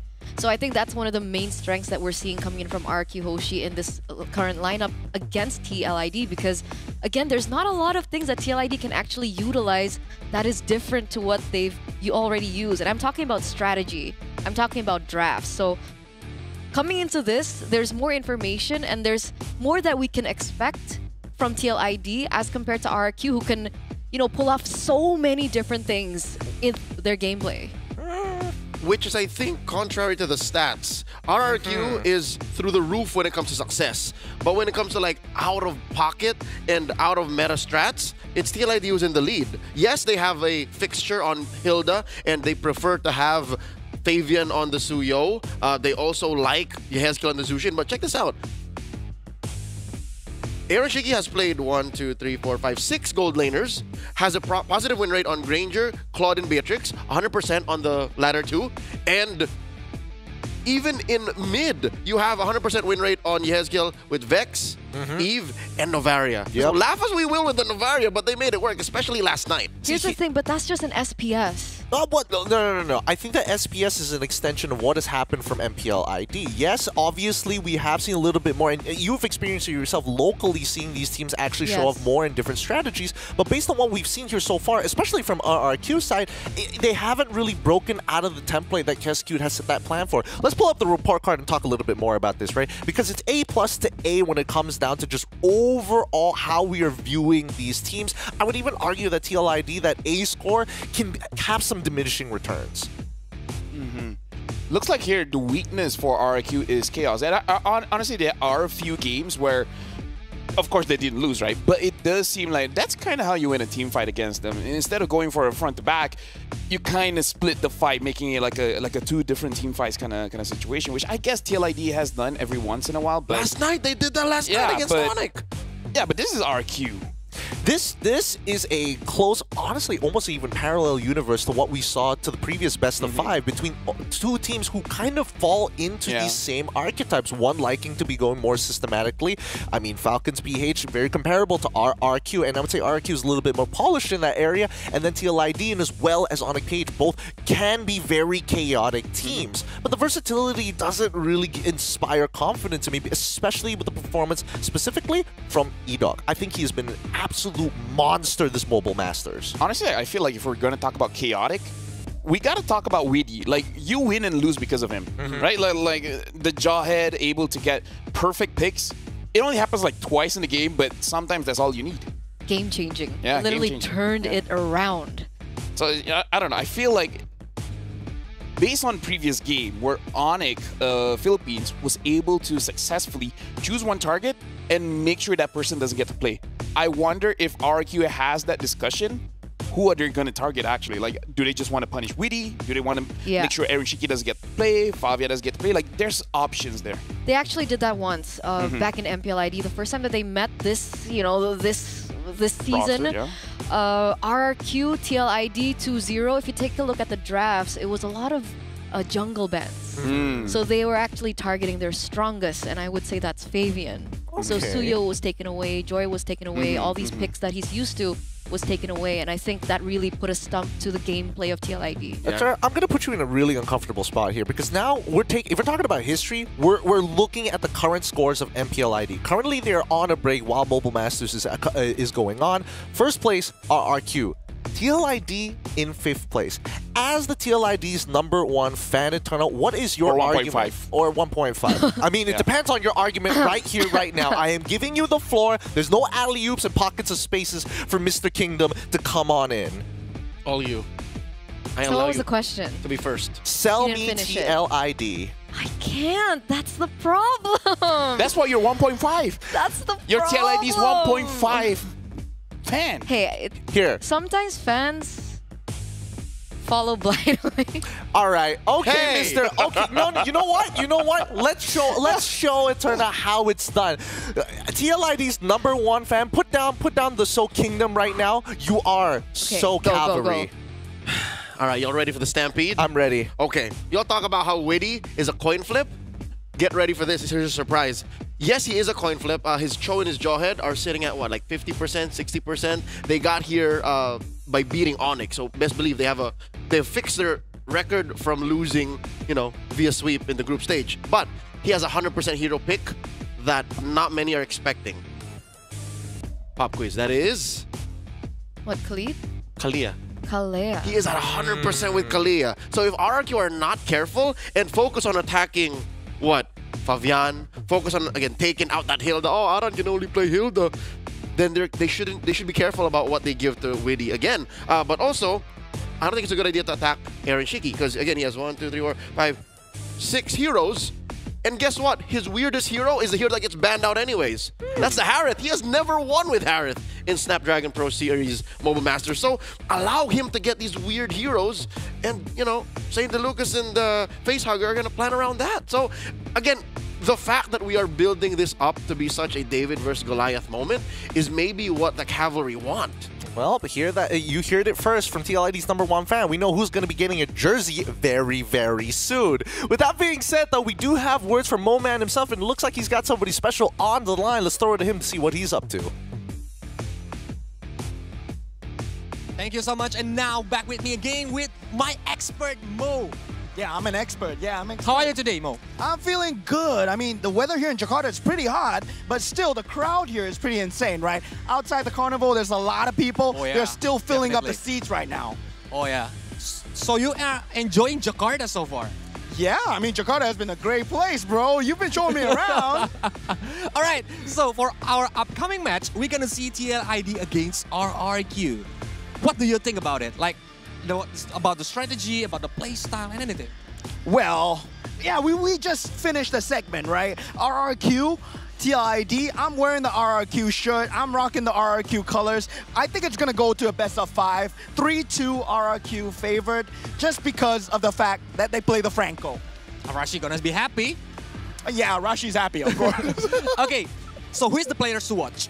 What do you think? Personally, I'm looking out for Toy, whether or not he can really synergize well with Edok and Susujin, who have been performing super well for RRQ. And of course, from the other side, TLID, Fabian has been stepping up, but Aaron Shiki, he's been consistent. He's been way out there, always so consistent. But Spicy Aaron Shiki's back. Yeah. So he's saying, he's talking trash, and I'm loving it. Yep. So it's gonna be between Toy and Aranshiki. The battle of the gold laner. Yeah. So let's see later because the match's gonna start. What do you think, panelists? So, panelists, time to shine. Look, those are the words from Moman. Thank you so much, Moman, as well as Kulios. Do we necessarily agree with this right now? This is where we play devil's advocate. Panel, any words about it? I mean, he looks like he wants to say something. No, it's just like, he was like, okay, he talked about RQ. He was like, okay, sure. It's like, Fabian stepping out. I was like, okay, sure. It's like, Aaron Shiki has been, it's like, Aaron Shiki, he's definitely not M6 form. And then to be fair, I feel like there was an interview where even Fabian said like, yeah, M6 we were way better. Right now it's like plummeting down. So, I don't know. Personally for me, I want a little bit, not a little bit, a lot more from Aaron Shiki, Yeah, honestly. no, he got away with so much because nobody was paying attention to him. Last night was, I think, the best Aaron Shiki we've seen in all of Mobile Masters. Yep. So maybe that's what Mo was talking about. Mr. Mo maybe that's what he was, you know, just last night Aaron Shiki was the Recency best. bias. Yes. Yeah, recency bias. RB. That, or he's just been watching like only Stream C games exclusively, nothing else. Hasn't even bothered to check the others. And fallen asleep to M6 over and over again. So accurate here, but we need to make the comparison because if we're talking about overall, it's Toy versus Aaron Shiki. That's in a that big gold lane. difference. It's dude, it's a crazy difference. 837 against 773. Literally like 69. 64. Nice. And 63. And average KD is 17.83 against 4.22. That's Toy can split up his KDA, share it with everyone, and then he'd still have better than Oh, don't say that. Oh yeah, you're gonna hurt TLID's number 1.5 placed fan right now. Okay. You know what? I'll let you have it. What? Yeah. You'll I'll get let you half have for it. sure, Turn. I'll let you have it. Have what? Fine. Have one. There's nothing to give to me. It's What do you okay. mean? You can have it. It's fine. It's my I'm post. okay. Look, here's the thing. No matter how this clash goes, it's still a very big win for MPL ID as a whole, as an esports scene. Because again, a lot of these core key players, majority of them actually come from the MDL. With obviously there are exceptions like Edok for an example. But again, this scene coming in, the next generation of MLBB is very, very bright for Indonesia as a whole. Yeah, but I don't know. I feel like right now, if we really want to say that Indonesia has really risen above the horizon, one of these teams, whoever is going to win, they're going to face against Onyx PH. And I feel like if it becomes a good match, amazing. If it's a 4-0, then I don't know. It still seems like a long way to go. It sounds like your guess coins are on the Kingdom right now. I actually hope they become the champions. Really? I actually hope they become the champions. Okay, that's kind of interesting. And I'm not even the Kingdom's #1 fan. I'm looking for a reaction on the opposite side. No, because let me say, I feel like the list is kind of like the entire Indonesia. I can't face that. No, there's 3 countries worth of population. Exactly, yeah. And then there's the #1 fan. It's hard to compete. It's extremely difficult to compete, but guys, we haven't even started these games just yet. This best of 5 will begin very shortly. But let's have a look at our predictions here to see whether people are talking smack or they truly are what they say they are. Leo, of course, Soul Kingdom right now. 3-0 sweeping victory for RRQ. And Eterna, still 2-3. Despite your predictions, I mean, I thought it was going to be RRQ for sure, but actually 2-3 in favor of TLID. And the rest of us, 3-0. From the Kingdom. Huh. You took it out of your butt? No, they gave it to me. It's from my my magical satchel. Wait, that doesn't sound right. It's from his bag of holding. Oh boy, this is... I'm so Kingdom. Nice crown. I don't know how that's holding on to your head, but you know what? It's just raw belief, raw faith, I would assume. Again, it's very rare that objectivity, personal opinion, and a character I've created merge into one, into this perfect moment wherein, again, I think Eterna put it right. The caster in me objectively cannot say that Team Liquid can take this, so I'm just going to go lean in hard on the fact that RRQ are on a roll, and I think they got this. I think, don't y'all want to see that Super Fam versus the Kingdom? Come on. I do. I personally want to see that happen, actually. And like I said, that is going to be yellow. Today's going to be yellow, all yellow. It's going to be super Asian today. It's yeah. It's going to be super Asian. Keep in mind that the Grand Finals is actually a best of 7. As much as we've been talking about the best of 5, which I think is like the perfect balance of like getting into that long marathon and a bit of a short sprint. I feel like RRQ, have we really seen them gone through like a full-on marathon? Have we? I mean, with this roster?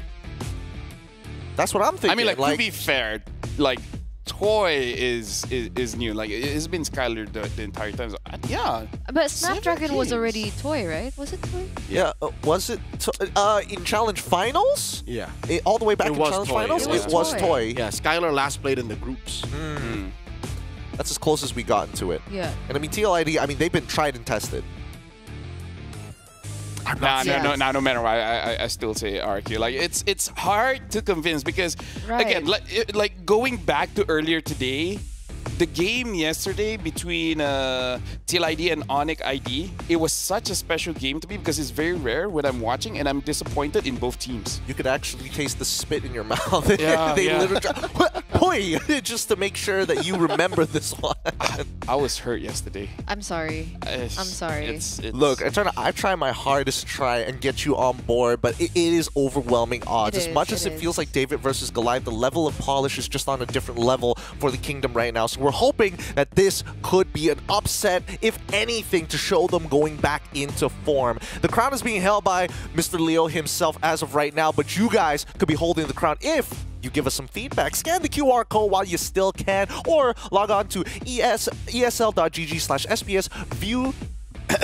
viewer survey live-en and give us feedback on how you feel about the show, how you feel about the games, or maybe some of the teams. We'd like to hear your opinion before we start heading into this best of 5. We're gonna go on a short break, and when we come back, Mobile Masters will continue with the second arc of the Civil War. We'll see you then.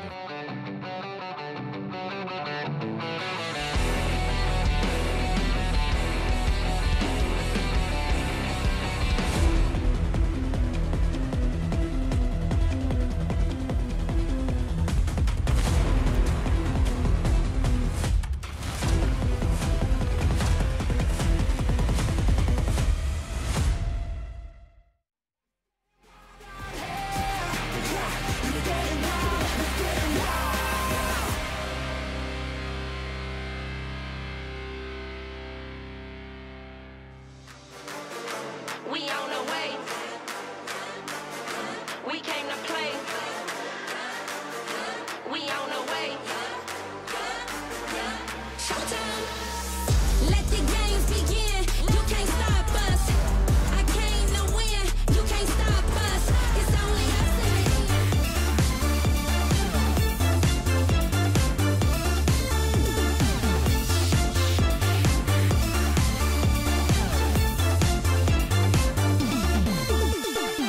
Lelahku yang semakin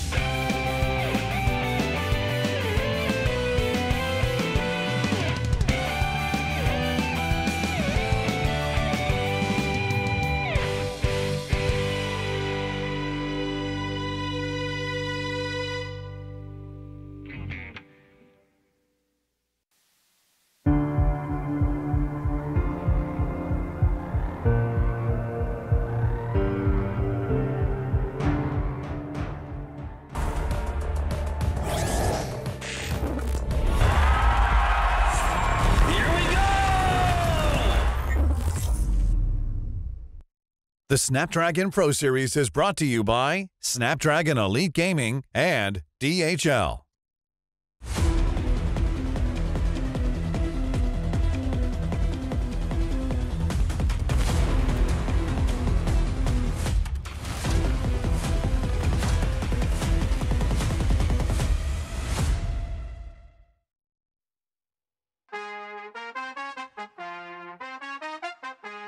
The arc of the Civil War continues here today, and this is part 2. Indonesia versus Indonesia. Only one of these teams will be facing off against the world champions in the grand finals in a best of 7. We've got Kolios on the line here on stage, and it looks like he's got a couple of special things to say with a special someone.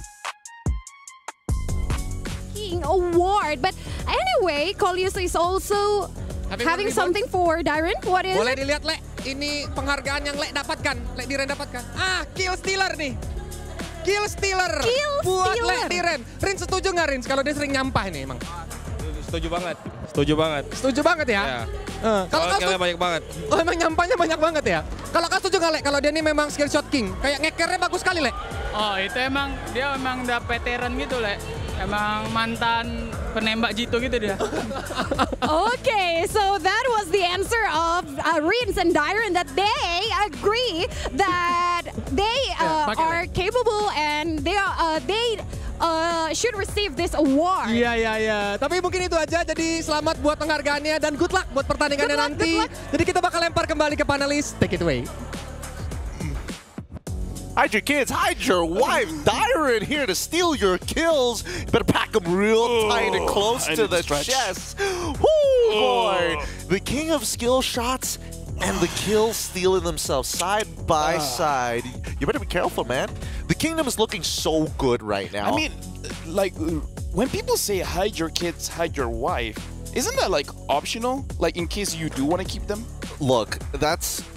I would hope you keep them. That makes sense. Like, I feel like over time, their stance changes, you know? And like, you know what? Take my kid.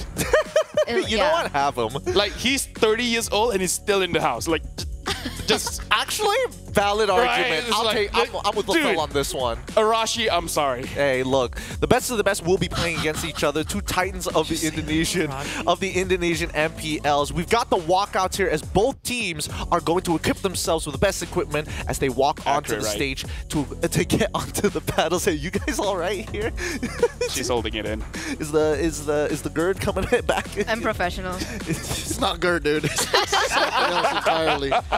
This matchup is one hell of a bout. I'm excited. I'm excited for it too. But you know, one of the standout players for me and has actually dabbled in our own professional league in MPL MY, Sutsujin, the mercenary, has been looking better and better. I mean, last year was like, does he fit with RRQ after his splint? And now coming in, he just looks perfect. Why the heck does he keep using tanks in Malaysia, man?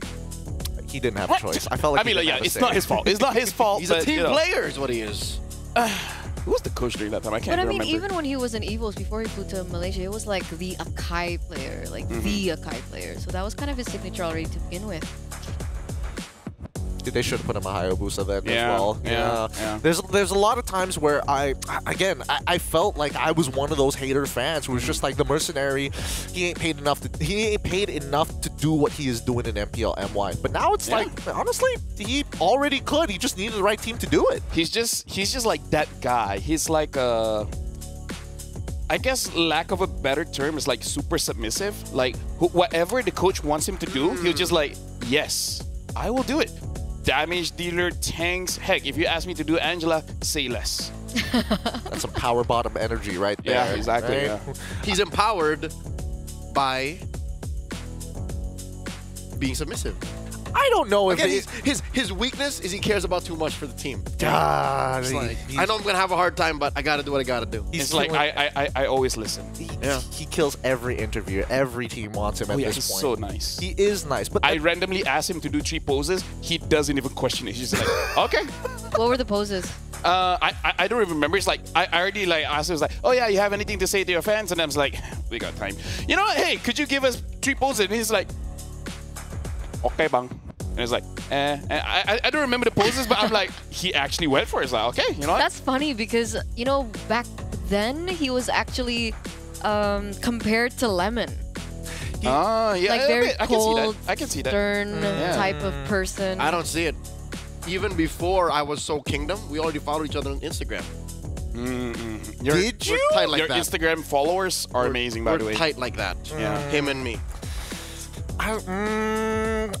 We'll verify that in just a little bit here in a moment. But even so, it feels like overall, when you see Sutsujin, especially after seeing the performance of like Toy in their individual, in their local league, it felt like Toy just, I don't know, connected better and brought something out of RRQ that we've never, well, somewhat, some would say never seen before, but that aggressive side from that very systematic side that we saw very early on in the year. Because I think now the gold laner can kind of chill a bit, finally. Toy?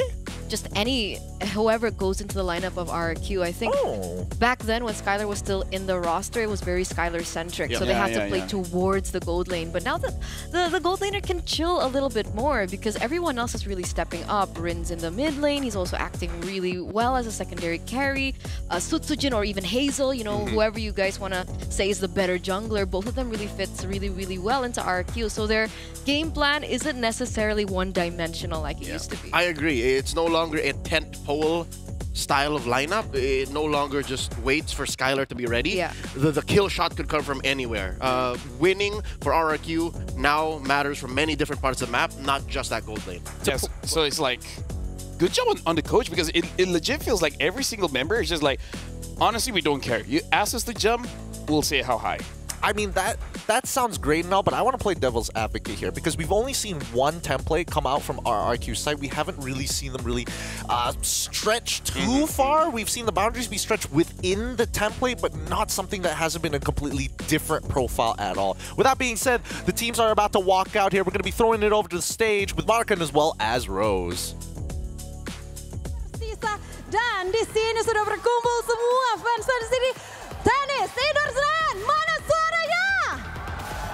Wow, it's really amazing, Rose. Ini begitu luar biasa karena hari ini, di match kedua hari ini ada dua tim Indonesia yang akan berebut untuk satu posisi di Grand Final nanti, Rose.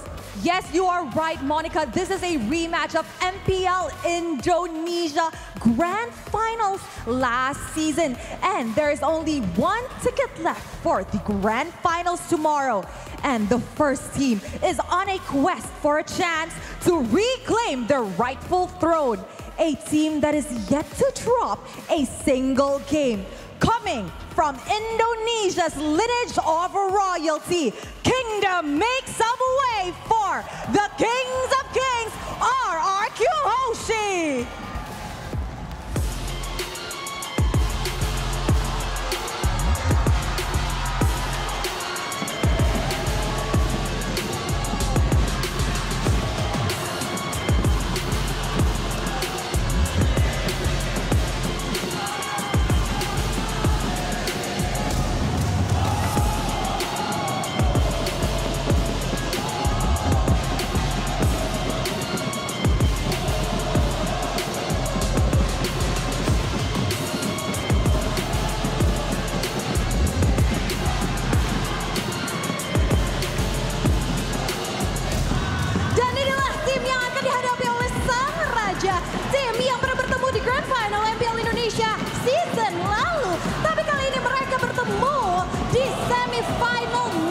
Snapdragon Pro Series Mobile Masters 2025. Kemarin mereka sudah unjuk gigi, tapi kali ini tentunya tidak akan mudah karena mereka akan menghadapi Raja dan mana suaranya The Cavalries untuk tim Liquid Indonesia.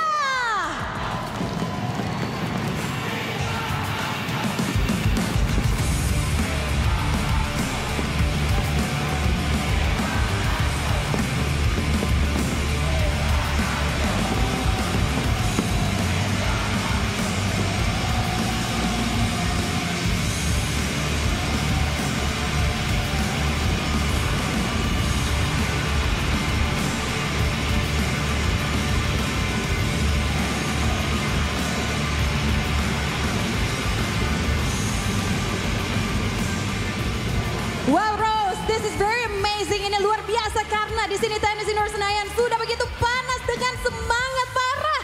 Ada Cavalries dan juga Kingdom di sini karena dua tim ini akan bertanding. Tapi kita akan melihat lihat ya Rose, ini menarik karena apakah rematch dari Grand Final MPL Indonesia season lalu akan memberikan hasil yang sama ataukah ini adalah ajang balas dendam. So tanpa berlama-lama lagi, panelists silakan take it away. Thank you, Monica, as well as Rose. Our players are ready to battle it out. They are at their battle stations, comfy as ever on their Anthros chairs, backs fixed, but they need to make sure that they are going to play well in this game. It's going to be a high game of execution because what made me worried is when you see TLID walk on out of there, against the odds, against every single RRQ fan in their faces, they're smiling. Yeah. Denial, man. It's... That's not denial, Lafel. No, I had to get that joke out. But yeah, honestly, like seeing them in a good mood, at least it sets them up where at least, I don't know, first game, second game, they're, I would say focus, you know? It's focus, you know. I think if there's any issues between them, it's not here right now. I mean, yeah, I would agree with that, but I also think that the scary thing is this simulates the environment that they were in last year when they were considered underdogs as almost nobodies before they got into their stardom run. And I think it benefits them the most. Again, just to throw back, before M6, when TLID upset all of MPLID and they won Season 14, it felt so refreshing because they didn't have the baggage of RRQ missing out on the grand finals year after year after year prior. They were such a fresh face that had no spotlight on them prior. Again, Aura before this was finding highs, but then when they got the new banners, like, what do we expect from this new squad? I think I get that same vibe here now. It's like, RRQ are on a run here. They cannot lose. And then suddenly, what if we get the same S14 run? I mean, but with that argument, this is the, you know, the MPL ID Season 14 champions, runner-ups at M6. So they're not coming into this with no accolades. They're coming into this as being known as one of the top 2, you know, teams in Indonesia right now. So I think even that has a little bit of pressure. That's why I'm the #1 fan. Oh, you're still claiming #1 fan, Mr. Soul Kingdom here. Wait until this gets put on a shirt and then it's going to get very uncomfortable. Until then, it looks like the draft has already begun. Let's see which side these teams are going to be on with RRQ Hoshi on blue side. First pick, Team Liquid ID, red side, second pick. Oh, wow. Okay. Whoa. For the second time of the day, Fanny gets let open. That's a Fanny debut for Sutsujin. Hey, again, super submissive. It's like, just tell me what to do, I'll do it. Yes, Mr. SDL. I will play Fanny this time. I will try and carry this game. But Team Liquid ID, Kalia, and as well as making sure that they get the Zhu Xin, I'm surprised that they didn't lock in the Hilda, but it got banned out, so no choice. Ranger, high loss, the follow-up from RQ. Is this not what we talked about prior? Is it Kez Cute going to just take out all of the comfort picks? That's literally it? Yeah. And right now, okay, they pick up the Joy. I was actually considering like maybe pick up something like a CC early, so kind of deters a lot of the tanky front lines. But maybe TLID just really wants something tanky, not with a lot of damage. Tigger a good band though. Then again, Jushin is technically fulfills that role, yeah, right? Sure, yeah. He'll slap you around a little bit, see what happens after that. So now for RRQ Hoshi, like, do they even consider batting out the golem? Because like Leo said, Aaron Shiki has been using like 6 different heroes. At this point, he'd be like, yo, ban all of it just so that I can have an excuse to use a fighter. I think... Whoa. I think... No. That's not too much, sir. Yeah, I had to think about that for a moment because there is some validity to the argument. But at the same time, based on the bans that we're seeing from TLID, they're leaning more into getting rid of the major problems. One of them is Edok. He's been having a lot of good games, and especially with still... It's not banned. It's not, but I think they're okay with it, honestly. Because at least Iruto can't, unless, well, I mean, it's hard to run away from the steel cables, to be fair. And the Moskov has been banned, so the other anti-assassin is Brody, but even Brody got buffed. We've not seen any Brody so far. It has not been good in the meta, I'm not gonna lie. Feels like, I mean, I guess it's ease of play, but that's about it. But even with the changes in Killing Spree, I thought that maybe we'd see the Brody. Yeah. But hey, I mean, group stages have already told us pretty much the entirety of the story. Now, Godthought gets banned out from the side of RRQ Hoshi. Are they trying to set something up for Rids? Oh, okay. Oh, wait. Which? Okay, I think I actually saw this. I think it was Kalia EXP. Yeah, Dyron did that. Yeah. I feel like there was a time in Mobile Masters he used the Kalia EXP. Yes, he did. Yes, he did. But this time it's going to be, I'm going to assume Aran is going to play it. I think so too. You don't want to touch that 100% when you're on Witty. Yeah, that's fair. Okay. Okay, I mean, like, Ruby is a good counter against the Cho. And maybe even the Joy if you step a little too close. Yeah. This is kind of like it's almost like the Ruby is some kind of anti-dive, right? But yes, so if TLID wants to go in, Ruby dives whatever. Good enough CC, stop them. Could this be like a potential takeaway from Aaron Shiki? No way, right? No, I feel like honestly a Claude would be okay here because at least you can play around with the Fanny and it's not a bad matchup against the Granger. I want to get your thoughts on this before this last pick. I'm pretty sure Ruby's interaction with the I'm Offended compared to the Tsunami Slam, you can still connect. You can still connect damage on that Tsunami Slam, but can you displace? No, because it shouldn't be, right? During Tsunami Slam, you're anti-CC, right? Okay. Oh, it looks like they pick up the B-Tricks. So it's all about picking off your targets, right? 2 ways of doing it.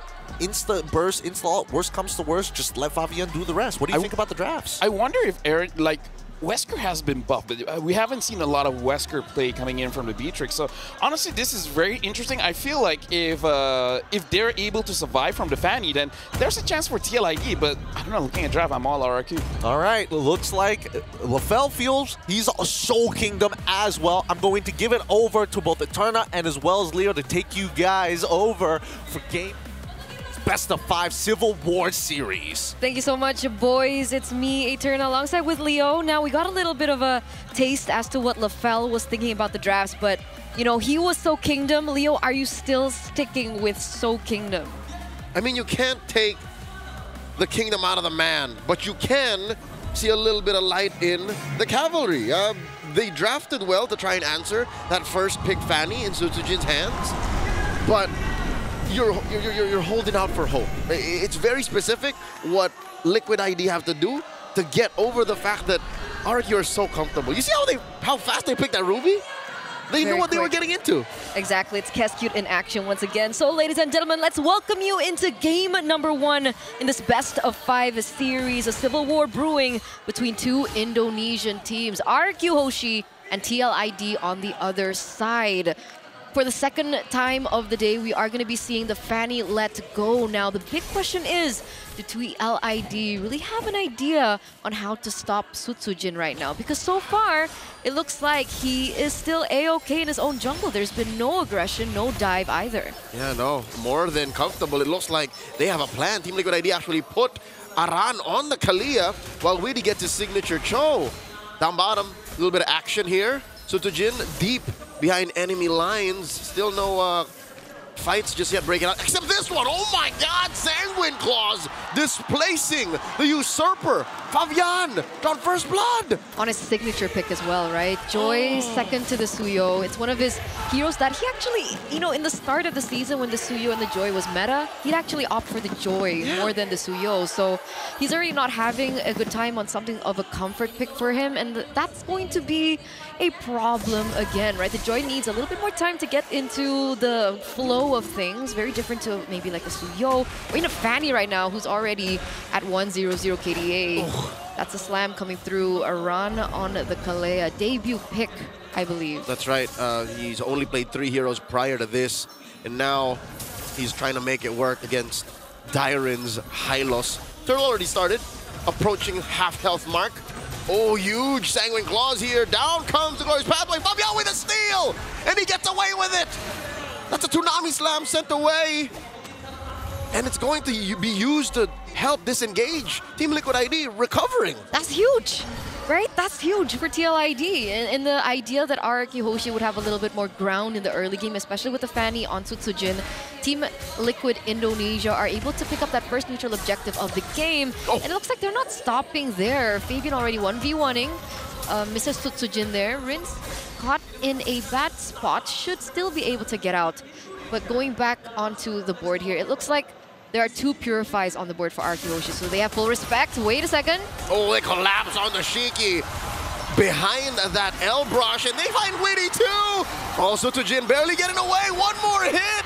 Fabian not able to find it, dashing through. We get that retry on, and finally Sutsujin falls. A massive trade, a win for Team Liquid ID. They're not done in mid. Dyron looking for that kill, but Dyron taking too many hits. The Ghost ghosts him.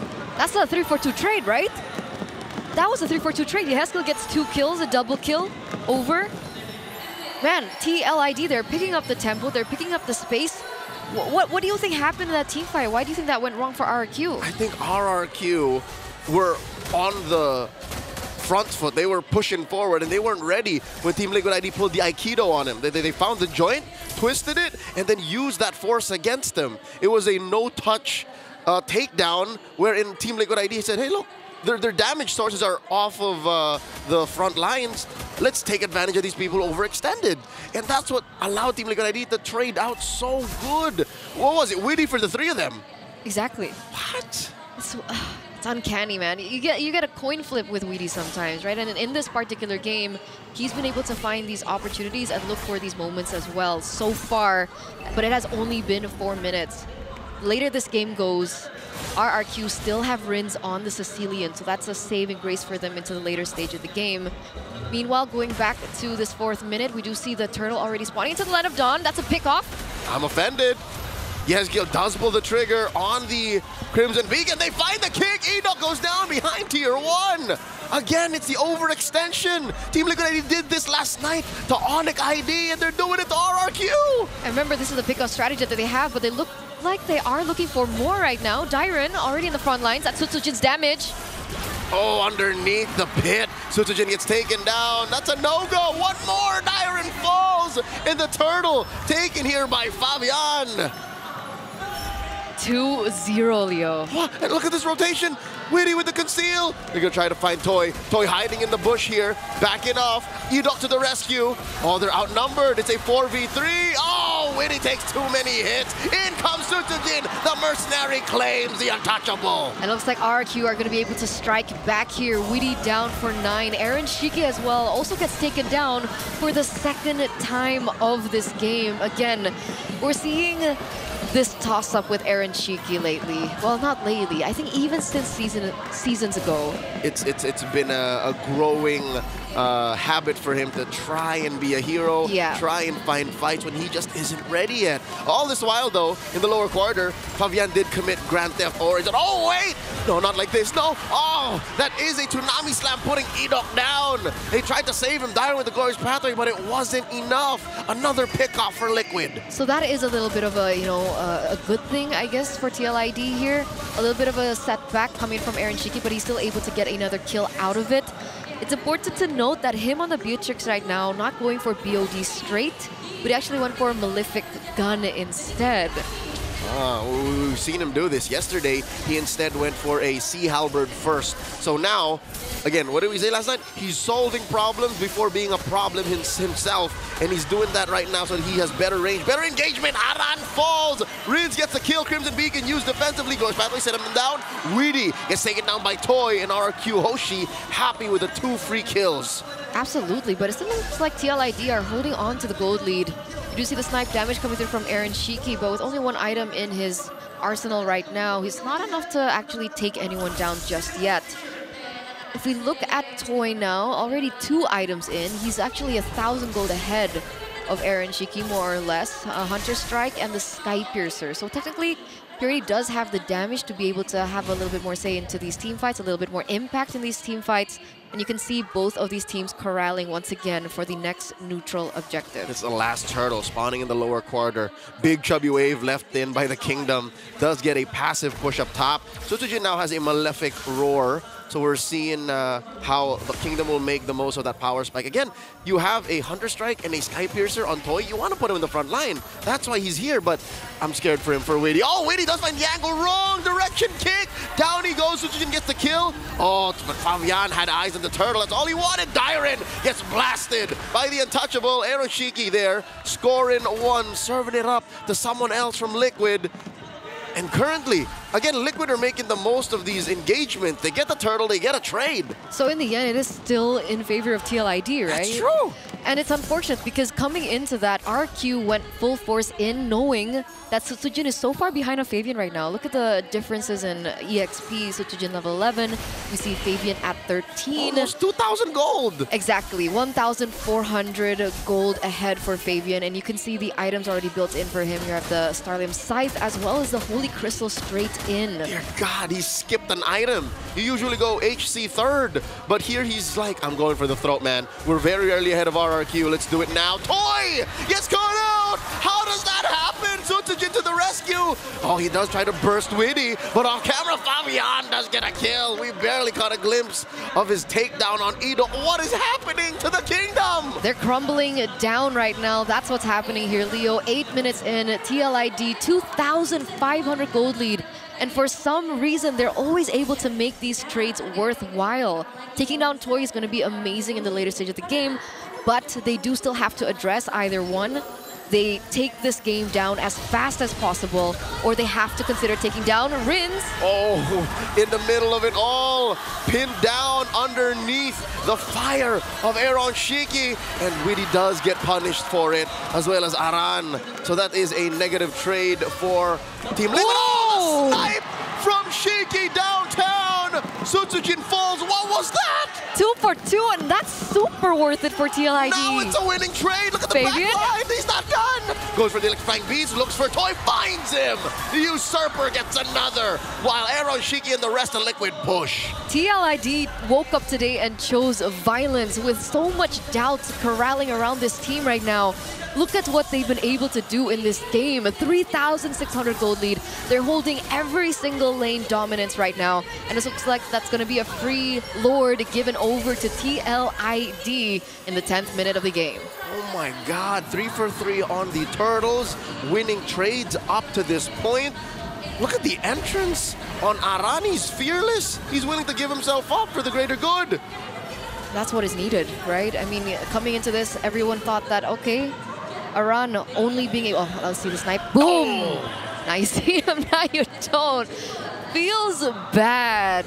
We haven't seen a Beatrix in quite some time. We see it now more so, but we're always just... Those shots just come in so unexpected, and it's so unfortunate for the opposite end of the coin. Oh, one more. They catch Edok. Hit him with that Toonami Slam while the rest of Liquid push in. Lord wailing away at this tier 2 in mid. Down bottom, Fabian's working on that tier 2 as well. And the map is looking red. Oh.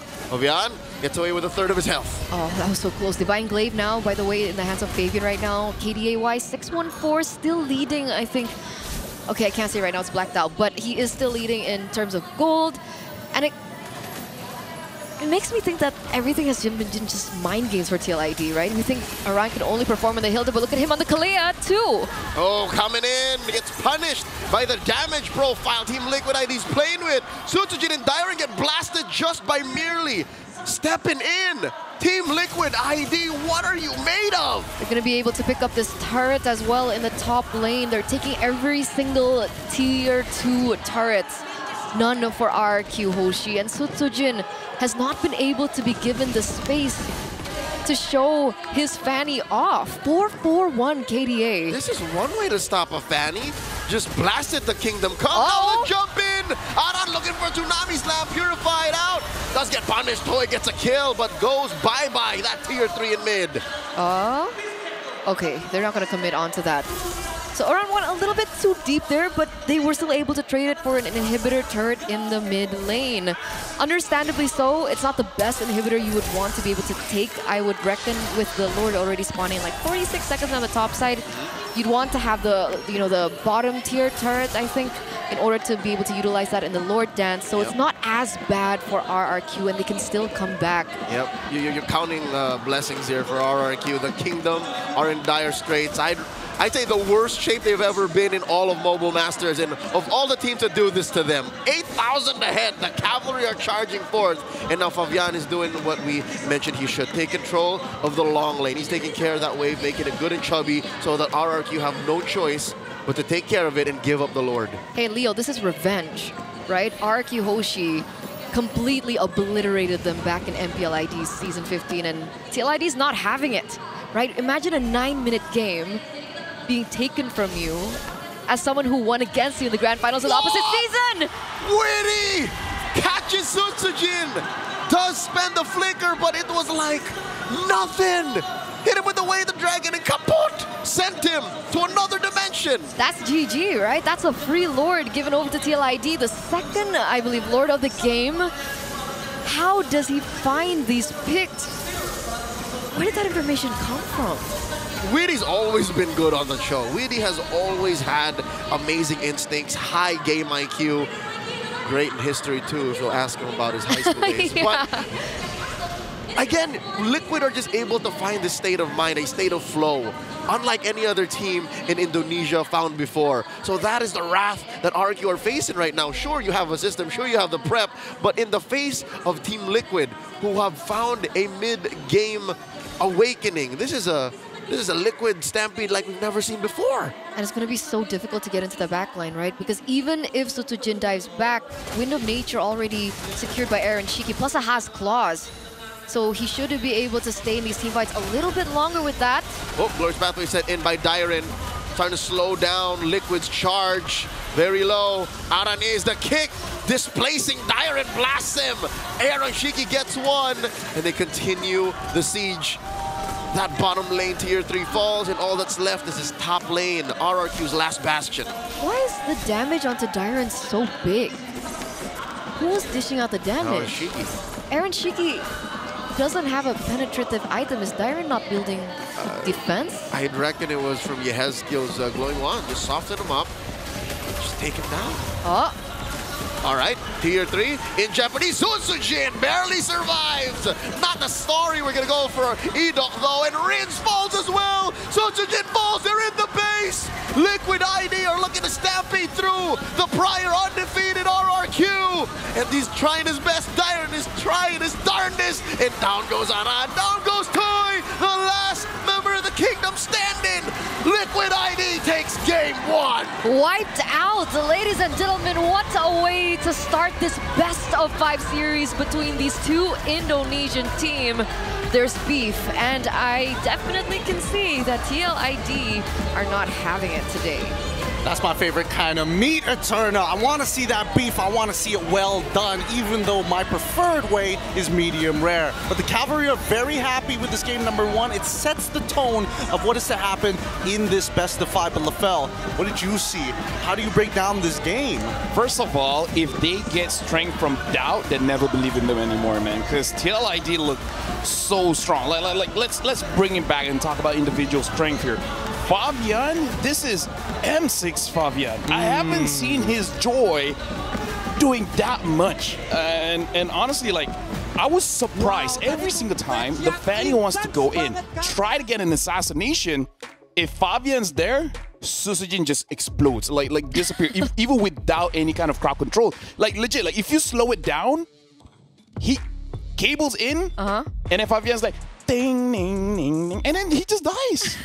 He just rips that set, man. It's so much damage. It really is, but also this is an interesting way to actually deal with the Fanny without having, you know, the traditional Moss Club. Yes, the Cho is there. Just kill her first. Yeah. Look, the only times we saw TLID actually drop a fight is when they had to use both the Way of the Dragon and the Tsunami Slam onto Dyren. And even then, I mean, probably could have found better targets. And honestly, at this point, like, if I was the coach, I'd be asking, like, okay, would we rather go up against Aran's Hilda or Kalia?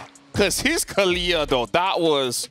Whew, I don't like Sakura, but with that kind of gameplay, I'm all in. I don't know who's a better Kalia, Aran or Witty. Yeah. Now I'm confused. What a weapon. Fearless. What a weapon that TLID have unlocked here.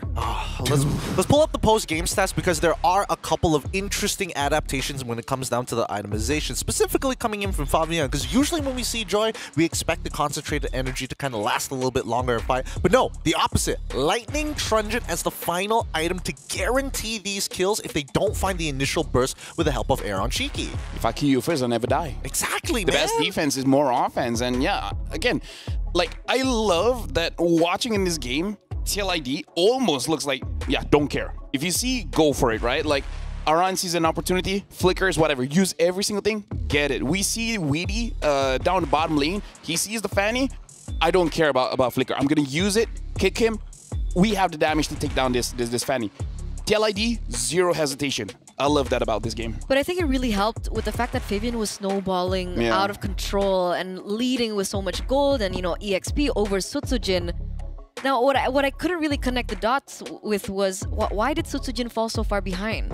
Oh boy, I mean a couple of things. Number one, it's just that mid control coming in with the help of Yehezkiel at pushing away Rins, and most importantly, the punishes on Edoc allowed like some pretty early invades from TLID. That's why we saw so much contact between the two teams in the first 5 to 8 minutes of the game. And I have to admit, Sutsujin in the list of junglers who play Fanny at the highest level is pretty low down. He missed some pretty important cables to actually escape scenarios where he doesn't give over his shutdown, if not at least a kill over to Fabian. Now it looks like, in hindsight, RRQ's draft wasn't made to win. The way that they drafted was, how do we not lose as fast? Because they were playing for that Sicilian. They were waiting for Rins to get online. They were hoping that Sutsujin, if you can't snowball in the first minute and a half, you just play the off lane. And that's already planning to avoid Fabian. You're assuming the worst of Fabian, that he would get to this point wherein he is just colossal. Something you guys also noticed there, specifically now with the golden EXP graph, you'll notice the funneling of resources. Yes. There was very little money on the people who did not need it for Team Liquid ID. Aran, Widdy, Yehezkiel were basically playing with scraps, and that's what they needed to do. They need to give this man all the money and Aaron Shiki as well to do the job. Honestly, like for me as a roamer, that's why I love Kalia. Legit, no need items. That's why we see a lot of professional players building components into a fleeting time. Because Kalia is just one of those heroes. Even if you build tanky, you're gonna die fast anyways. So might as well just optimize catching people off guard. Yep. As well, you'll notice Yehezkiel only had one item. You don't see that? Yes. Yehezkiel just had Glowing Wand and then a good bunch of nothing items. Yep. I mean, the Gleaming Gem is like, it's kind of nice, I guess. Every once in a while, he levels up and it's like, oh, yay, this is nice. But other than that, he's just been he is a fly trap. He's a Venus fly trap whenever you see the initial rat trap trigger from either the Cho or even the Kalia.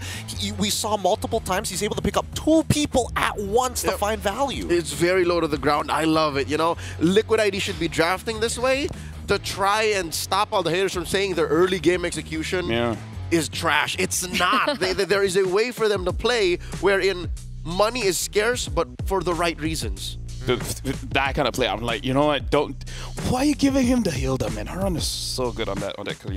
It was disgusting. Yeah, I think now we at least have a little bit more material with TLID. We haven't seen this out of him before, and I think, you know, honestly, even Miracle was telling me in the back rooms just now about how TLID is a weird team, and he mentioned it in the pre-show that they just power creep themselves depending on their opponents. And now, or this just could be like a traditional, you know, brawl server, ID versus ID. It just brings out the best in them for some reason.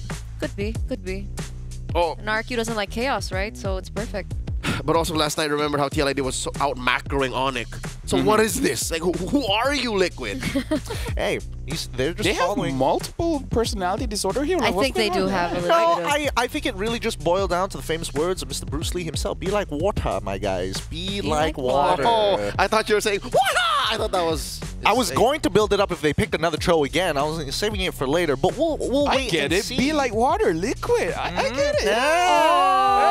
Be like water, liquid. Yeah, hey, makes sense. You did it. I'll get back to that. I'll bring it up on a different time.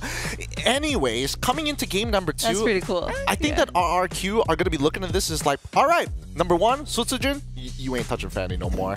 Not with a draft like that. But we might only find that out in game number 3 because I'm only assuming that Kescute would be very happy to just move on over to red side. I think red is which one again? Second this side. Oh yeah, love it. Actually, no, for us here in Mobile Masters, it's either way. But I think they would want to stay blue. What? They want to stay blue. Loser picks, right? So they want to stay blue.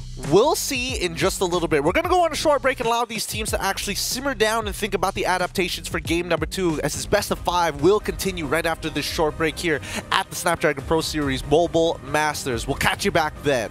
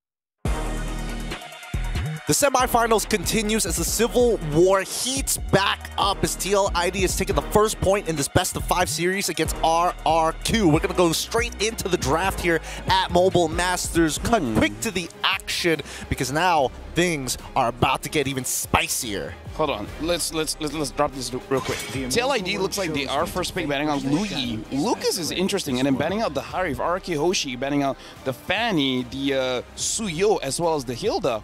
So TLID, there's a number of things that they can first pick here. Do they want to first pick the Joy, the Jushin, the Granger? Definitely a lot of options here, but with the bans, it looks like they're going for Jushin. I wonder what RRQ Hoshi they really want. Like they're you know, shrinking the jungle hero pool, like forcing Fabian to get a Joy again. I totally agree here. And at the same time, oh, okay, Hayabusa, something that's a little easier to execute for Sutsujin, the mercenary himself. But what are they going to pair it with? Because the last time we saw TLID pick up the Jushin, there was a lot of heroes that she had natural synergies with. You got CC, nice Jushin loves it. Nice deal. Take away the Kalia and then keep asking Aran, like, okay, what else do you have? But at this point, doesn't it really look like they're just baiting Liquid to take the Joy, which I hope is like they have an answer for it, not just like, you know, ego challenge. Possibly. I'm more concerned about what the mid lane is going to look like because that was the big pain point in the early stages for RRQ Hoshi when you don't have that control. Okay, so yeah. Joy. All right, looking for RRQ Hoshi to lock in one more before the first phase ends. There's a lot of Prio heroes open, actually. Your Gatot, your Phoveus, your Hylos are still there. A lot of ways to stop that Joy, if that's a question we're still answering. And there it is. The Phoveus, look, so much money already this Phoveus is making off of the dashes in the first phase alone. I mean, yes, but it's also punishable by that Jushin, right? If you go a little too deep, you execute just, you get a little too hasty with it, you can get punished. But this draft is really progressing fast. Yeah, you know what I realized? Yeah, what? Matilda's not touched at all this series. I mean, as I heard, people really prefer Matilda if you're going to use a fighter jungle. And Suyo's not there, Luca's not there. Maybe that's kind of, they're like, what was the point? Like, do we want to go back to Alpha, right? And yeah, the Joy and the Hayabusa, I feel like that's the reason why we don't see a lot of Matilda. And now RRQ Hoshi, they're batting out the glue. So yeah, really trying to push around to see what else does he have. Completely ignoring Aaron Tricky because he's already proven to us like it really doesn't matter. He can work with scraps. I agree. I mean, with Hilda already banned, I would only imagine that RRQ Hoshi is going to double down on the EXP lane. Get rid of that Uranus. CC. No. Stop it. All Stop it. All right. I don't want that little stink finger anywhere near me. Well, Aran's used the Edith. He has, and that's it. That's all his hero pool is in Masters. What about CC? He's never played it in Mobile Masters, so maybe. In MPL, he has, I believe. He has. I think even Hylos would be okay. Just if it's not about the lane, you're benefiting the team fight. Oh wait, he hasn't. He's only used. Oh wait, he has. And Gatot. Because I feel like CC against the Phoveus is a good matchup. I'm honestly not entirely sure how the CC against the Kalia is. My own experience is that even if I can catch a CC, the CC doesn't die anyway. So I feel like it's an okay pick, but who knows? Kind of depends on the battle spells, whether you want to like directly answer the Tsunami Slam with the Purify or if you decide to take Vengeance. But even so, RRQ are like, you know what? Let's leave it up for grabs. We're going to ban out the Granger instead. And here we go. Valentina, the quick lock-in for Team Liquid ID for that very final ban. Why Valentina ban? That's what I'm trying to figure out here. Why Valentina? I think Liquid are going to be sandbagging a lot of big-ticket ults. They already have one big one in the way of the Dragon. So RRQ Hoshi, will they keep on hiding their gold laner? Yes, they will. They pick up the Sicilian again. So, okay, the only change here is that they have the Kalia. So there's a bit of healing so they can sustain the mid a little bit more. I guess a little bit more kill pressure as well. Moskov is still open. Other than that, I don't see any other S-tier gold laners. Yeah, Harif, Granger, yeah, Moskov. Moskov's the only one that's open here for Enjiki. I mean, there's Edith, there's Gatot. Okay, Moskov gets locked in pretty quickly for the side of Team Liquid ID, but they're debating on what their EXP lane should look like, and they go for Edith, the Swiss Army knife of MLBB EXP lane. Yep, Aran is pretty 50-50 on it here in Snapdragon. Like, it's not a remarkable stat he has on the Edith. What? So, don't make it work. RRQ Hoshi puts Bruno into toy. This is so interesting. Last thoughts here before we start heading into the game, LaFell. Honestly, RRQ Hoshi led TLID, except for a run, to have a pretty comfortable draft here. I want to see, like, it's all on a run. If his EDIF is good, TLID might get another win here. All right, let's see how it's going to look like. TLID has a very good chance of winning if only Aran can perform out of his mind for the Cavalry. We're going to throw it over to both Eterna as well as Leo to take care of you guys on the mic as we head on to game number 2.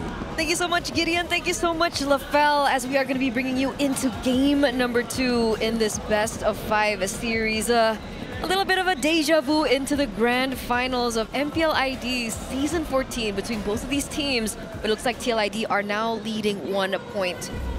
Best of 5, game number 2. Let's see how this pans down with the Bruno now in the hands of Toy. I would say that this is a considerable safe pick, considering that the Bruno can pick up the Purify against a lot of CC and dive coming through from TLID. Yeah, better coverage now compared to what RRQ brought into game 1. That was way too much of a top-heavy lineup. Here, they're aware, especially since they had to give up the Cho over to Witty, and they had to give Favian the Joy once again. And of course, Yehezkiel's comfort mid. What is going on with these previously artillery mages now playing front line?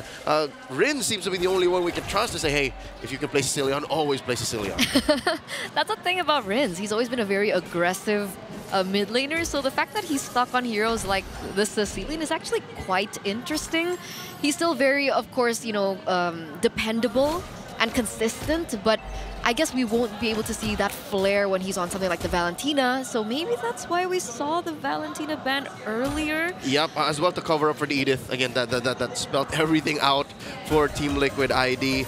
Lane to lane, it looks like Favian is trying to give Dyron here a little bit of a headache. While down bottom, these roamers are babysitting their gold laners. They don't want anything fishy happening, you know, stumbling their investments early on. Yeah, especially a big, you know, considerable amount of focus from TLID onto the gold lane, right? The Bruno needs a little bit more snowballing, so I think that's what we're seeing right now reflected into the gameplay of the laning phase. But as these teams are getting past that laning phase, it's also important to note that Yehezkiel opted for Impure Rage this time on the Jushin. It's not something that we see too often. He's usually more, you know, utility focused with the fighter emblem. The Brave Smite. Yeah, but here instead, he wants to do a little extra damage and heal up a little bit more mana, maybe spelling out a more aggressive early game. But RRQ Hoshi are first to the turtle here. Team Liquid ID has no room to contest. They can't even cross the river at this point. What's going on? So what's their plan of action here? They let go of the turtle. There seems to be a rotation towards the bottom side of the map, but RRQ are very quick on this too. Dear God, Edok forcing Yehezkiel to back off. Already spent that Purify Crimson Beacon forward. Edok, about half health, gets hit with a chokeslam. Crimson Flare allows Aaron Shiki to draw first blood. All right, so that's the trade, right? They're looking for a little bit more pickoff instead of these neutral objectives. They don't want to overcommit into something that perhaps they aren't ready for. Considering Sutsujin on the Hayabusa, a little bit more, I would say, early folk. Would you consider a Hayabusa more early compared to the Joy, who needs a little bit more items? Yep, Sutsujin, as soon as he hits level 4, reaches a peak of his utility. Again, the only thing that makes a Hayabusa better come the late game is just his damage output, you know? Once he picks up the Malefic Roar, the Blade of Despair, like that's what makes him better in finishing the job. But he's still the same kind of hero ever since he starts hitting level 4. So now, Liquid knows that. I'm seeing shades of game 1. I don't know, turn out maybe Liquid will start taking down Edok up to the point where RRQ Hoshi start to doubt themselves.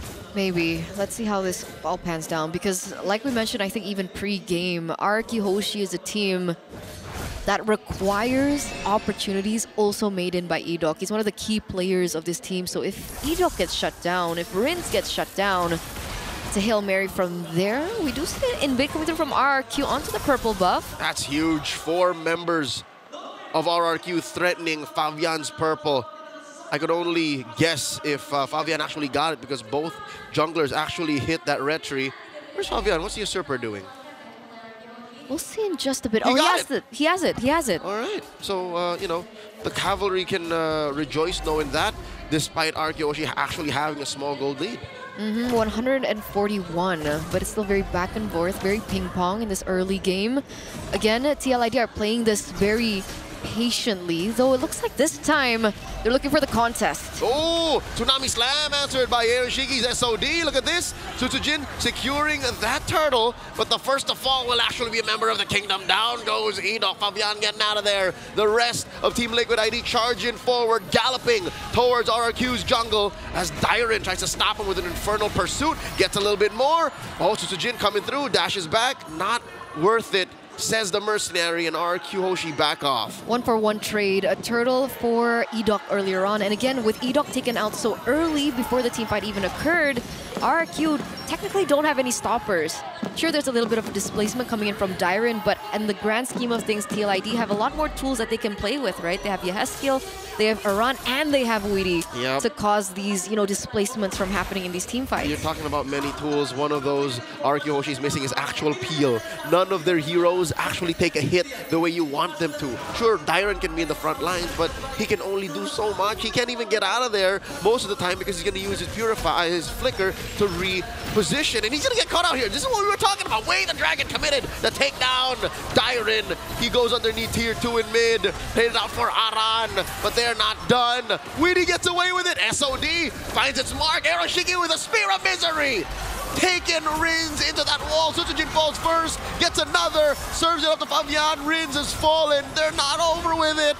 Oh, tried to get the Tsunami Slam, but mid-air gets taken care of. 3-for-1. Team Liquid ID gets the kills. They do, and they get 2 kills onto Aaron Shiki on the Moskov in the lane against Toy on the Bruno. So not the best scenario, I would say, for RRQ, as they also lose their mid-turret. In accordance to that, a 1,000 gold lead now for TLID. Expected to balloon even further, Eterna, because down bottom, they got that chubby wave with the Untouchable one escorting it. And then this top lane also has that wave that Fabian could have committed to. But oh wow, that's all he needed. He trusted the Siege Minion to do the job. Yeah, didn't even need it. So TLID pick up yet another thing on top of what looks like a turret in the bottom side, handed over to Eren Shiki. And you guys did mention during the drafts, this is what would happen to Dyron. Yep, he's trying. Infernal Pursuit up, SOD hits it, Sutsujin secures the turtle, shields for the Kingdom. Down goes Fabian and Eren Shiki, but they're not done, they're looking for the trade. Weedy with a kick. Gets Toy down, one more. Weedy kick and Dyron 6 feet under the ground. 2-for-2 the trades. RRQ Hoshi does walk away with a turtle 3-for-3, but suffered losses on the way. They did, but the way that they played that team fight was so patient as well, right? They waited for the SOD to land. They knew that the SOD would land, and then Sutsujin utilized his arsenal. We'll see it here in the replay. There he used Shadow Kill very patiently in order to be able to take down Eren Shiki. One of the main factors in these team fights to be able to take control over RRQ, and then the rest is history. Yep.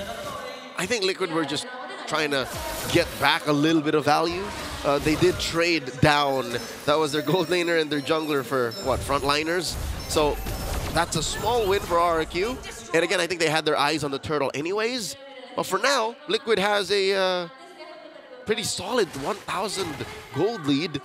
Where's the gold on? Majority of it is on Fabian, sure.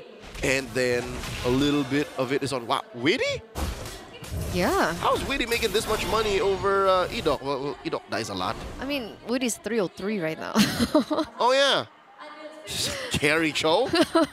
I don't know. I guess he's, he put on the seatbelt and was like, you know what, maybe I'll get the job done here in the mid game. But he's in for the ride. He is. He definitely is. 303 at the moment, ladies and gentlemen. Still looking for these opportunities, but he knows that Rins is not rocking the Purify this time around. So it is a valuable target. Whoop! Onward. Compromising Edok. He does get out of that L brush. That's where the damage is being dealt, and down goes Weedy. And Eren Shiki with an SOD, popping Edok from downtown. But still a winning trade for RRQ Hoshi. They make a beeline for the Lord. Absolutely, 2-for-1 trade. TLID went all in onto Edok, who naturally didn't get taken down as soon, but they wasted so many resources that RRQ Hoshi was able to punish and capitalize over that fact. So now RRQ are the ones walking away with the Lord. We'll take a look at the instant replay right now. See, that's the jump in through. You see Fabian not actually committing to that. Really good SOD at the end to make it a bit of a trade, but in the end, TLID in these team fights, a little messy. messy as it is, Liquid ID are getting away with more than a lesser team would. They plan out these fights so that if anyways they lose, something gives on the map. That Lord and those 2 kills, they got 1 kill and a turret down bottom. So it's diminishing returns, yes, because eventually there will be less turrets to try and trade bodies for. Liquid ID has to clean up their act, because if not, Archeosia are going to scale out of control. Again, you're still looking at a Bruno, you're still looking at a Sicilian, and look at how far back Liquid gets pushed in. Yeah, that's the Lord going to be taking down that second tier turret. I think the shield should pop. And it does. Wow, that is the worst way to pop it. They wasted that. They could have kept that shield for like 2 more minutes. Yeah, unfortunate stuff. But the fortunate thing for TLID is the fact that Aaron Shiki has hit his power spike, right? Already with the Corrosion Scythe, the Golden Staff, and the DHS. Le Trinity. The Trinity of attack speed. Yes. And they gotta watch out. He no longer will just need to hit these SODs. Like, he will be a legit threat in team fights. Spear of Misery will now be the death of Rins if he doesn't reposition himself accordingly. Toy even, who if he doesn't do like Savero last night, or if he does like Savero last night and refuse to press the Purify, then it's over. You know, the comeback is set for Liquid ID, but the window is very small. Very, very. They're on a timer right now, especially like you mentioned. The scaling coming from RRQ is still on the table. It's still a looming threat to TLID right now as we're entering the 11th minute of the game. Interesting thing is Fabian is going for his build earlier on. Wait a second, that's a jump. That is a Tsunami Slam displacing Witty. He answers back in kind. Flickering in, does not get the kick, gets his Immortality pop. And Rins popping his ult this time around. Before he dies, Fabian finds him, traded out for with Witty and Yehezkiel. Finally, the Usurper falls as well. Dyron keeping everyone honest. Aaron Shiki can't pre-hit. In comes the Mercenary, gets a double, and Dyron takes care of the last member of the Cavalry. It's a wipeout. RQ say, hey, TLID, in that first game, you were able to wipe us out in the final stage of the game. Here, let's see how you do with a taste of your own medicine. And they are in the base, just waiting for the waves to come in. Ladies and gentlemen, we have a ball game. 1-1. RRQ take game 2. Ooh, an equalizer to the series, ladies and gentlemen, as RRQ is going to be able to find victory in our second game of this best of 5. We're going to pull over Gideon and Lafelle back into this. What do you guys think? I'm just thankful that they equalized to make sure that the Kingdom still feels so Kingdom right now. 1-1 as the beef continues to cook, but I gotta admit, Lafelle, it's a tough game to judge who exactly is target priority because the counterattacks we've seen from both sides, really back and forth. No, honestly, like, looking at the mid game, even I thought, I was like, oh my god, Liquid might make it a 2-0, but then at the very last team fight around that purple buff area, not gonna lie, I zone out just enjoying myself, and I was like, wait, one's down, second, and then all of a sudden, it was a wipeout. Like, that was one of those moments where you're just like, oh, you're just enjoying yourself, and then you realize, wait, the game's over. Yeah, it's just as quick as that. And I think that overall, I was wondering whether Edok was going to find any value considering that, you know, TLID were punishing him pretty hard and he wasn't finding like great Tsunami slams until we got into the second half of the game. That team fight that Lafelle was referring to single-handedly and decisively won RRQ the fight. I don't know where there's banos were in day 1 of the playoffs, but that new RRQ signage that says, "Together we are one," that's what that fight was all about. They knew exactly who to target and what the others were thinking to try and survive and get the most value. And again, if there was a better trade for Liquid, this game would have continued. But they protected the right targets. They found the right members of TLID and they turned it around, ended right then and there. One team fight, man. One team fight. Like 10 to 11 within 11 minutes. Like, yeah, this blink and you'll miss the entire game, man. It really was. And honestly, there were moments where I thought, okay, finally, we get some profit for the Kingdom RRQ. And then TLID sneaks in an SOD to take out Edok. There's just so many cool moments and a great test of skill. It just goes to show, Brawl Server, they've got their fists for sure. They're brought up in a Mortal Kombat-esque environment. You got to fight to the death. I gotta say, in this best of 5, Aaron Shiki as well as Soy, they're just like finding out like besides Granger and Harv, what else is there? Because honestly, the Bruno looked good in the previous game. The Beatrix looks good. Like, they are making this out-of-pocket picks look much more viable. Now, personally for me, I kind of feel like in that last team fight, Rins is the MVP, and I feel like within the last team fight, we have to look back into the highlights.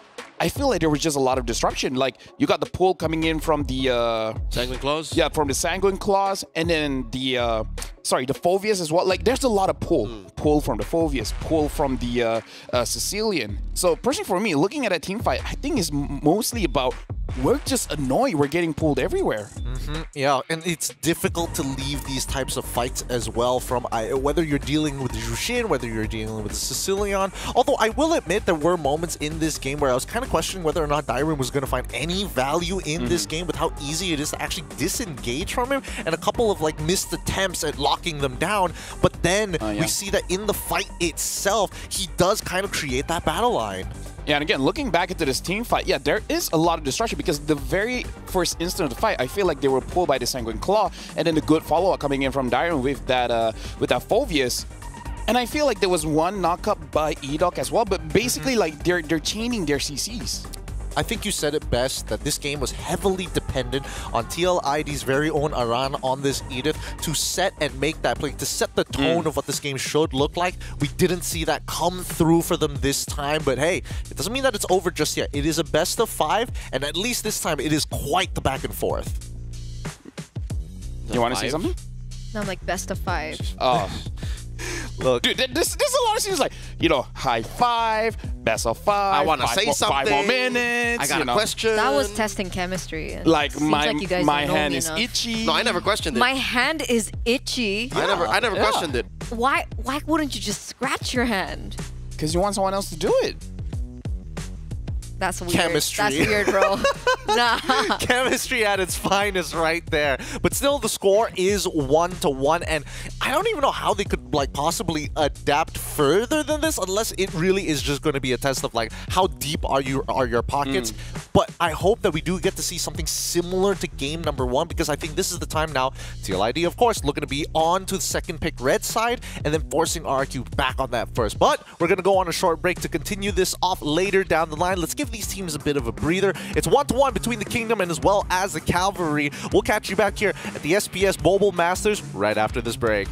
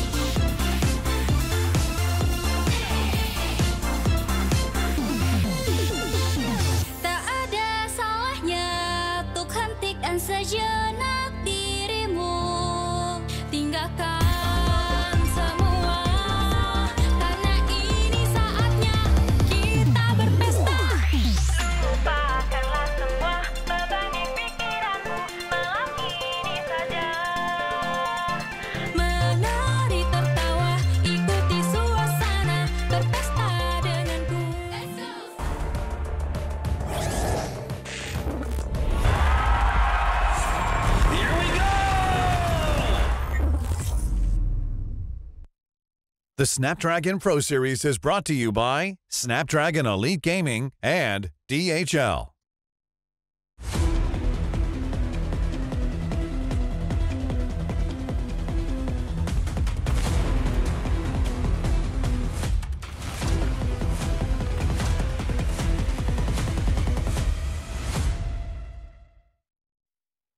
I can slap myself. The Civil War continues right now. 2-1. The current scoreline could be worse here as both of these teams are looking to achieve that next point. It's difficult because we don't know which way it's going to go. It's 1-1 thus far, and after this game, we're going to see a team take the lead and into match point. Boys and girls, how are we feeling here? Because this, I mean, the showing that we are here today after doing an entire pre-show of like, so Kingdom, the cavalry has come to play, and even the Kingdom's like, we're not going to make it easy. First of all, it's like, she's enjoying herself, for sure. And maybe it's just the ultimate caster curse, you know? Like, something about being a caster, when you love something, pain is inevitable.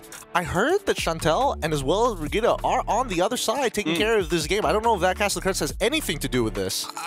They're both casting? If ever... No. Chantel is casting. Brigida is on panel hosting. Yeah. So if ever it was to kick in, it should have kicked in the first series. So here today, we do not have anything to, you know, point to if it is them in effect. But as remember, Nefin is also casting in Indo. So is that a thing? Yeah, Nefin is a curse. Yeah. Okay, either way, 1-1. This goes all the way. Then, yeah, as LaFell says, you know, like this is a heartbreak at its finest. I'm torn already, you know. Like, yeah, you gotta have some faith in them. You gotta have some faith in these boys. They're already suiting up to battle it out one more time. As we're gonna be heading into the draft in just a little bit, and I think even from between KSQ as well as SDL, St. DeLucas is probably thinking like, okay, you got us game number 2. I thought the draft was pretty okay, but we need a little bit more spice, a little more something to get us across the finish line. Some mala. I feel like TLID looks most comfortable when they have 2 different engagers, right? Like there's situations where Witty can start, certain situations where Aran can start. In game 2, it looks like it was mostly Witty. Like Aran could not find that angle. Was it because of pick? Because technically he was on the Edith, right? And like Leo said, like it was 50-50. It's like, it's not bad, but it's not like Kalia good, you know? Like with the Hilda, he can zone people away. He doesn't have to think about it. He can engage in that kind of way, right? With the Kalia, you don't see it coming. All of a sudden, he's in your face. I feel like there is a comfort component to it because Edith is one of those heroes who has like an awkward amount of range, whether it's just with the onward or even with the Earth Shatter. It's not exactly easy to get off unless you have the flicker. Epiphany? Suyo's open. It could be banned out here in this next one coming in from RQ because RQ Hoshi... It's almost like you can see the draft before it begins. I don't know, man. It's open. It's open. Us, number 1 and number 2 Team Liquid fans can see it coming. Get picked up? It's got to be. Game changer. This is Fabian's number 1 hero. And there we have it. Blue Yo locked in for TLID. You can see the faces of the fans. They're like, yeah, high win rate hero. This should be an easy win. I like when we zoom in on TLID's fans. The moment they zoom out, please, feel a bit bad, yo. Hey, it's more than BTR, but still. That is true, but at least they're not doing a side-by-side comparison. Yep. And they're missing a couple, you know? Yeah. Oh, yeah, they're missing 2. The number 1 and the 1.5. We're big-time Liquid fans, and we got a job to do. Yeah. All right. The next half of the draft is going to continue here. Let's see. It's going to be Granger locked in for the side of RRQ Hoshi and also the Kalia. Seems like RRQ do not want that Kalia to fall into the hands of Team Liquid ID, considering what Aran did in game number 1. I would prefer if TLID picks up Aran's hero right now. Like, I feel like you don't need it to be a surprise, right? Just get it on something good. But they do something uncharacteristic. We know that St. DeLucas has high stock in the joint, but why the Iritel so early? Yeah. What is this? Maybe he just really wants a good lane against the Granger. Maybe he asks Aaron, and Aaron's like, you know what? This toy guy, he's a dark system. Give me an actual winning lane, and let me smash him. Because I like to smash. And then this guy is smashable. All right, calm down, Mr. Hulk. Like, it's not going to be as easy as it looks like, okay? These teams can battle it out. We've seen them fist fight in lane and in team fights 5v5. And now the second half of the draft comes through. My big concern, Valentina is nowhere to be seen just yet. Oh, yeah. It should be banned. Should ban it, Should be banned, There's no way it's going to be left open. And there's no reason for them Right? to steal it, because, again, I hate these blind Valentina picks. If they don't ban it, they don't pick it, then they're asking for it. They're hoping for it even. Could be part of the play. It's tough to read into Kezcute's mind here, especially with the contingency plan upon contingency plans. Well, right now, looking at the bans here, TLID banning out that Matilda. Again, Naruto versus Sasuke, both of them like Matilda. I don't know what Matilda would be in the Naruto universe, but she's definitely helpful. Hyla's getting banned here. So it's not the Valentina. I feel like the Valentina is going to get picked up. But if you do, you literally have there's nothing to steal right now. I mean, the Lucas? It's just for. Oh yeah, you're right. It's to protect. It's to protect Sutsujin. can take it now. Yep. Oh, I don't like it. I'm gonna say it out loud. I don't like it. Maybe Kezcute has just done it again.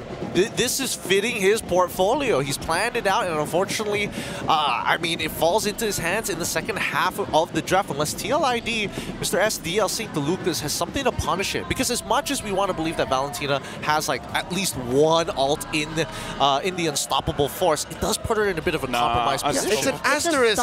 It's not a real thing to steal. But it's a stopper. No, if you think unstoppable force, you're killing yourself. Man, Valentina. It's a stopper. Yeah. No, but here's the thing. Yehezkiel has no mid laner just yet. Exactly, So that's whatever why. it is, it's gotta be a worthy pick. Liquid ID have a small Don't choice. pick up an Eve. Vexana, Technically Eve, Sicilian? Oh my Farsa. God. There it is. Okay, so this is worth it already, and this is a debut glue pick for Aran, if I'm not mistaken. Yeah, this is interesting because again, if we're talking about Yes, like it is. matchup to matchup right now, it's Kalia into the glue. It feels like a non-lane at this point. What do you think, LaFell? I zoned out. What? Draft. Last thoughts. Dude, it's great. For who? It's yeah. just great. Yeah, exactly. I will concur. With that being said, the last picks are already in for both RQ Hoshi and Team Liquid ID. Good luck to both of these teams as we head on over to game number 3. Leo, Eterna, it's your time. No good luck for us? No? Nothing? Wow. Mike's cut off. Okay. Mike's cut off. Oh, yeah, I can't hear LaFell at all. But thank you, boys, for Good this. luck. Game number 3, Thanks, ladies Ian. and gentlemen, is upon us as we are and should be heading over to the Land of Dawn very, very soon. But that Valentina pickup coming in from RQ, now you see the value, right? I mean, it was bound to happen because Liquid ID needed a power pick in mid. They needed to give the Ghost something to play with. But at the end of the day, I don't think it's worth it because it's still always a two-step plan when you have a Valentina. Get the ult, set up the ult, pop it. For Yehezkiel, for the rest of Liquid ID, it's just, all right, we're going to kill the Valentina. Okay, I would understand that sentiment if it was not a Valentina on Rins. All right. Okay. All right, yeah, you're right. We talked about in game number 1, Rins is a very aggressive mid laner. He He's the is. type of person to flicker in front just to get that final say in the kill. I fell in love with this Kadita in F6. Exactly. And they lost that game. But, okay, hey! What? That's not nice. That's my to team Rins. I'm talking about. I'm so Kingdom. You're so Kingdom? That wasn't nice. Hey, I was laughing a now. good friend would never lie to another. That's true. But the fact that Rins on this Valentina opted for a little bit more sustainability does, you know, put to show that he does want to be a little bit more aggressive and more forward with the Valentina. So it is in line and in suit to his identity as Rins. Yep. And with this Tigreal in Edoc's hands, which is still at 100% win rate, Yehezkiel and Witty are going to have a lot of trouble. That Jawhead, again, can only do so much, and if anything, it's a 50-50. You're throwing a Tigreal who wants to be in the middle of everything, a Lucas into the middle of everything. Sorry, I was thinking about it. Fabian Impure Rage, not Killing Spree. Yep, that's pretty old school. So it does make sense. I think Sutsujin is a lot more, you know, tanky, I guess, as a Lucas. Oh, yeah. So maybe that's the plan that Fabian wants in this particular game, wants to respect that outcome. Argo should have ill intentions here. Oh, the flicker!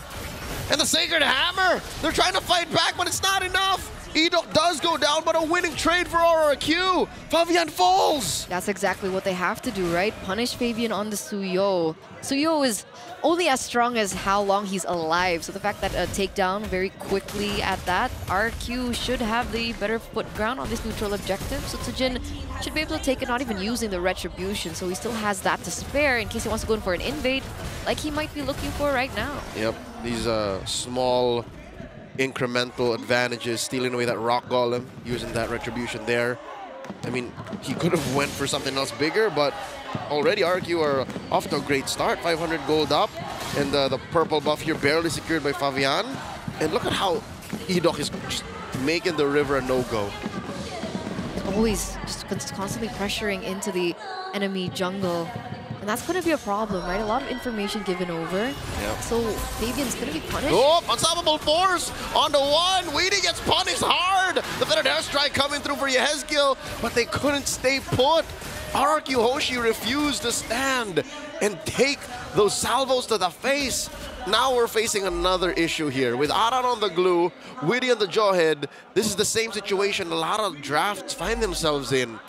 We don't have real peel. Like, these are two forward pushing initiators. Like, they don't have a way to keep their opponents in place. Wait a second, Dyron though, 2v1. Okay. He's holding his ground. That's a tsunami slam incoming. Dyron repositioning for the airstrike. The flicker away for RRQ's XP laner. No dice. 2v1 still survives, buys enough time. Man, that's rough for TLID, right? Looking like a good pick as a good trade in the first few minutes of this game to a final leveling moment, but unable to look for that. What's Weedy thinking? He's just sitting in that L brush on the west side of the river. And Yehezkiel is doing his best to kind of fire him up. And look at this, Edok. He's just a little statue there. He's a sentry. Is that what you call it? No, a ward. He's both. He's both, all right. Meanwhile, in the top lane, we do see the Toy and Aaron Shiki lane, it looks like. Shiki's having a better... Yeah. Toy is ahead in gold. Toy's ahead in gold, but this could be much worse for Shiki, so he's holding out. Turtle fight already started. Yehezkiel pre-fire on that feathered airstrike. Turtle secured by Sutsujin. In the paint he goes with the Unleash the Beast, still holding on to that Shockwave Blast, the split, and the bite down. Fabian falls.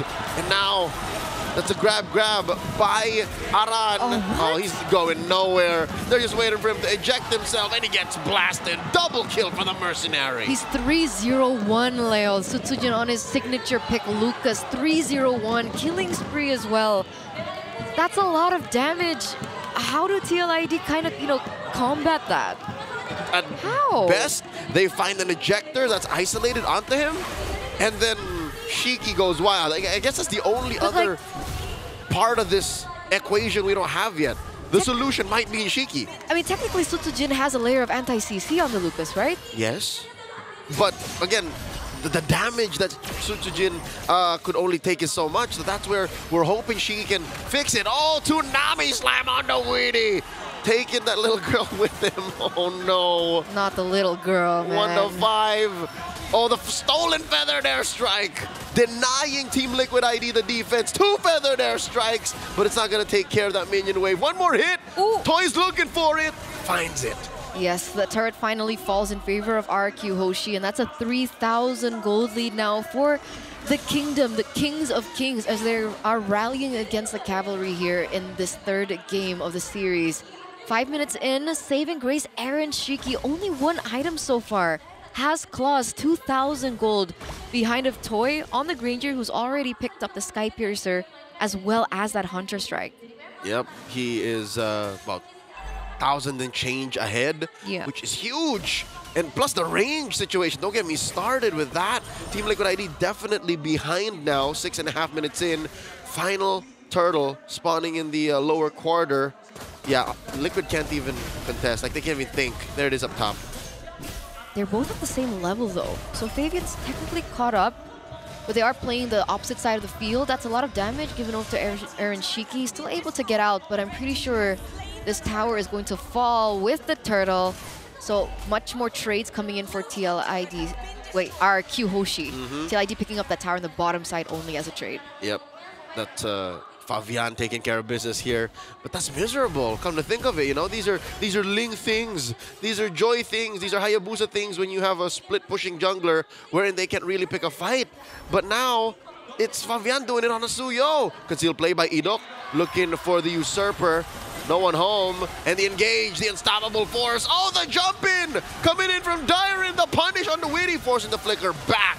And now, Witty falls. Yeheskiel here as well, down underneath. Toy gets 2, and they push him back into their base. RRQ happy with the 2 kills, and of course his turret they're about to take. 2-for-0 trade, and it feels like TLID are engaging in these team fights the exact same way, like we saw in that previous game, right? It was Witty jumping over onto Rins, Rins still able to get out, and the re-engage coming through from Dyron, and then they're able to make the team fights a lot more messier for TLID.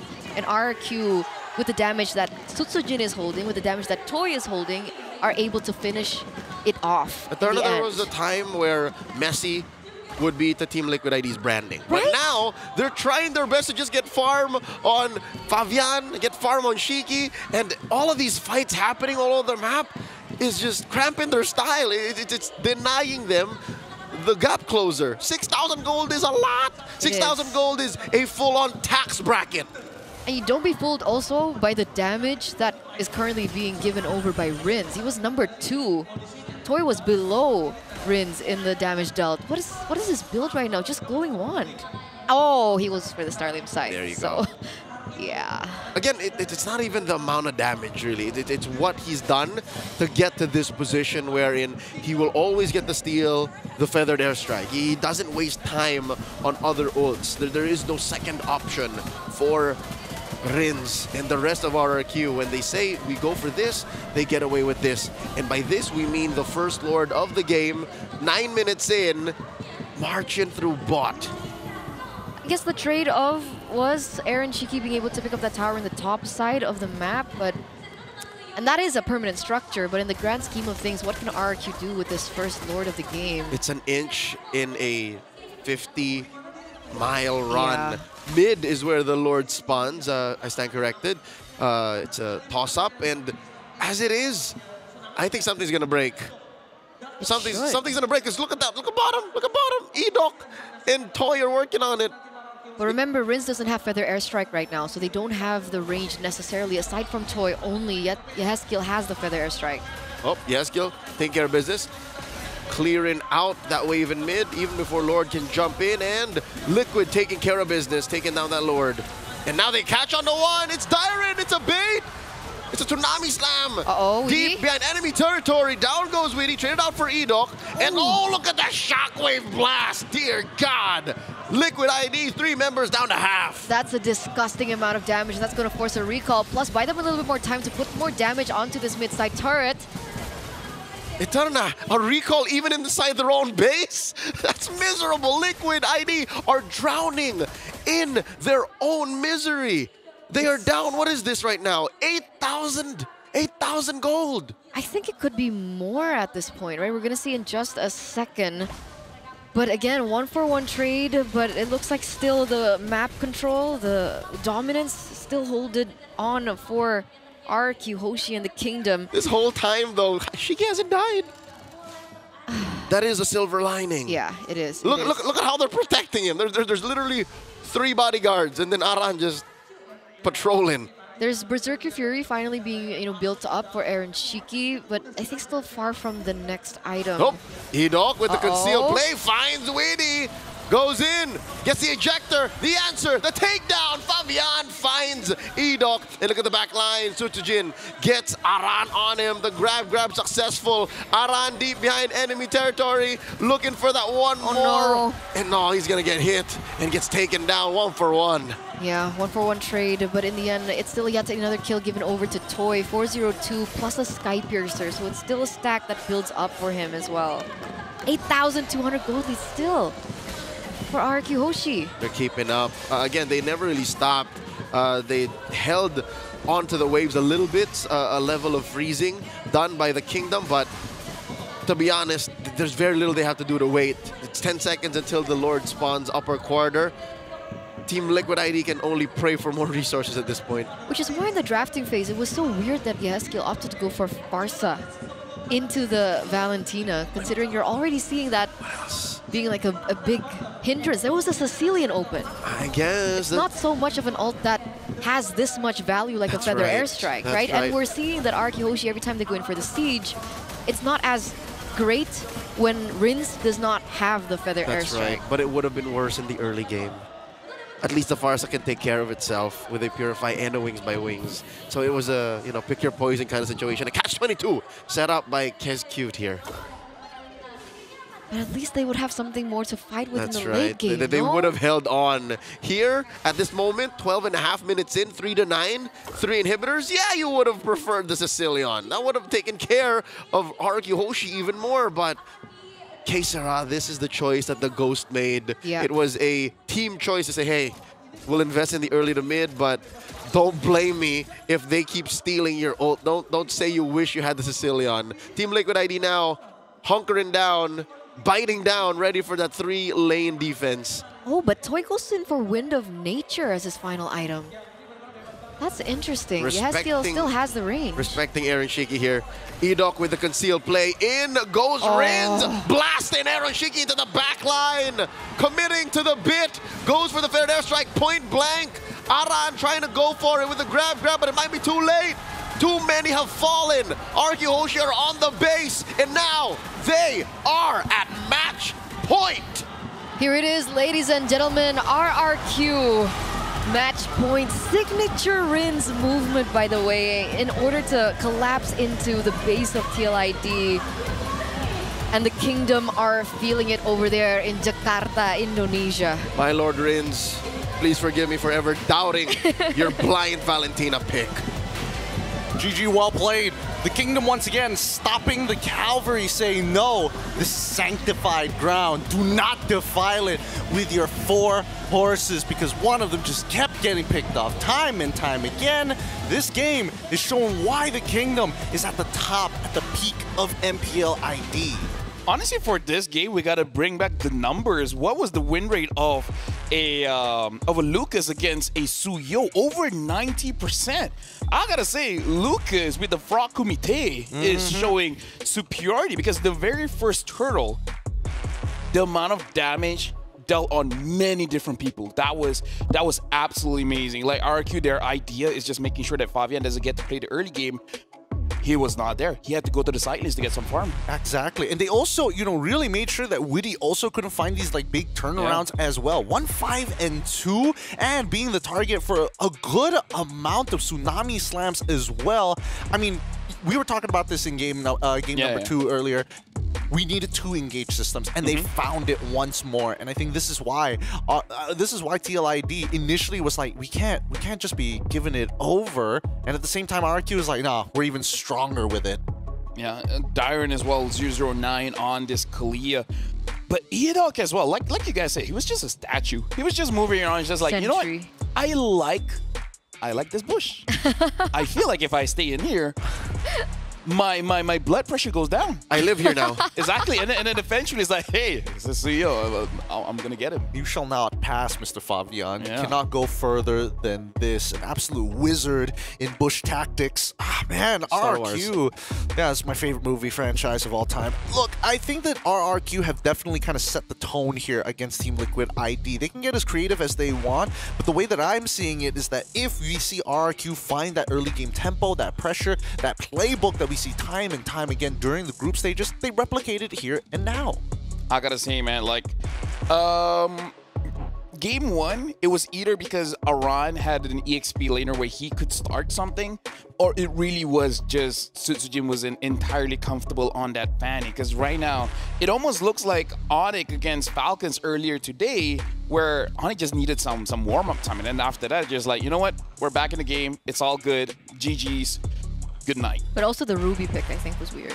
Yeah, that too, yeah. That was kind of weird. They freestyled too much. A little too hard, and they may have hurt this themselves. Is lucky, right?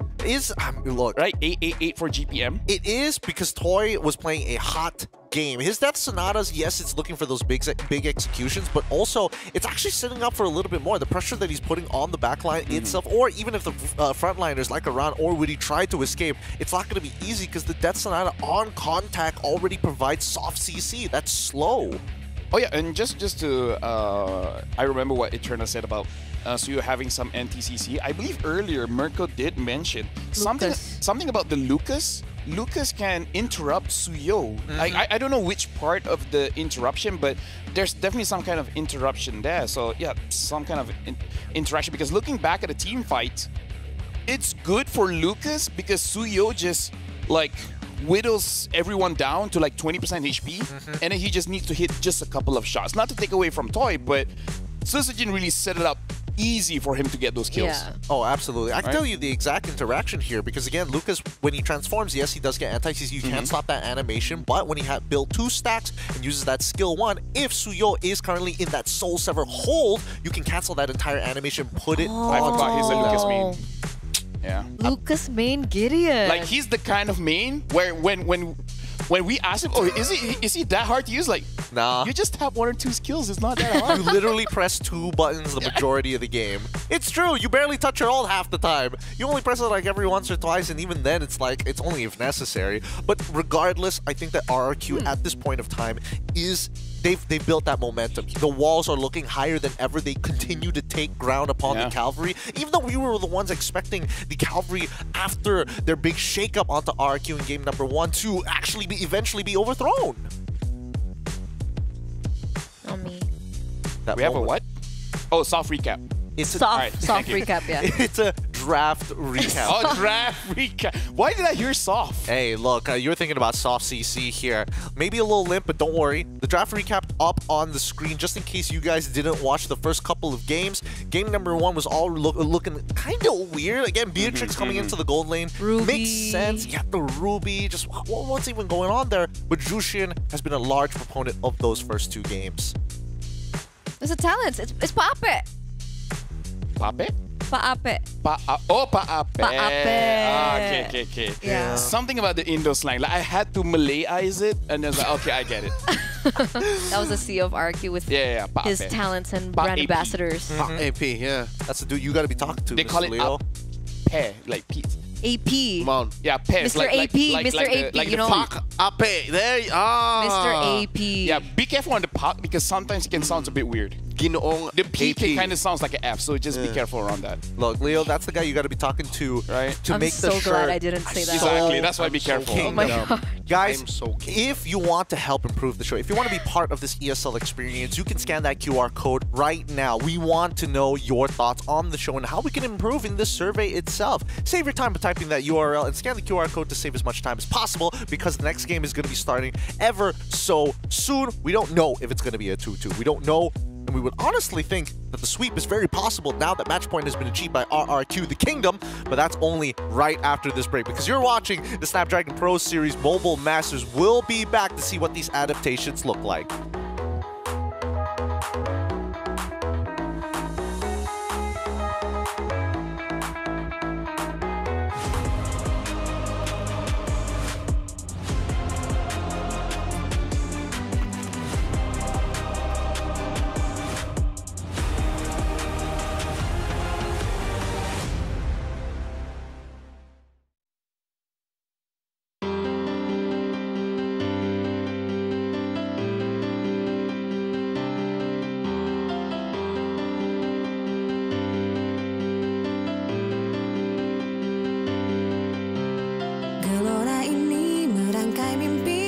Hasratku tak pernah lagi meredam anganku, meredam semangatku. Cahaya mimpi bagai energi terus mengusik tanpa berbisik, lebarkan sayapku. Jangan pernah layu.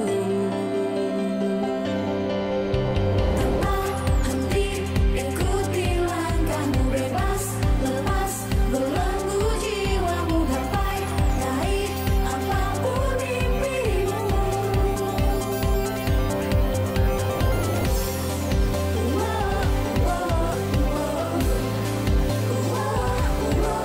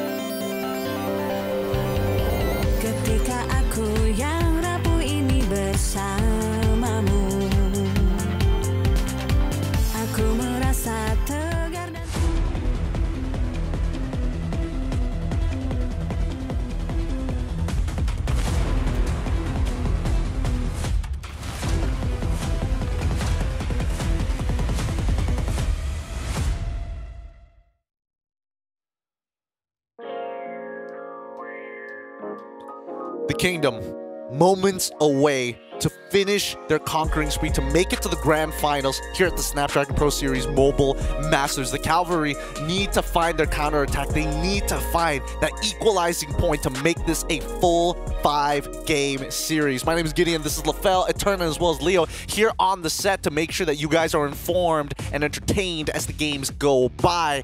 Adaptations are going to be pretty difficult this time around with the momentum that we are seeing from the Kingdom, boys and gals. No, I said it's my thing. Stop. When you say gals, isn't gals like I said TLID plural? was my thing, and then you took it, so it's only fair if I take something from you too. I don't see how the logic works, all right? And if there's any logic in what's happening in this series, is Liquid has to put out or get out. Like, this is it right now. I don't know. It's tough because Koleos English right now... is difficult, okay? Look, Koleos right now is with the Kingdom. Right now, let's quickly cut on over to him. Let's see how much TLID can put out. All right, now back with me again, Koleos, and now I'm one with the brand ambassador of Team RRQ. So, Ayu, game ketiga tadi baru aja beres. Sebentar lagi bakal masuk ke game keempat. Menurut Ayu, apakah RRQ bakal langsung memenangkan game ini? Hopefully, yeah. Hopefully mereka bisa menang dan semoga Kalianya nggak di-ban. Wow. So she hopefully that RRQ can win this game and Kalia is not banned by the Team Liquid. And now I'm gonna ask you guys untuk chanting ke belakang kalian ini untuk para penonton, oke? Jadi kasih cheering buat tim RRQ. Boleh ya? Boleh. Oke? Dalam 1, 2, 3. Viva! Viva! RRQ! All right, now back to the panelists. Take it away. Thank you so much, Koleos. Fans come out in droves. Leo, I mean, you followed every single one of these talents coming in from RRQ to know exactly how this team works, especially being so Kingdom. Not a single one of them follow me back on Instagram. But here's the thing. They're off to a great start. They have forced Liquid ID to choose Harith, a very low win rate hero on Aaron Shiki. So this must be their put out or get out strategy is, all right, we've tried everything. Nothing has stuck except for that Kalia starter. Let's do this. RRQ answered back by stealing away from Yan Suyo. It's gonna get harder though. The one pick that I'm looking for is in that mid lane, that Zhu Xin. If we're talking about getting out, this is the hero that will pick you up and throw you out. There's so many outs in the previous 5 It's not minutes, happening! I gotta say, man. It's not happening! There's no room for the Zhu Xin! RRQ stole it! Oh, actually, Liquid's right beside...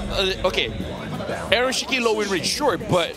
Ooh, but the Fovias, though. The Fovia kind of counters everything that Liquid ID has right now. I don't know about this. Actually, RRQ Hoshi, I feel like they're having the better opener here. I suppose, but this is under the assumption that the early game, it doesn't go in Team Liquid ID's favor, right? If we find that initial snowball coming in from Favian on that Joy, things could look very different. Speaking of which, the second phase now begins. We're thinking of bans here. Where's our head at? Actually, now I'm thinking of picks because, again, going back to game number 1, you guys were talking about it, how everyone else really doesn't need items, so everything goes on to Favian. So I'm also trying to think, besides Jushin, what other mid laner that really doesn't need items? I'm kind of drawing a blank. Yeah, like a low to the ground mid laner. Yeah. Aurora is the other one. Oh yeah, that's true. But actually, Vixana needs to scale. Yeah, the only thing about an Aurora that I'm worried about is just that will they have enough damage to make it so that RRQ Hoshi does not invade inside of the jungle? Because that's also another thing that Suyo can do. Yeah, the Eve that RRQ Hoshi banned is the other hero. That is a high-level performer, even with very little items, and wins in team fights more than I think the Aurora. But yeah, that RRQ Hoshi closed the door on that. I think we're also looking for mid laners that have high base damages as well as the means to compensate if they want to capitalize on these picks. But TLID making sure that Edok doesn't get his hands on another engager. We might not see that double engage coming out from the side of RRQ, but we might see it coming in from TLID. You know, looking at a ban TLID, very good ban on that Tigreal, because again, I kind of feel like having Jushin is already a big problem. Having another form of CC is just going to be obnoxious. RRQ Hoshi batting out the Sicilian. Okay, respecting that, to be fair. That's the what if from earlier. Yeah. Then what's the follow-up coming in from TLID? It's the other 100% win rate hero for Edok. Full respect onto Edok here. I'm looking at Cho now as an option if they still want to go for that kind of pickoff strat. Oh, actually, if we're talking about low to the ground, Selena hasn't been touched in any of these games itself, right? What's the disgust you for? Can't use Selena? Like 0% win rate? Yeah. Oh, really? Even from MPLID? Oh, that's He did try his best then. He was forcing it. That's a term. He was forcing it. He was forcing it, but RRQ on that second phase, first pick, they decide to go with the Jawhead this time around to kind of Very find that fast. disruption. Yeah, Very fast farm. extremely fast. But TLID, I think, knowing that Jushin might just be by herself, if there was a time to force that Selena, now seems pretty good. Hey, put up or shut up, right? Put up or shut up. They've got to do something. Put out or get out. Yeah, dude, English is difficult, man. We'll try it. After this, I'm gonna go full Japanese. I got Portuguese. All right, there you go. We have options. Look, I got one language, guys. I don't have much to work with here. Not at all. There's the Aurora. That's the Aurora. All right, so Aurora is going to be a little bit more reliable. Even if you do end up dying, you still have that secondary life, that passive, to be able to kind of bring you back into that fight. However, the glue is going to be the follow-up pick afterwards. So now, if we're talking about just like matchup to matchup, even in the EXP lane, it's looking pretty good for Aran for the time being, but the Jushin could prove deadly in these team fights. In this game, honestly, like they have a draft that they can get Fabian ahead, and Fabian needs to get ahead because if he doesn't, I feel like he's gonna get interrupted so many times by the Phovius as well as the Jawhead that will make their entire lineup crumble. So I feel like the moment we see the early game not going towards TLID, it's not going to be looking good. We might finish the series with another 3-1, which has been happening since the very first game. And that's why the faith is being put in both Fabian as well as Aaron Shiki, right? If one doesn't come through, the other has to. There's no choice. This is it. Match point for the Kingdom. RQ Hoshi on the red side up against TLID, looking to equalize on the blue side. It's Eterna as well as Leo to take you through game number 4. Thank you, Gideon. Thank you, Lafel. We'll catch up with you later after this game because this will be the deciding game for both of these teams. Tournament lives are now at stake for the former MPLID Season of 14 champions, runner-ups to M6. And right now, it looks like the kingdom that they have built for themselves is now at jeopardy for the real kingdom, for the real Kings of Kings to finally make their mark. The Sangha Raja are one game away from the grand finals. It's been a hot minute since we last saw them at the peak of an international event, and here in this game, they could secure just that. I love how Lafel put it, right? TLID need to find a way to grasp over this early game because RQ Hoshi, with the composition that they have right now, has so much to say, right? This is the classic Suyo Jawhead composition in the early game that is going to be as impressive as this. Hopefully Aurora, Anya Haskill, will be able to become that stopper that is required. If anything, just to put it into context, ladies and gentlemen, I think this is the most aggro lineup that RQ Hoshi has ever drafted. They are pushing forward under minute 0. You see how much they went into Fabian's jungle there? And now, Sutsujin just taking over his jungle first, and then you have there's so many ways you could ragdoll the members of Team Liquid ID. And even in terms of like emblem choices, already very aggro too, right? Sutsujin on the killing spree this time around. Not the same way or method that Fabian was earlier on the Suyo, and as well as Rins. Very, very aggressive, wants to go into the front line. You can see it with the choice of his emblem as well, the Brave Smite. And look at this rotation now coming through from RQ, but Aran is still able to get out. You see that finesse movement? Just force in the flicker from Aran via smart missile just walking up. Now a 4-man gank squad from RQ Hoshi threatening the otherwise from Liquid ID. And the flicker and the ejector! They collapse onto Witty. They find them Crimson Flare down underneath. First blood drawn by the Kingdom. 1-0 now, ladies and gentlemen. This is the early game pressure. This is the early game prowess that we were talking about for RRQ. And it should be a turtle given over to RRQ as well. Neutral objective already secured. No fight whatsoever from Fabian. He just needs to catch up in items. Aran here, forcing split defensively, returning back to his lane, a reset. RQ Hoshi, either way, the game is to their tempo now. We mentioned how the Aurora might be lacking damage. We mentioned how that mid lane might not have as much priority.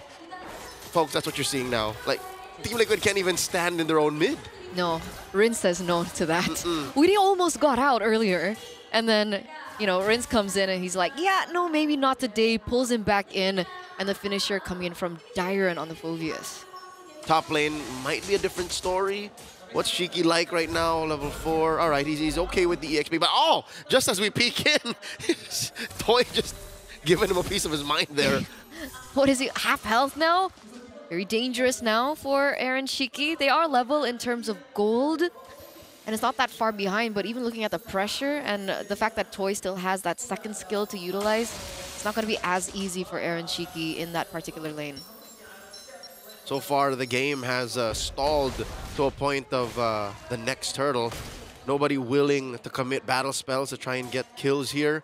They're waiting for their cores to scale. And the jump in coming in from Witty, looking to take down Dyron. The rest of the kingdom crashing through from seemingly out of nowhere. Crimson Flare coming through with 4 Rins. And the grab onto Dyron. Aran regrets that. The Crimson Flare pulls him back. Aran gonna get taken out here. Off camera though. Toy catches Aaron Shiki with an SOD. That was a close call. But that's just how beautiful back into, you know, the bottom lane RQ Hoshi and their synergy is, right? The entire collapse after the initial pickoff coming in from Weedy, it was beautiful. TLID knows that Fabian is falling behind in terms of EXP, so they couldn't go for the neutral objective 50-50, considering, oh, wait a second. Dear God, Fabian pulls the trigger, but backs off, and oh, finally, Yehezkiel finishes the job, and oh, what's this? No Edok way. Looking for one. The ejector in place. Smart missiles, not enough in the tank for the Jawhead alone to finish the job. In comes Dyron. Zaman Force committed here by Aaron Shiki. Down he goes. Rins gets the kill. Another falls. Witty gets taken out. So does Dyron, though it's a trade. 2-for-1. 2-for-1 trade, but again, we were just discussing how RQ made it work in the bottom lane, and they found yet another opportunity in the top lane as well. It was great for TLID that they were able to take down Toy before he goes in for the snowball, especially on a pick like the Moskov, but the fact that they were able to trade it back for Aaron Shiki, not as great of a trade for TLID at the end of the day. Yep, these are what they call lost leaders. They're giving up early game advantages so that in the late game, they clap back. And it's not even really the late game RQ is waiting for, it's the mid game.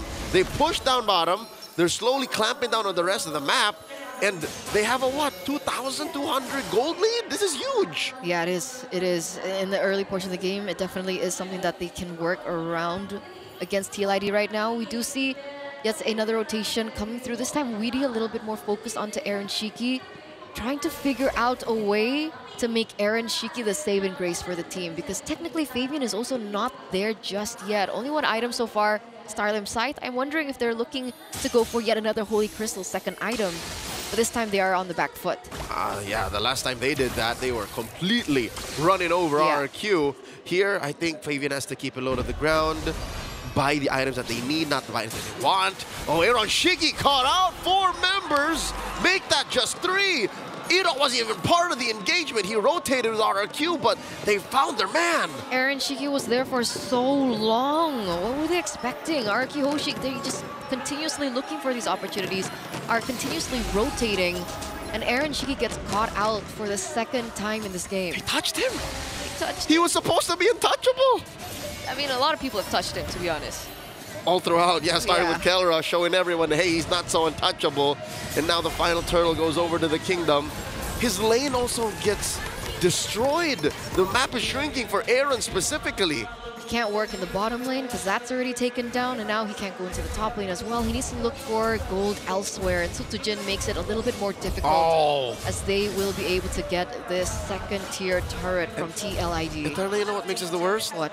Widdy isn't even really a babysitting roamer. Like, it would be a waste to give him that responsibility. And look what he has to do now. He has to go and tend to Aaron Shiki. And there's 3 members. Rins goes for the Crimson Beacon. Aaron Shiki drops the Zaman Force, but it might be too little, too late. They're able to take him down, put that white-haired little boy to a nap. And Aran flickering out. Oh, Liquid ID, they're scrambling. They're like lost stallions over in the open meadows. Is this game? I mean, it seems like it. LaFell mentioned the early game having to be favoring TLID and 4,000 gold lead for RRQ now. Aaron Shiki getting caught out 3 times. At 8 minutes, and Toy just, making easy work of these turrets.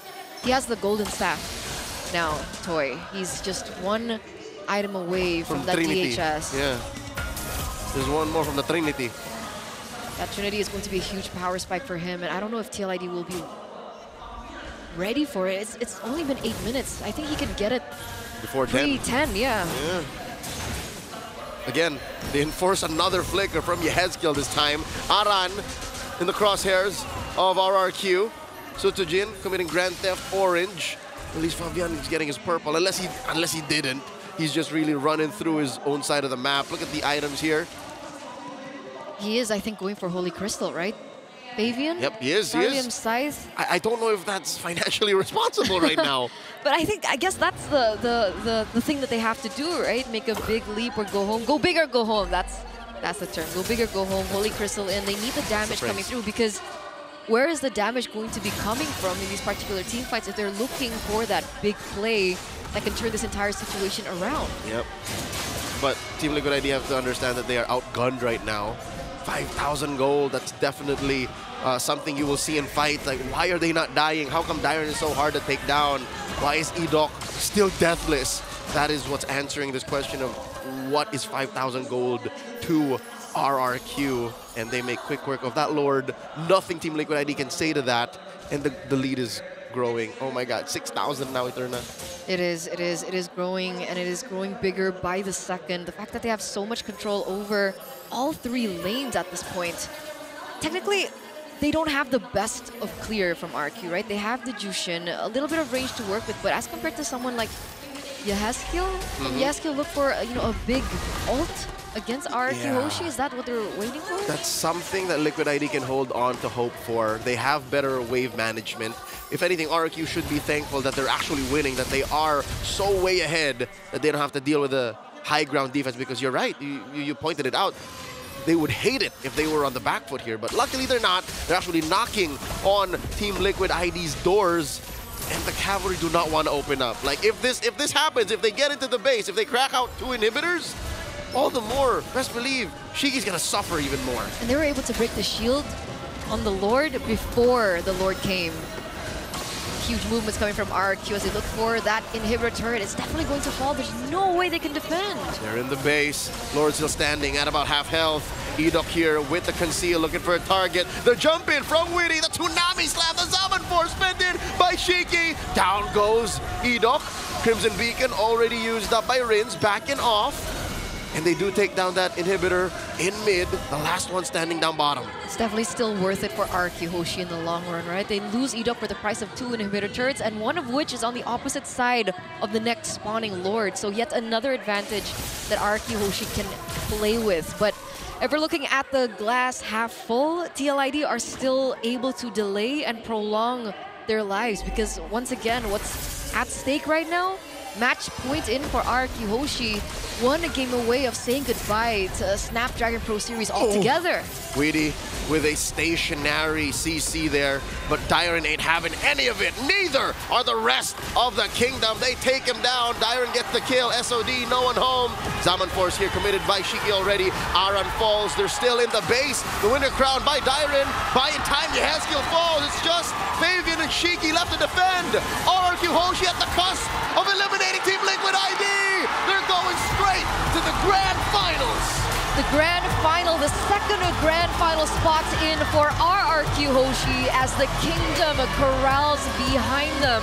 The Snapdragon Pro Series Mobile Masters. And they know that it has been a long time coming. Still unbeatable, still undefeated. They dropped a game earlier on, but at the end of the day, they are still the Indo representative to make it to the Grand Finals against the Titans of the Philippines, Onic. Beef squashed. RRQ showing that they are a prime cut here above the rest. TLID could not keep up with what the Kingdom had to offer 3-1 victory for the Kingdom. LaFell, break this game down because, man, that was so fast-paced. I mean, like, you know it's good when Gideon referenced a food and a sport. Beef, squash, and honestly, man, like, going up against Suyo, Jawhead, and a Jushin, I gotta say, playing in the mid trio, that's not a good place to be. But yeah, I'm actually holding my analysis until we confirm whether we're gonna have the breakdown. No, it's like this person asks a question and then that person answers. Interview. It's not an interview. Yeah, like, you know, just in case if there's an interview. That's what they call that? Yeah, it's going to happen. It's going to happen. We're not sure. I thought it was a Q&A.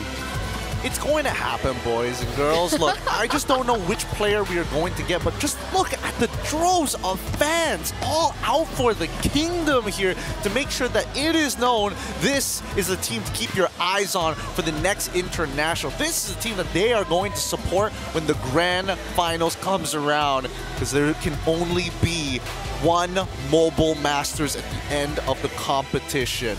With that being said, we have RRQ at the stage.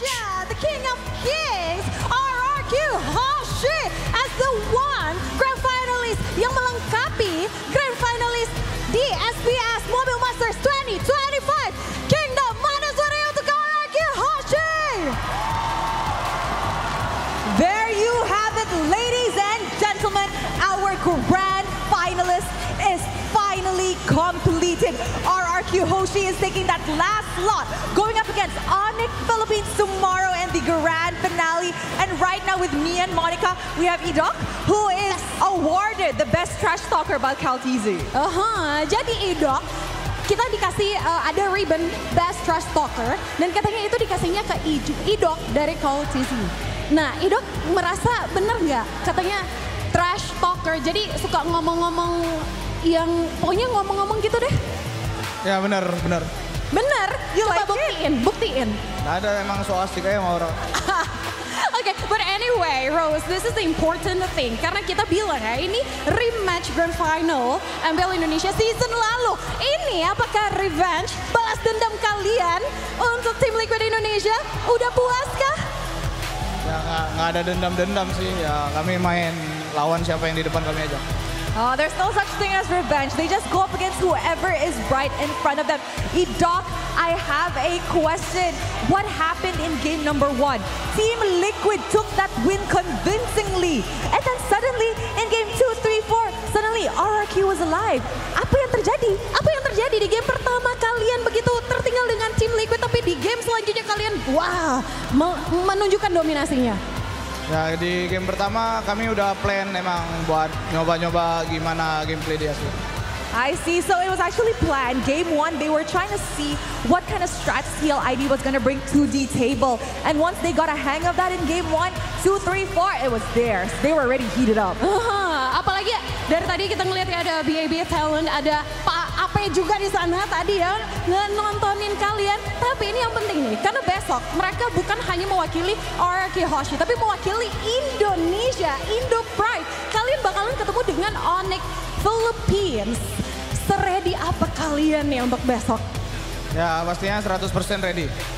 Alright, tomorrow they will not only be representing RRQ Hoshi as a team, as an organization, however, they will be representing Indonesia as a whole, and they are 100% ready to go up against Onyx Philippines. Okay, Idok, just now we were talking to Brusco on stage, and he said he's bored of going up against TLID. He wants to meet RRQ Hoshi in the grand finals. What do you want to say to Brusco or to Onyx Philippines before the grand finals tomorrow? Jadi tadi kita ngobrol dengan Brusco ya, yang mana kita tahu Brusco nih mantannya ya, dan dia ngomong katanya udah bosan ketemu TLID, maunya ketemu RRQ Hoshi. Nah, dari Idok sendiri mewakili tim RRQ, ada yang mau disampaikan nggak ke Brusco? Ya buat Brusco kasih game yang seru aja. Alright, so Brusco, you know what? Give a good game, give a good fight. I agree, I love that. Thank you very much, Idok. Congratulations on making it to the grand finale. The Kingdom in Senayan is raging with fuel. Don't go anywhere. Sabar, sabar. Don't go anywhere. Sabar. He's excited to go celebrate. And thank you very much, Idok. With that, let us go back to the panel to break down what happened in this match. Thank you, Rose, and as well as Monica. Those are the words coming in from our winners of RRQ. Edok puts it perfectly. Yes, he is a trash talker, but they're just warming up in game number 1. Yeah, it's like try your best against our Tier B draft. And if you can take that down, then okay, we'll make it clear. Because honestly, look at this: a Suyo, a Jushin, and a Jawhead. Talk about firepower! Like against that kind of draft, and then you have an Aurora, a Kalia, and a Joy. That doesn't really scream like, yes, we will fight you head on. This is the lineup for TLID that says, yeah, we're trying not to lose. Yeah, that's it. They're very little invested to actually winning. So that whole strat they pulled in game 1 wasn't going to fly not like this. Not at all. LaFell, do you think this is due to Kescute's just mastermind draft here, or is this where SDL has fallen a little short? I feel like it's more in Kescute because, again, we've really seen him, like, whenever we have the sequence of the picks, we're just like, oh yeah, this is good heroes. Oh yeah, this makes sense. And then once all 5 heroes are picked, and then you start to see the synergy, how they complement each other. And I kind of feel like that's what Kescute is doing a little bit better compared to other people that's experimenting as well. Like, he's experimenting, but at the same time, there's a chemistry, right? Jushin, control. Damage, a bit high, but not the highest. But then you have the Jawhead as well as the Suyo to complement. And then the Jawhead, you can pull someone in. The Suyo has a lot of damage, but just in case if it's not enough, Jushin has a little bit of that CC as well. So there's always like this layer where if one person is not enough, someone is there to back you up. And the mechanics is not that hard to execute. So less room for human error. Take out the human element as much as possible. Make it as consistent as possible, and you get graphs of Golden EXP looking like this one. It's just walking into an ocean when you're playing against the Kingdom sometimes. If anything, right, what would you have changed? If we're looking specifically from the side of TLID, could it have been better? I feel like one thing that could have changed is actually just have Ezekiel on a very strong early mid laner. But again, Eterna said that he's not really all that good with the Selena, so yeah, I feel like that's just unfortunate they don't have any other picks besides the Aurora. Because that definitely would have helped, especially when you're getting bodied by our MVP. Dyron here on a full tank Phoveus. Fight me all you want. Try and punish me all you want. I have a team that's going to follow up, and I will buy them every precious second. Yeah, I like Dyron on this Phoveus because it really does feel like Phoveus, not Phovi me, you know, like he's playing with his team, not all by himself. Yeah, even if he hogged up a lot of the kills. Yeah. Just hopping up as much as possible. I mean, just look at the item build here, right? Third item, Winter Crown. He knew exactly what he was doing. He's not looking to jack your kills, but I will take it if necessary. More so, those precious couple of seconds is just going to be another stack that Jushin can just land those butterflies on you and eventually pick you up. Oh, the toy's got to work on his photo game. He's got to work on. He's doing it at eye level, and he's a tall boy. He's new. He's a newest member, so you know. He needs a girlfriend. Does he have it? Look, honestly, after I have a girlfriend, then my pictures are a little bit better. Not good enough, but a bit better. Okay, okay. The pressure it has on you as a guy, as a man. It's so real. It's real, man. Huh? It's so real. Don't like once you get a girlfriend, you'll understand. But like when you're in a relationship with a girl, the pressure is different. Oh. You're lucky you get to have a relationship with a guy. Guys are great, but girls, man, I gotta say. Different creatures. Different expectations. I'll take it. Being said. I'll take it. Oh boy. Oh boy. 3-1 the final score for our RQ to make this all happen. Now, every single game, by the way. We do have unfortunately some punishments to get done here. I mean, yes, we do have an upcoming interviews down in the line, but I think who voted for TLID being the champions? Leo. Whoever said that is not gonna have a good time. It was Leo. It was Leo. Wait, what's that? In my hand is a matching to my suit color, of course, because this was the prediction here. I'm gonna throw it over to Mr. So Kingdom. Almost a bad throw. Good catch. Almost a bad throw. What was your punishment, Eterna, if you would like to tell the audience? I said... I am embarrassed that I know how to open this. You did it so efficiently. Yeah. Really well, too. How did I know that? I said Again, once you have a girlfriend, like your life changes. I said if TLID does not win, I will allow my fellow casters to draw on my face with lipstick. I gotta say, I'm not gonna do it. I'm married, so. Oh, don't worry. Don't worry. Mirko! Mirko, if you can hear us in the back rooms, it's time. It's time, sir.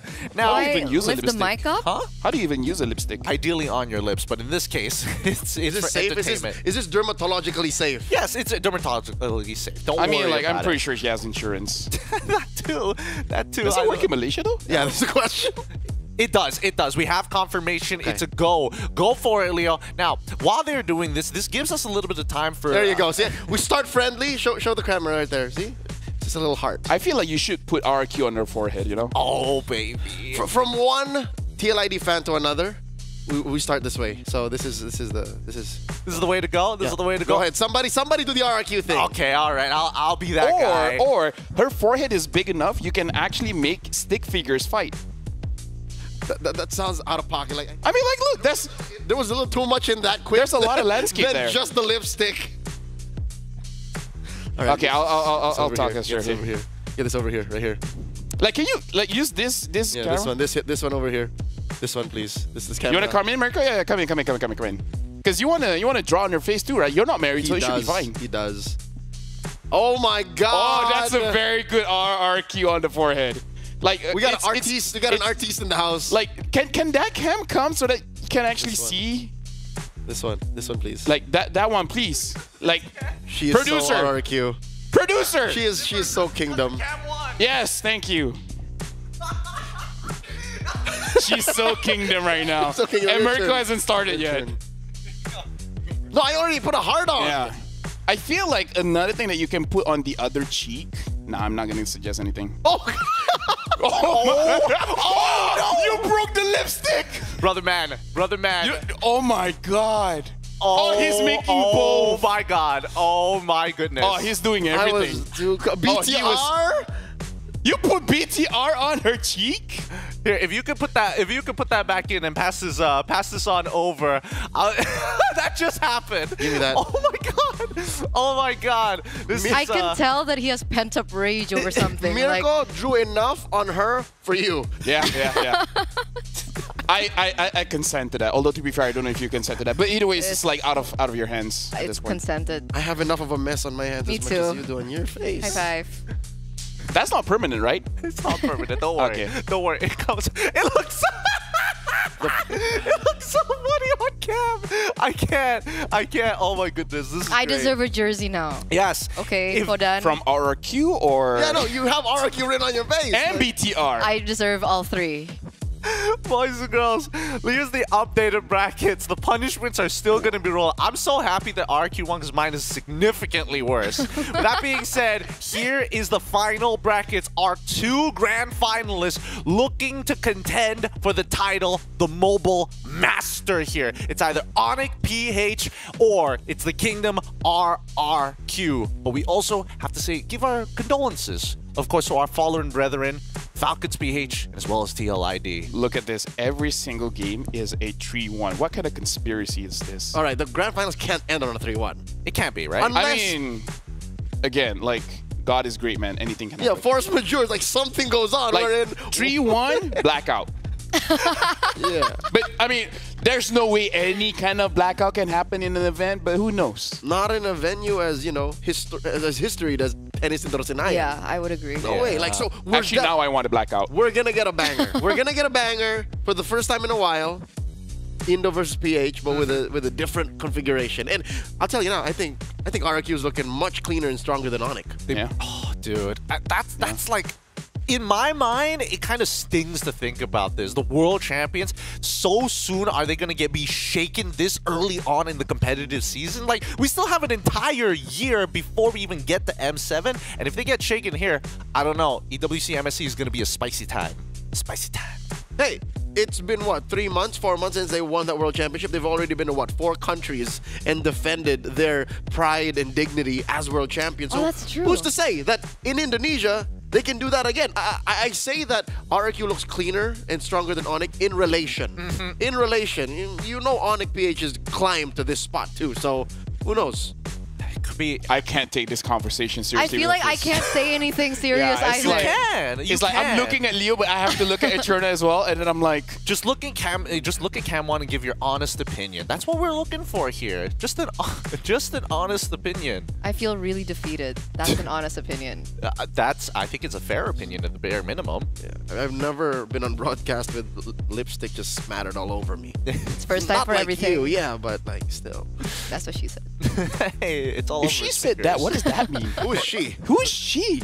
And why would she have a situation to say that? The only situation to say that is if you're in love with this chair, because you gotta fix your sit sometime, some way, somehow. Everybody, this is the Anthros chair. If you're wondering what our players are really getting comfortable in, but also still having that competitive edge, then fix your sit, because Anthro has got you covered. Backed by science, tested and built and designed for the human experience. The greatest and the best. Now, well, I mean, obviously we don't have Anthros chairs here. Anthros, just shouting out to you guys. Just send it over, please, dear God. Dear God. Anthros chair can make you taller. I'll follow you on Instagram, Anthros. Why are you looking at me when you say that? Because I can't look at you. You are so aggressive today.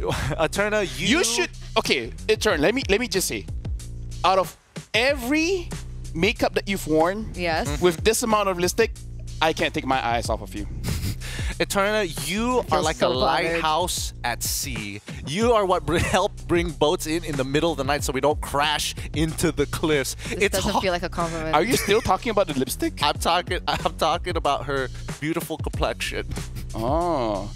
I mean, you look good, don't get me wrong, but at this moment, it's like, wow, you're stealing and breaking someone's heart. I'll be honest out there with you. somewhere probably. I'll be honest with you. The person who really ripped on you was Mirko. So Yeah. can you imagine if this was done in MPL ID? It'd be significantly worse. I feel like we gave you just little love taps, just like ah. Everyone else is nice except for your partner. Look, in the face of defeat, we have to look at tomorrow's schedule. The grand finals is finally upon us, boys and girls. The Mobile Masters will be decided in a single best of 7 with 2 of the best teams that have proven themselves time and time again. Onyx, oh boy, can they be defeated this time round?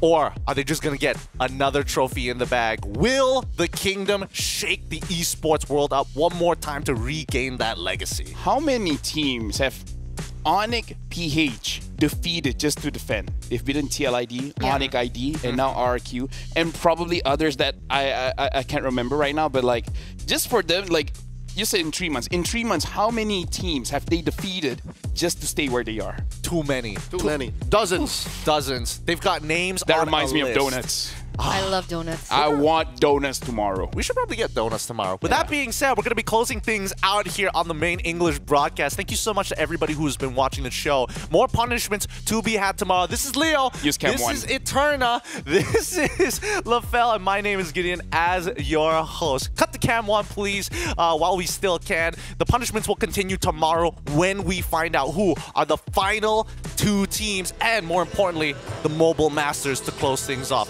Thanks for watching. This is the Snapdragon Pro Series Mobile Masters.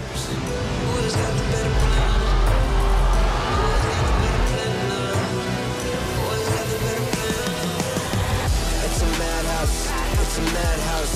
Had a lot of people showing me some handouts. It's a madhouse, it's a madhouse. I got love for the game, I don't cash out. It's a madhouse, it's a madhouse. Everybody with their hands up in the air like whoa. It's a madhouse, it's a madhouse. Shaking all the city, this is how I like my show.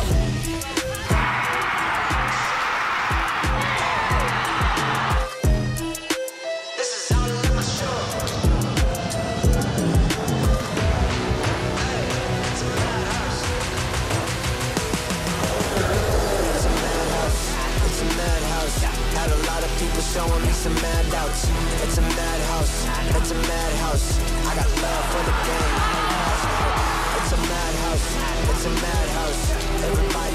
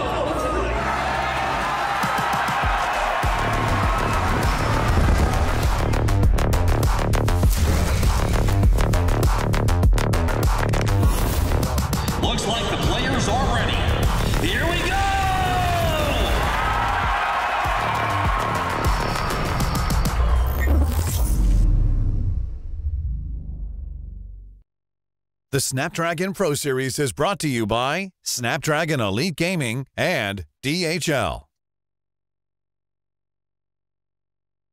Waktu yang